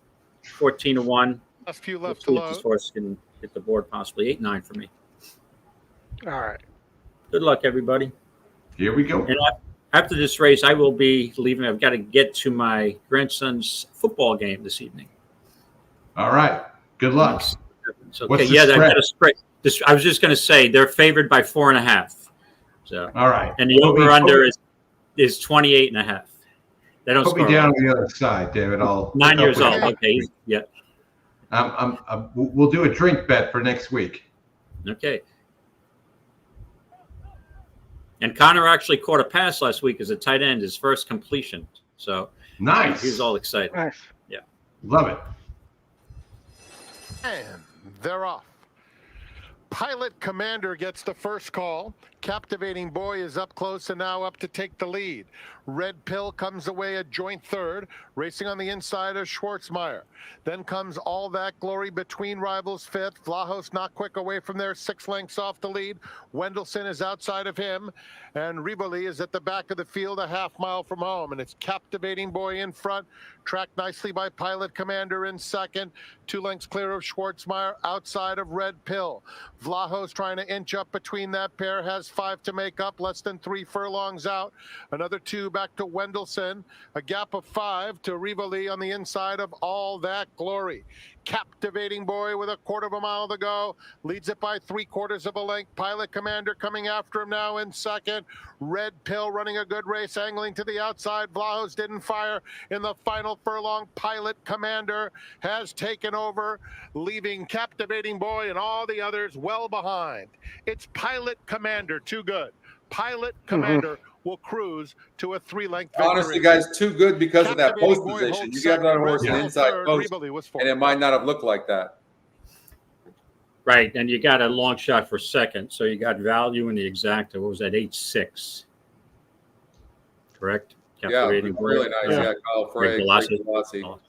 Yep. Okay, I guess we'll get you out to the finale at Gulfstream, race 11. Originally scheduled for the turf, now on the synthetic likely. Oldy, you want to take us through this one and while I get the video queued up? Yeah, I mean, I think there's an opportunity to make some money here going against this favorite who doesn't seem to want synthetic. Goes the Clown. You know, maybe the 3 for being Cone with Bravo aboard. Here, Beach Gold with the long shot, the Scotty long shot was a horse I liked here, as well as the 10 Fly Eric Fly, who has a 5-2 on the morning line angle. And I was also at a little bit of interest in the 8 Sunday Song, who has some really nice works and has a GSR that was screaming for synthetic here. By Catholic Boy. I don't really know the trainer, but the works are pretty interesting here at a big, well, at 11-1. So not a big price, but a decent price. So maybe you look for a 3-8 or 3-10-8 exacta here and play against your favorite, the 7. Scotty? Yeah, I was. Well, yeah, I was on the. Go ahead, Dave. I agree. I was on the 10 on this race. Oldy second off a layoff, bang up second last time, second time blinkers, outside post I like on the synthetic. So I'm going to leave on that note. I am going to give you Fly Eric Fly, the 10 horse at Gulfstream in the last race. So gentlemen, it's been a pleasure. Everybody listening, thanks for listening in. Good, some good hits there, Oldy, and way to go. And we'll see you gentlemen at Keeneland this weekend. Yep. God willing and weather permitting. Okay. Have a great rest of your weekend, gentlemen. And thanks again for the invite. And may the horse be with all of you. Enjoy. Bye. Be well. Okay. Bye. You got it. Scotty, what do you like here? I think there's no speed in here, and I think the 7's going to be tough to catch. The 3 is going to be coming and saving ground on the inside. I think the 3 or 7 wins the race. And then the price horse, the 8 horse, is going up 16 points in GSR. I think that horse is more going to be relegated to the exotics, but I think the 8 horse could get second or third. But I like the 3 or 7, 7-3. I think the 7 might be tough on the lead. Okay. I'm going to try an exacta throwing the favorite out here. I think the 4 will show some speed, but let's maybe take a look at the race sim and maybe we'll get something from that as well.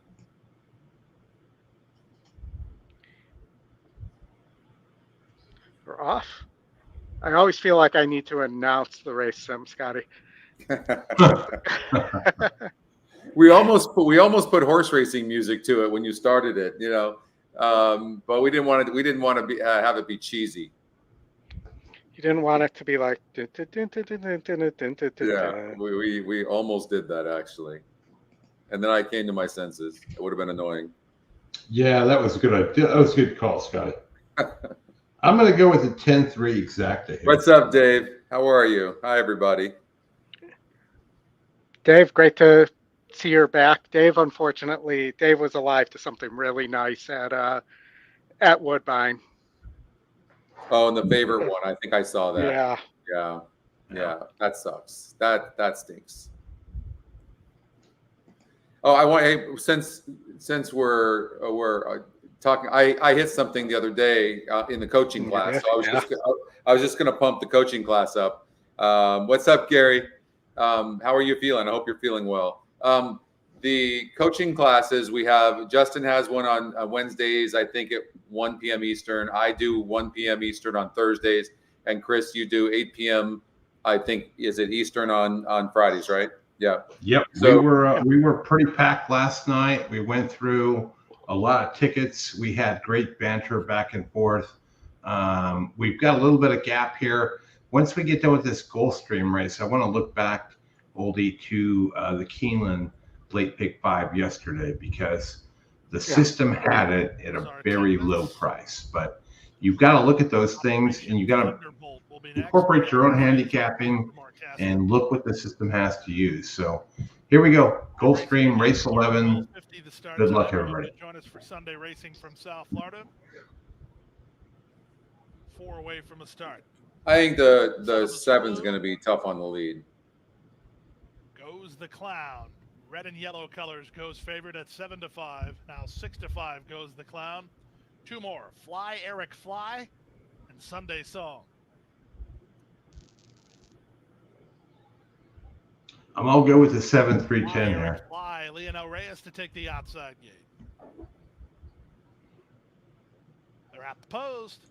It's not a great post position, the 10 to be in, especially with no speed.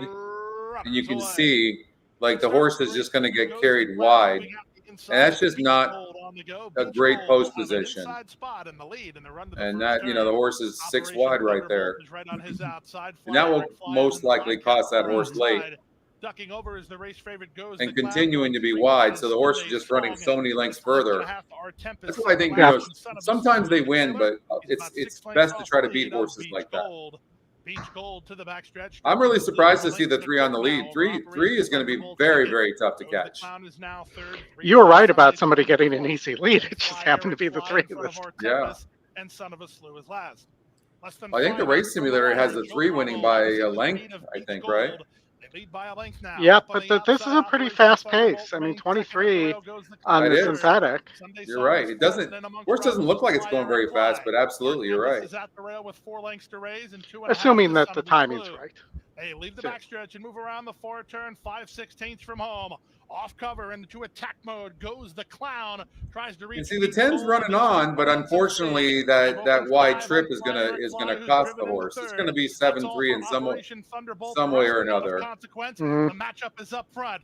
Beach Gold working overtime to try to hold off. Goes the Which Clown. I love opportunities like that to eliminate one of the favorites, and so I use just these 2 horses. So I'm happy about this scenario right here. Yeah, I think you're going to get the 7, but not in the way you expect it. Gold, not done yet on the inside. He's fighting right back. 16th to go. Goes the Clown, driven out. It's Goes the Clown to win it. Just went too fast early. Second was Beach Gold. Third was there. I'll take the 7-3-10 for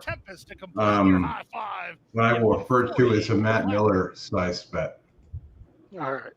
You know, as a teaching moment, that's where you like if you run the race simulator and just like and you might want to do this, Oldy, if we don't have anything like we got Keeneland coming up. But if you did run the simulator to the first call, then you'll see exactly what we're talking about, and that is the 10's going to end up carrying wide, and it's one of the favorites. So that's part of the decision making that I made to bet the 3 and the 7. And if you look at the stretch, it was the 3 and the 7, too. Well, do me a favor, sort it from the inside post out, and then click on first call. That's what I'm talking about, right? Yeah. And if you look where the first turn is, it comes up fast, and the 10 was unfortunately going to either have to go wide or lose ground and cut in, and that's one of the favorites. And so, anyways, that's one of the ways you can handicap as well, defensively as well. One thing you mentioned, Scotty, in terms of doing that, which is totally awesome. There was a Keeneland daily double today. I don't remember the 2 races. It was favorite, and it paid 10 to 1. Race 3 to 4 or 4 to 5. One of those 2. Pull it up, Oldy. We got time. All right. Yeah, because this Keeneland time is wrong because of that. Scotty, there was an inquiry that took a bunch of time. Oh, okay. Yeah, we got 13 minutes to Keeneland. Okay. Yeah, there's some time. It was this one right here, 4 to 5. 4 to 5. What race is that? So race 4. 4, okay. Rebel Red was the favorite. Right. And Macho Music was the second choice there, Chris, but it paid 10 to 1, 10.35. Yeah, but fairly close in terms of favorite. When it went off, actually, when they opened the gates, it was favorite, and then of course it changed during the race. But 10 to 1 there, and you look at where we were at with those 2 races, Oldy, right? Go back to the one before. All right.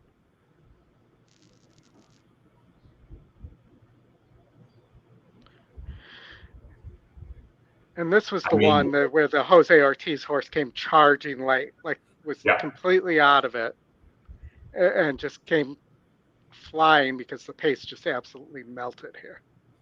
There were so many horses when I ran this race. I didn't play it because I had no clue. But when I did run it, there were just so many horses that were within a couple of lengths at the finish, and the 7 being one of them, and the 12.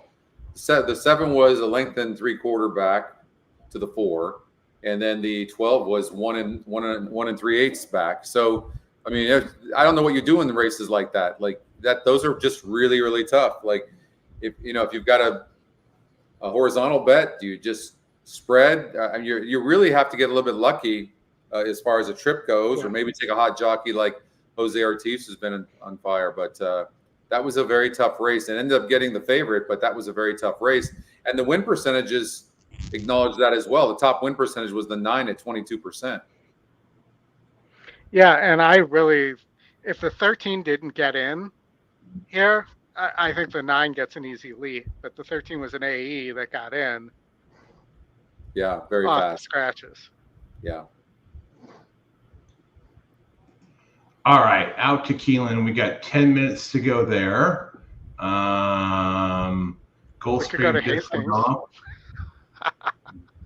Pardon me? I said we could go to Hastings. Oh, you want to go to Hastings?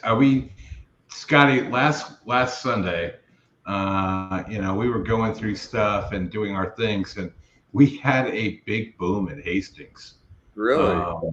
Yes, we did. And right after the race went off, Oldy was like, boom at Hastings, and that's never happened on the stretch run before. So this would be 2 in a row. And the horse went gate to wire at like 6 to 1, 5 to 1. What was it, Oldy? It was a good price. Yeah, it was 5 or 6 to 1, and it was a horse to watch at Hastings. Mm-hmm. I believe it may have been a gold horse to watch at Hastings. Yeah. Scotty, so we're like, we're never going to play Hastings, but there's a gold horse to watch, and we're talking about it in the chat, and we all played it. And then this was on the Sunday night show we did for the local derby in the chat on that horse. Yeah. So we sometimes it happens like that, but we've got just 8 minutes to the end of Keeneland, and then we will wrap it up for the night. So, do we have live video at Hastings or no? No, we've never asked for it. You guys must have had you must have had no content whatsoever. Yeah, we didn't, and we were like, let's do Hastings, and we put the audio up. I'm sure they would love to give us their racing there, but we didn't ask for it today. We did have Lone Star and Remington coming up, but I don't think we're going to stick around for that tonight. All right, so if we want to talk about Keeneland, I still think that this Walden horse with the 4-star Dirtworks that was started on the wrong surface is a player here, and there's also a Cox horse here that's not getting bet. If I could click on the right horse here, let's see if I can. There we go. Cox first time starter. That's 5 to 1 here, because all the money's going to the Baffert bred, Baffert owned horse tour player. So I don't, and also to the 5 here for Brian Lynch. I don't like the 5. The 5 looks like a money burner to me. And, I think the 2's got a shot, but the 2 is 12 to 1 on the morning line for a reason. And that's because it's just been stopping and it needs to lead. Oldy, why do you think the 5 is a money burner? I mean, it was only 12% to win last time out. It essentially outran its win percentage, and 16% the time before that. Just because, maybe because it's had the lead in the stretch 2 times and then gave it up late. Mm-hmm. I could see that, but the horse is 27% now, and it is the favorite. But I'm surprised to see, not surprised, but I was going to say I'm surprised to see Baffert being bet so hard. But then I remember that for Baffert to send a horse up here to Keeneland that's been running at Santa Anita, he must really like the horse. He has to like this. He does very well with his shippers. Yeah, I just think on this 5 that's part of it. That this horse has finished second twice, been caught in the stretch twice. And it reminds me a lot of what we were talking about yesterday when I was in your chat for the Road to the NHC about that 7 horse at Keeneland yesterday that I didn't like because it gets caught in the stretch every time. And it didn't even get there in that race. So that was, Keeneland race 9 yesterday. So we were talking about Quiet Side. And Quiet Side got caught in the stretch at the spinaway. And that's something that from my experience, when that happens with horses, that tends to keep happening. Yeah. I'm telling you, I'm betting the 1. When we were on with Jim earlier today at around 10:30, the races at Ellis are better than what we think they are. And we've got a second-time starter. I love second-time starters going out here in the last race there, and I like that 1 a lot. And I think the 1 will be a decent price. I mean, and you're getting it on the right surface. Mm-hmm. Because the works were screaming dirt, and they put it on the turf. Yep. Guys, just a long shot play for Dale Romans, who comes up with these price horses. But the last workout, hi to you, Jay, as well. Same to you. The 3-horse, V-Day to the Tenacious. I mean, this is one of these races that if the 5 is vulnerable, and we don't know what the 8's going to do, it's off a layoff. In the last couple of races, it didn't do very well. You could see a wall of horses finishing, and a lot of times it's a first-time starter. Army Hero, the 4-horse, that horse is training very nice for Florent Drew and Brad Cox. The 1-horse that you're talking about, Oldy, certainly second time out, or Chris, you guys were talking about with Saez aboard. That horse back in July, wow, had 2 4-star works in a row, So, yeah. But the 3 might run a good race, and it might be a good time to take a price horse. If you look at the race simulator, it's got the 3 is the only one with a double blue. That's interesting, very interesting. Here we go. Yeah. Do you know how many races today, Scotty, where the race sim had like everybody with blues, like right near the finish line? It's been nuts. Yeah. Yeah. I mean, a lot of wide open races. Jungle Law, it says, is a good breaker, which you have to be from the outside too. When you look at the trip, it looks like the track. Yesterday, I thought it played to speed. Today has been very fair. Have you guys noticed that? Yeah. You can win from everywhere. I think so. I think the dirt's been playing mostly to speed. I think that the turf has been playing, not paying, but playing to very fairly. But I feel like that maybe I'm wrong, but only the 6, and David brought this up, the 6 is the only horse in race, race 7, I think it's the only one that's closed. Guys, what do you make of this 9-horse, the EquinEdge long shot? Top Gun. You want to tell him what you make of it? Scotty, I could make a hat, I could make a brooch, or I could make a pterodactyl out of it. So you don't like it? That's the standard airplane answer when you ask Goldie, what do you want to make of this? And Jay Walker was in the coaching class last night.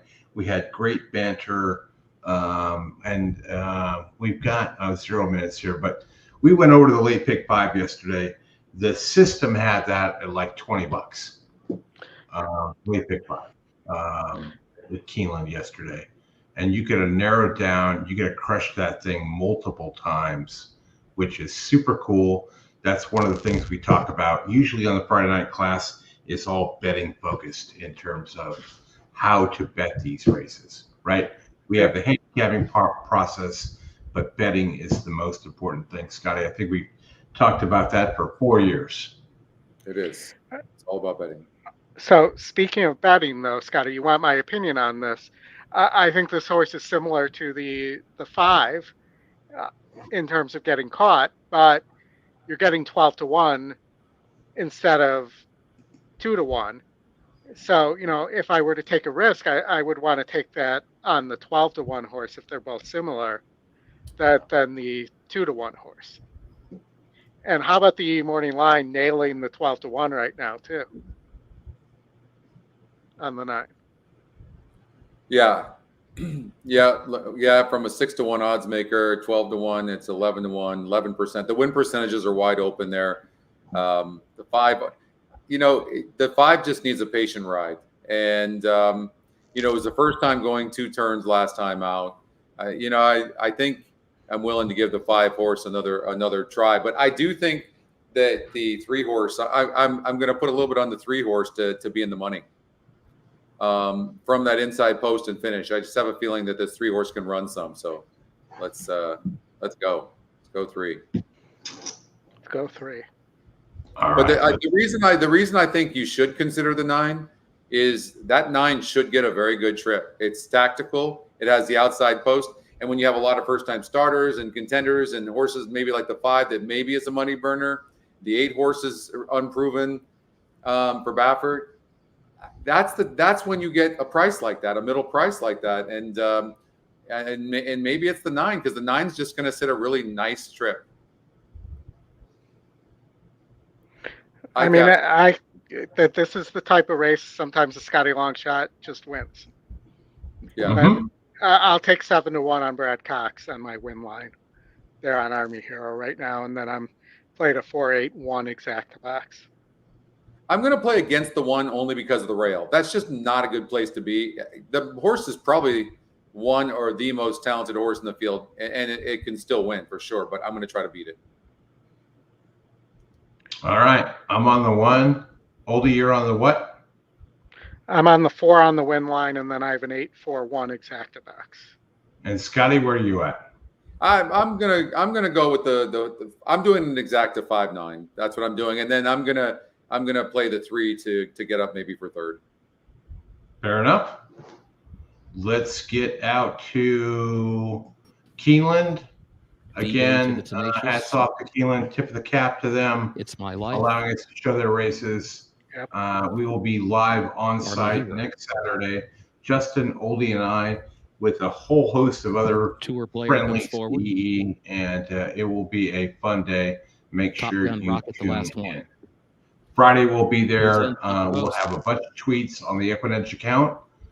Look for those as we are in the paddock. Ellis broke alertly. Nyquist Frequency is right there to the inside as well. V-Day to the Tenacious, and It's My Life now moving forward on either side of Ellis as they head on to the back stretch, and they're joined by Tour Player. Tour Player is going to move out in the center of the racetrack to contest this early pace as well. It's My Life between horses. Elise down to the inside as they continue their journey up the backstretch. V-Day to the Tenacious is in 4th down toward the inside. Big Salt Lick is 5th between horses. Nyquist Frequency travels along now in the 6th position. Top Gun Rocket far outside is 7th. Jungle Law back toward the inside is 8th, and Army Hero is last of the 9. 22.45 seconds the time for the opening quarter. Elise against the rail leads it by a half length. Tour Player starts to draw alongside from 2nd, then a gap of 2 to Top Gun Rocket, who's wide but moving up into 3rd. V-Day to the Tenacious against the rail is 4th, 5 lengths off the lead as they round the turn and come for the top of the stretch. Big Salt Lick is still 8 lengths from the front. They turn for home. Elise a narrow lead. Tour Player is there. Now they're stride for stride off the turn. A gap of 4 more lengths to Top Gun Rocket in 3rd, but the lead battle continues. Elise to the inside, Tour Player to the outside. 3 more lengths back to Top Gun Rocket in 3rd. Elise a stubborn foe against the rail. Tour Player 2nd. That's the way they go past the 16th pole. Top Gun Rocket is 3rd. You're going to get it, Scotty. Top Gun Rocket runs on. Elise to win it. Top Gun Rocket was home 2nd. Tour Player across the wire in 3rd, and Big Salt Lick came from back to get 4th. All right. There might be an inquiry. There might be an inquiry on the 5 and the 8 down the stretch. 5 looked to come out a little bit, so I'll probably have to hold off an inquiry. That's always fun, right? It's always fun to worry about. Way to win a race, to go with the speed and be hooked up by the speed of the Baffert Invader and Tour. Thanks, Gary.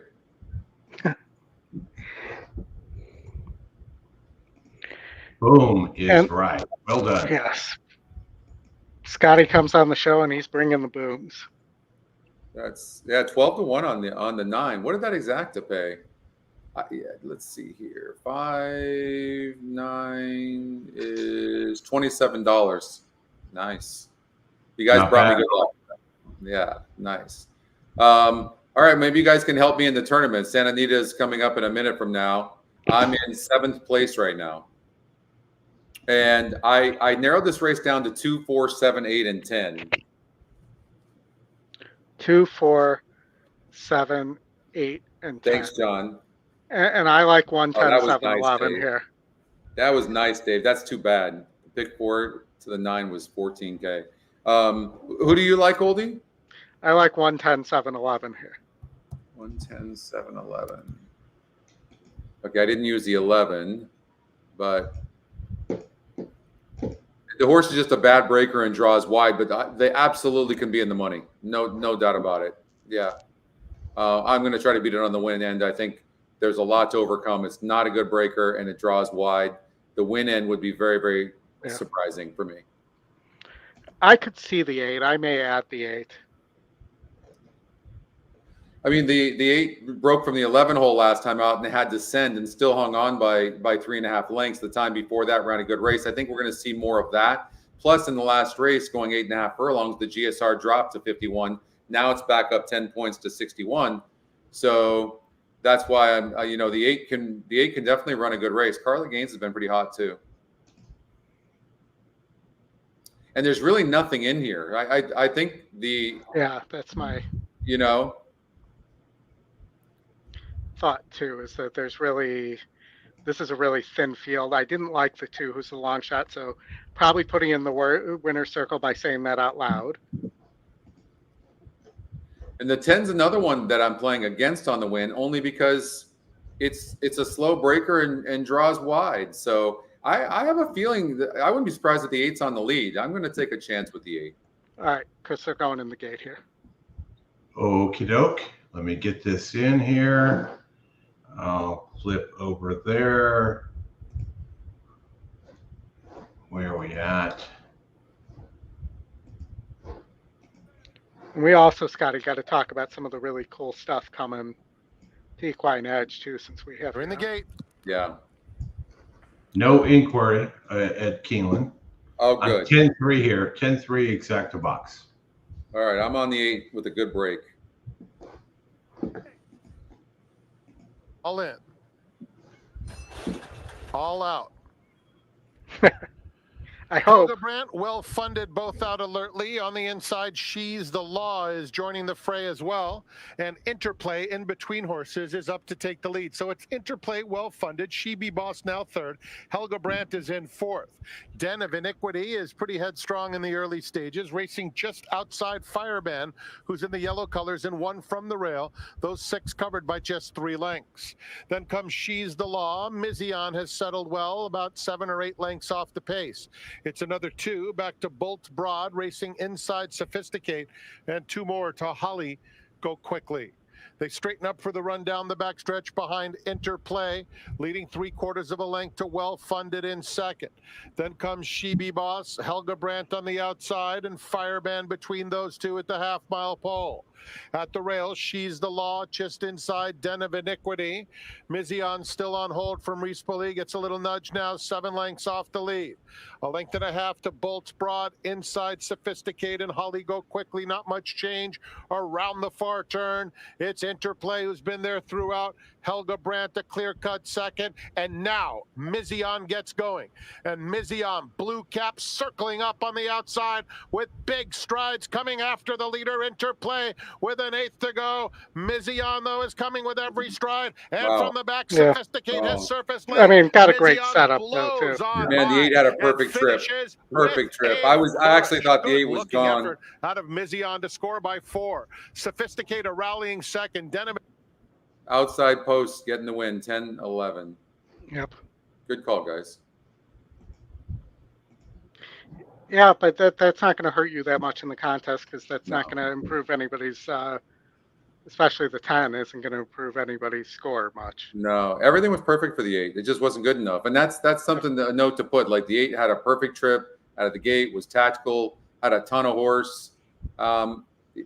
You wonder if there's like a fiscal issue there, because I mean everything was going for the 8. The 10 and 11 both did not have great trips, wide trips, and still came in 1st and 2nd. So, I put notes on horses like that. It couldn't have been a better trip for the 8. But Kemp comes in 10-11. Charles had that. All right. Yeah, and I also put on the 4, Cheap Speed. We are down to Woodbine in 6 minutes, the last race there, and then we're got a pretty good gap. What do you guys want to do? Let's go to Woodbine. Yeah, let's go to Woodbine, and then maybe we call it a show here. There we go. Sounds good. I love it. All right. So Woodbine, Port Renfrew is your long shot and your Scotty long shot and your top win percentage here. And that horse is lightly raced. the trainer's 23% off the layoff. Big GSR of 70 here, Scotty. Yeah. You're getting 5-1 here, which I think is a very square price. And you look at, so that the favorite's only 4-1, also a 70 GSR, but really, hasn't run yet in those two races. My only concern is the 9's going to have to get over. It's a strong contender in the race. It's over 24, and I don't like it. But the concern I have for the 8 horse is I really see the 9 horse sending hard, and it's a pretty good breaker, and it's usually right there in the beginning of the race, and so it could hurt the 8 horse. And you have two strong horses within the race, so that's why I'm going to look to somebody like in the inside, and I think I'm going to take the EquinEdge top pick, the 3 horse, who's currently 9-2, Duval Street. Duval Street for Carey here with Savachi aboard. Back on the turf, facing easier, win percentage goes up, GSR goes up, and the horse had some issues going this same surface and distance 2 back. So I think you might see a better run here. And here I'm just running the race sim. I'm going to go with the 8 because everybody's got a backwards arrow on it, but the 8 in the stretch. In the race sim. Yeah. So if the 9 doesn't press the 8, then the 8 could go gate to wire. But you've got some decent horses that have speed on the inside, and so. But again, we don't know what's going to happen in the beginning of the race, but we'll know. We'll know. You usually know after the first call what's gonna happen. If there is a lot of speed, maybe the 5 is able to close there, but that seems like a tall order and a tall order. But were you on here? No, I think the 5 could close. I mean, if it does what it did 2 back, but that also was a much easier field as well. I'm on the 3-2. We're going in the gate. Duval Street comes to the line. I think inside posts here work better than the outside ones, especially with these mains. Yeah. Empire's Treat to gate 5. The 12 really has to get over. And Heliocentric. On your way out, make sure you hit the like and subscribe. And if you're interested in e-merchandise, the store is still being asked to come to the chat there. Yep, we will drop this here. We will be back with you. Mardine or Emma Jane in the last different schedule this week since we'll be in Keeneland. But we can preview show on Thursday. Goes in, they're all in. Locked. And we will be with you with off their race. Great start in the final race. A good start on the rail, especially for Silent Passion. And showing early toe today is Just a Gem. And they go out at a good clip. Coming forward on the outside into 3rd spot is Port Renfrew, followed by Mardine. And then another grey and Noisy Girl. And over on the inside is Duval Street as they take the turn. If the 8 doesn't win, through in the centre is Alacusta Historia. And Heliocentric's got back to 2nd last. Over on the inside is Empire Street, who's at the back. Under Agreement's moved up to be mid-pack, but out in front is Just a Gem. Shows the way in 2nd, placing a length and a half away. Port Renfrew. Mardine is on the outside. Silent Passion 4th from Noisy Girl. Under Agreement. About 2 lengths away came Duval Street, shaded by Alacusta Historia. And 3 to Heliocentric, and last of all is Empire Street. Trying to slow the tempo here, Just a Gem, a half mile to run by a length. Mardine up on the outside in the centre, Port Renfrew. On the rail, Silent Passion, and between runners, Noisy Girl from Under Agreement, a length to Duval Street, Alacusta Historia, and at the back, Empire Street and Heliocentric. Off the turn, they run to the 5/16th, chasing Just a Gem and Mardine, who's drilling hard. They go away by a couple of lengths. Under Agreement's coming after them pretty well. Over on the inside, Silent Passion's had a terrific sit behind the leader, and then Port Renfrew and taken to the outside. Duval Street's running on. Just a Gem in front, joined again by Mardine. Under Agreement is there, and down the outside, Duval Street. Just a Gem trying to hang on by a length. Coming is Under Agreement, and Duval Street down the outside. And Duval Street races up to Just a Gem, who's kicking on. Just a Gem and Duval Street And Just a Gem, Duval Street. Duval Street narrowly from Just a Gem. 2 in a row. Those Greys know how to finish races off. Back in third placing under agreement, followed by Mardine. And running on late was Empire's Treat with Port Renfrew, Silent Passion. The time is 1:39:33.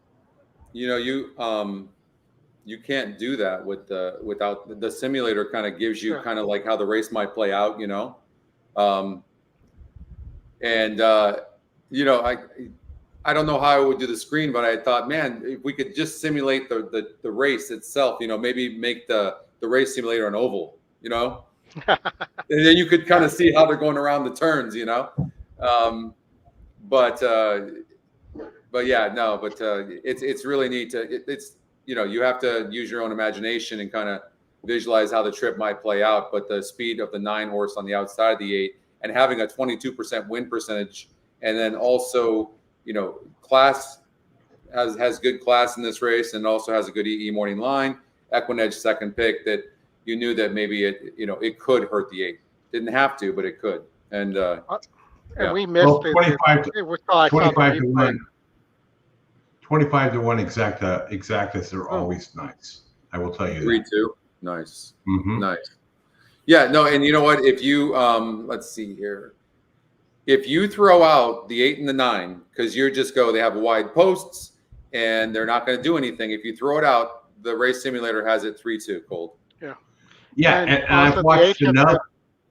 I've watched enough Woodbine races with Oldy over the years to know that, right? Those outside posts are tough, especially with maidens. I mean, established horses can get up over that, but man, you just need one. That's it. That's all you need. Yeah, 11 minutes to race number 7 at Santa Anita.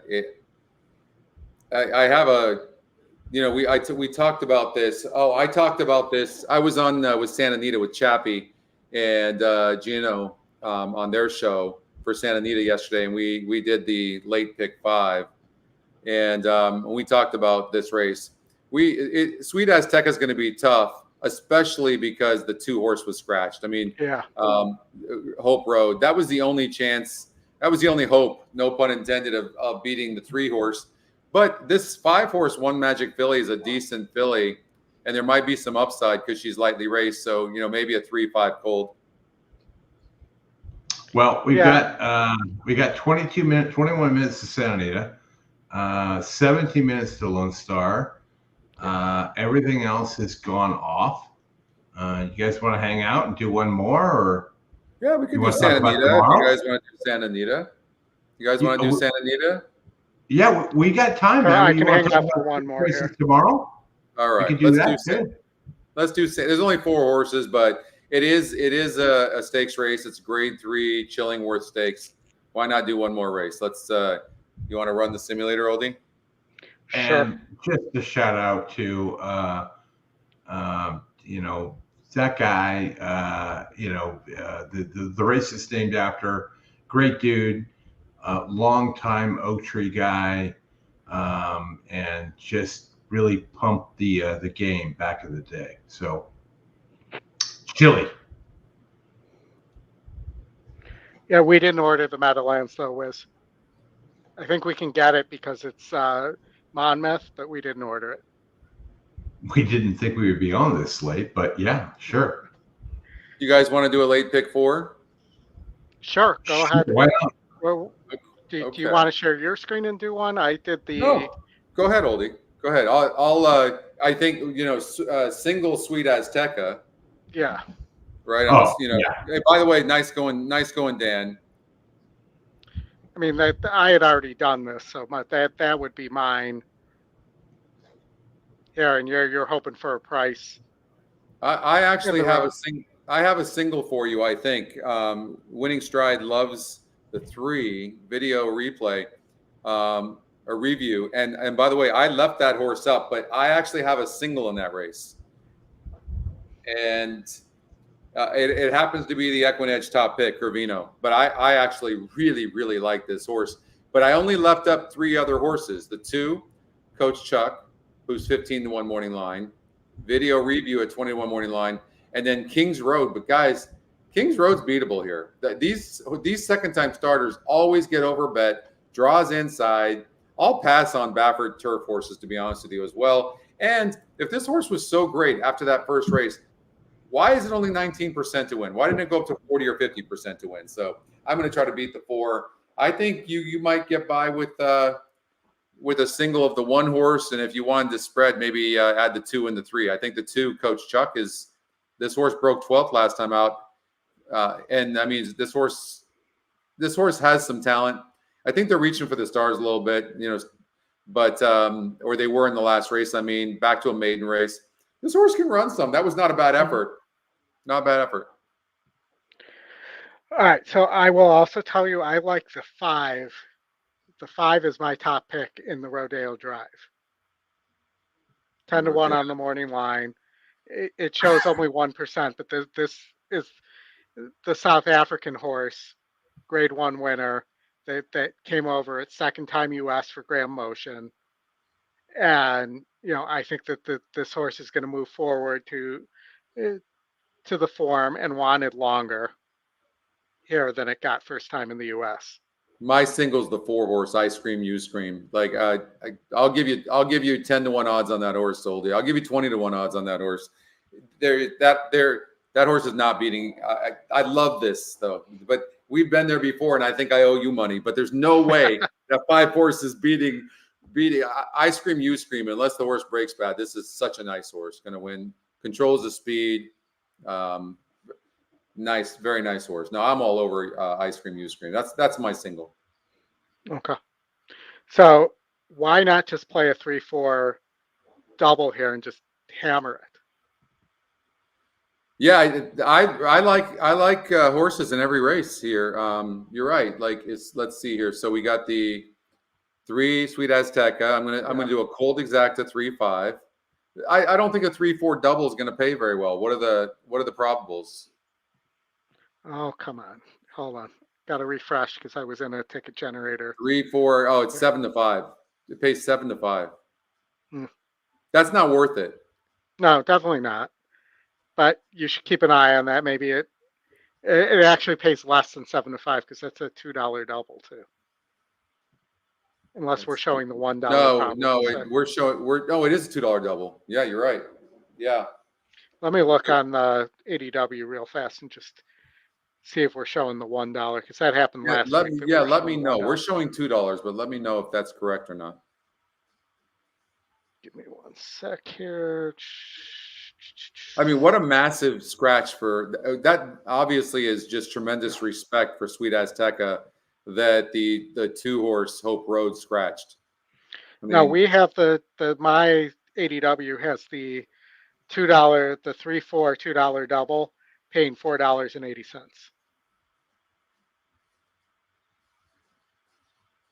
And we have it 7 to 5, so we're showing the $1. So 7 to 5. So 7 to 5. Right. We're showing the $1 though as a $2. It's $1. Okay, and we're showing 7 to 5. Yeah, 7 to 5 would be $1. There's what I'm saying. Let's see here. Let me send this to Brad. And I know that stuff is being worked out too. It is. There's a lot of changes they made too at Santa Anita with all the different wagers and stuff like that. So, and we don't always get the notifications of that. And they've built a field, so they're going to start doing horse shows there in the infield. Say that again. If you look at the feed for Santa Anita, they built fields where they're going to start doing horse shows there at Santa Anita that are non-racing. We can do horse shows at Santa Anita anytime you guys want to do it. By the way, so I did a few shows at Santa Anita. Remember? You have? Yeah, last year. All right. So 4 minutes to this race. What's the exact 3-5? You got 14 minutes to Santa Anita right now. 14 minutes, okay. 3-5 is 3-5. Wow.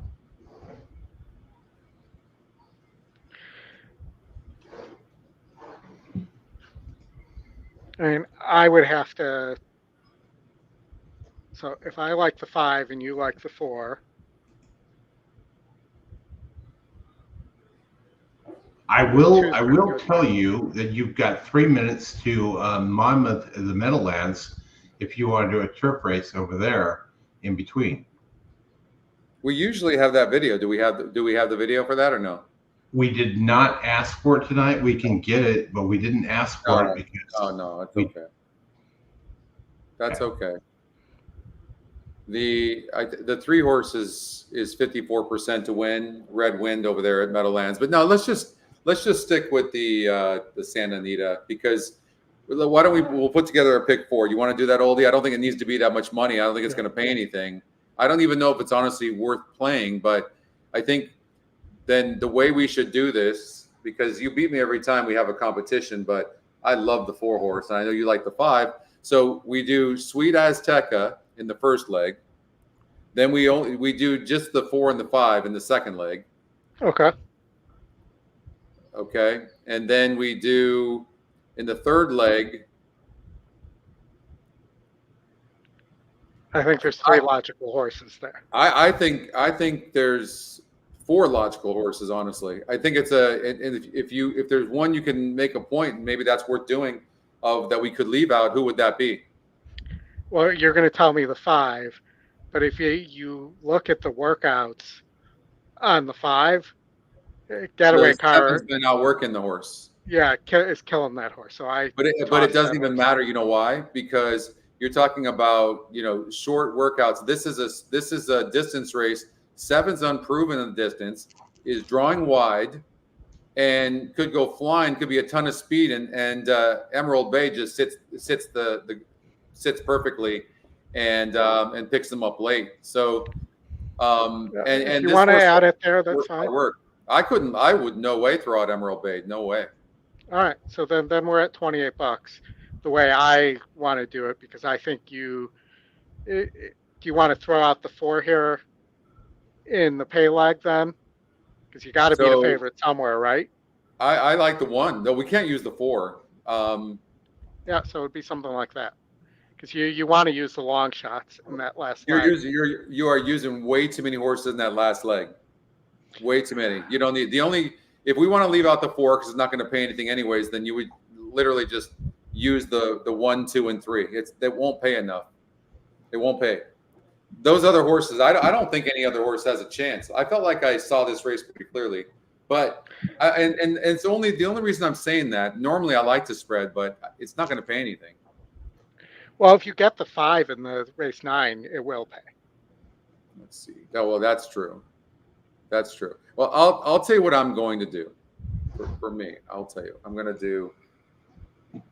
Or the 5 in race 8. If we beat the 4, your 4 with my 5, then you're going to be kicking yourself for not having the. So I'm doing a $5 ticket. This is what I'm going to do. I'm going to do the not even that. I'm doing a $2.50 ticket. I'm doing the 3 with the 4. I'm going to add Oldie's 5 because I respect Oldie. So I'm going to do a $5 ticket. 3 with 4, 5 with all with 1. Okay. $5 ticket. That's what I'm going to play. And mine is on what I'm doing is on the screen.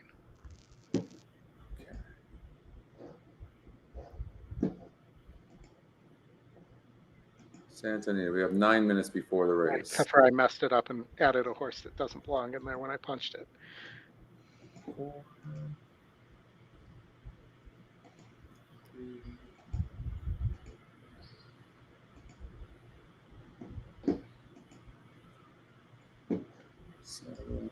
With 1.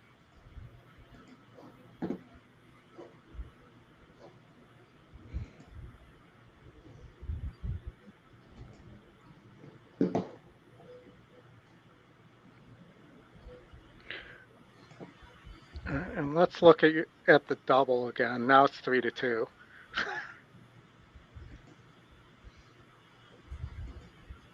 But you are getting 18-1 to the 5. If you go away from the 4, only the 4 and the 7 are really being bet in the next race.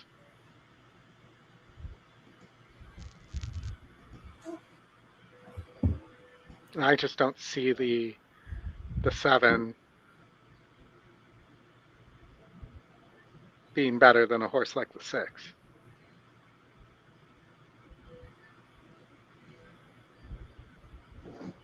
Hang the Moon. Yeah.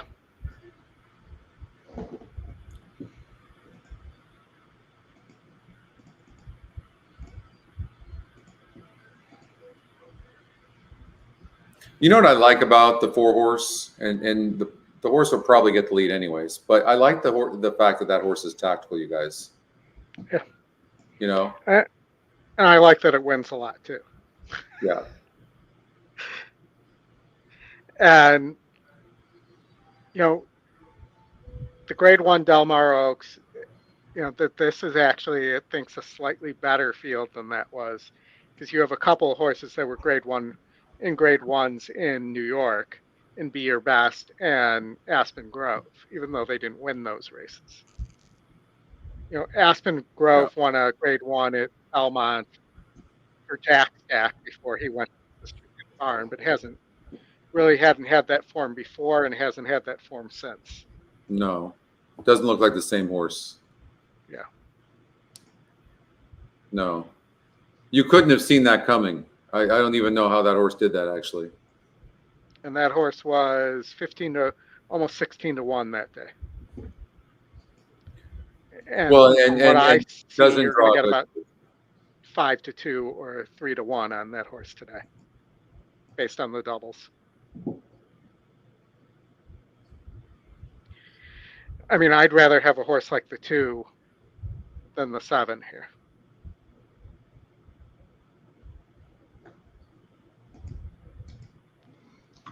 And don't sleep on the late pick 3 at Santa Anita, where you're going to get in a $5 base, and you got $5 doubles in the last as well. So I will definitely be asleep by the time the $3 pick 3 starts. Did you see what that paid last Saturday? A ton. 9,000, I think. Is that what it was? Mm-hmm. Yeah. Yeah. I just got my wagers in here. Santa Anita. I'm doing 2 pick 4s and a pick 3. Pick 3 is 3-4 1-3-5-7. That's at a $25 base. A 3-4 1-3-5-7 and 11 at a $40 base, and 3-4-3 4-11, which is a $200 wager. So I'm all in here. Well, and I keep watching that double, because if that double gets to 2 or 3-1, don't you have to hammer it there? Yeah, you do.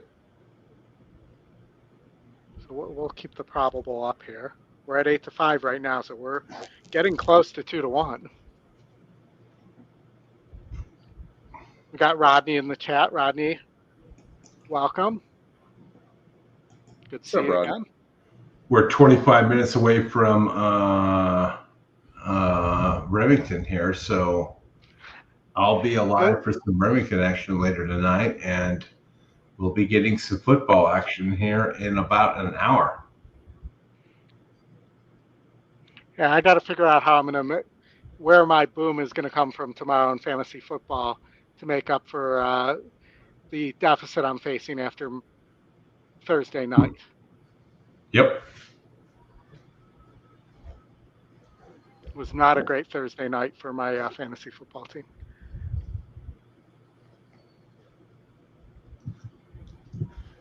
All right. We are. Can we take a look at the horses on the track maybe here? Yeah, let's do that. Let me get Sorry, it up. guys, I'm putting in my plays right now.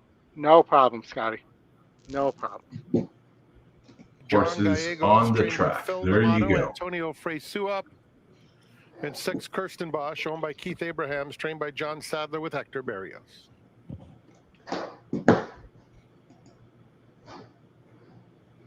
Hector and his Berrios. Thanks for joining, Scotty. Always happy to have you on the Stretch Run show for sure. So, Scotty, anything you want to talk about in terms of new things or things we're doing that's coming to EE since we have you on? Put you on the spot? Sure, no problem. I would say probably within the next 3 months, we'll have race replays and live streaming on the site. Within probably the next 3 to 4 months, we're going to have an all new Handy View. We'll have that. It's really neat, really neat. It's amazing. Yeah, you showed it us the mock-up. We're even making it even simpler, but it's going to do a lot more. We're improving the GSR, if you can imagine that, but we're improving that. What else are we doing? Anything you can think of that I haven't brought up? There's a lot of going on for Breeders' Cup to make sure that the site is super stable. We're doing a lot of infrastructure work to the site. That's really what the focus has been the last 4 months, is making sure that we can handle 10 times the amount of people and that the site is stable. And the other thing that should be all worked out here in the next few weeks, I'm crossing my fingers, but the team is pretty confident that everything to do with Tote is going to update super fast, whether it's upcoming races, live odds, late changes, things like that. They're going to be updated really quick. Sometime next year, I'm going to guess at the end of next year, we will have foreign races. Scotty, how about miles per hour? So miles per hour is, I'm surprised it's pretty accurate. The other thing is we can predict race time now within like 2%. But I want it to be better than that. Chillingsworth Stakes here at 6.5 furlongs on the main track. But that's coming as well. Internal fractions we're going to do. We're going to give you guys internal fractions. So you're going to get times. We're going to give you times. We're going to give you internal fractions. Oh, another thing coming is we're going to give you the ability to see horses that have faced each other in the past. So you'll be able to see all that. You'll be able to see the top 3 finishers in each race. You're going to get call times and internal fractions on the past performance line on Handy View as well. When she gets on the racetrack in the afternoon, thank you, Dave, very much. How much talent she has. It's neat because it's really cool to release stuff to the community and have everybody be pumped. Go against it's just our job, guys, is to give the tools to everybody, and then may the best handicapper win. You know, and also create a quality of life, right? To be able to enjoy horse racing without being a slave to it. That's super important. Number 5, One Magic Filly, and the number 3. And also, guys, make sure, to everybody who's still hanging out here, make sure you tell your friends to subscribe, because if you subscribe now and do the monthly subscription, you get everything for the Breeders' Cup. You get the Bruno Works. Yeah, that's a good point, Oldy. Yeah, I mean, that's true. So if you have a yearly or you have the unlimited monthly, then you don't pay the surcharge, if you will, for Breeders' Cup. Yeah, so now's the time to do it. Because you get all the stakes races leading up to that, and then you get the Breeders' Cup, which is going to be amazing. And it is. I think this year we're going to see a lot more prices than we saw last year at Del Mar too, just based on a lot of the Japanese horses coming in, a much bigger contingent that I think, especially on the turf, the Europeans won't be able to just dominate. Yeah. Yep. Guys, if you're the jockey here, let me pose something to you. If you're the jockey on One Magic Filly, so if you're Antonio Fresu, are you chasing Sweet Azteca, or are you literally running to get second?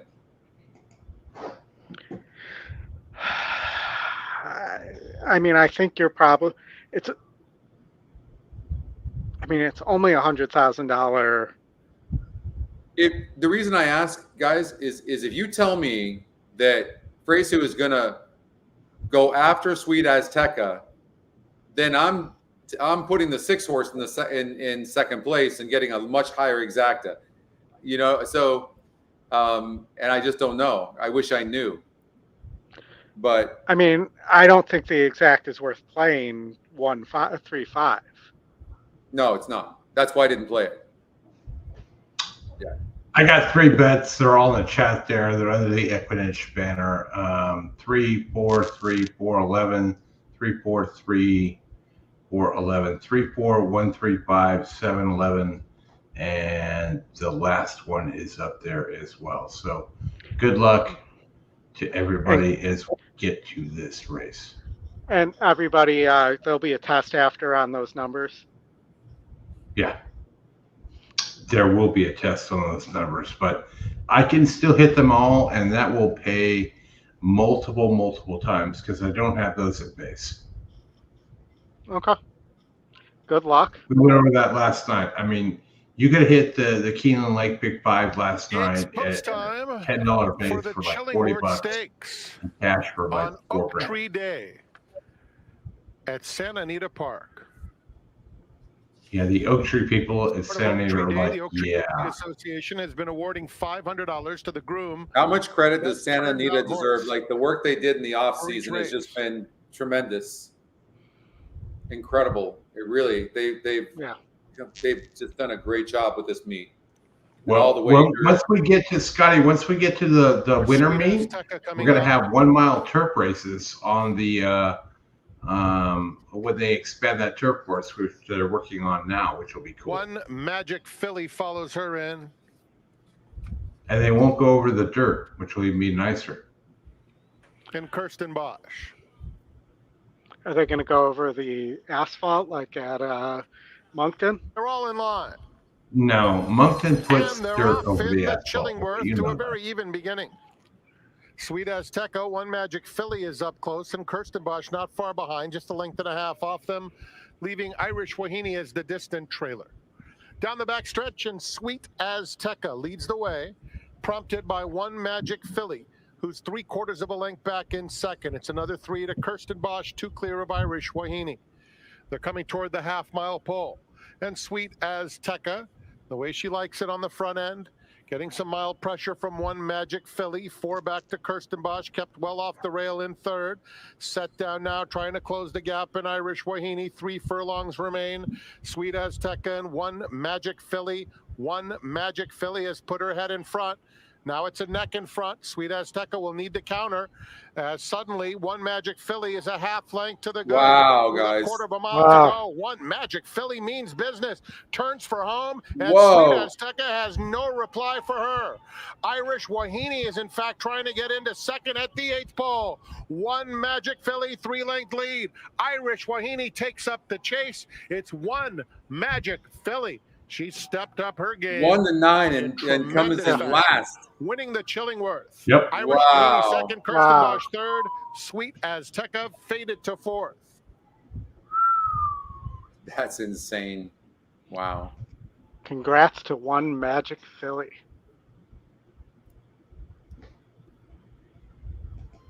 Whoa. Thank you, Dave. Definitely.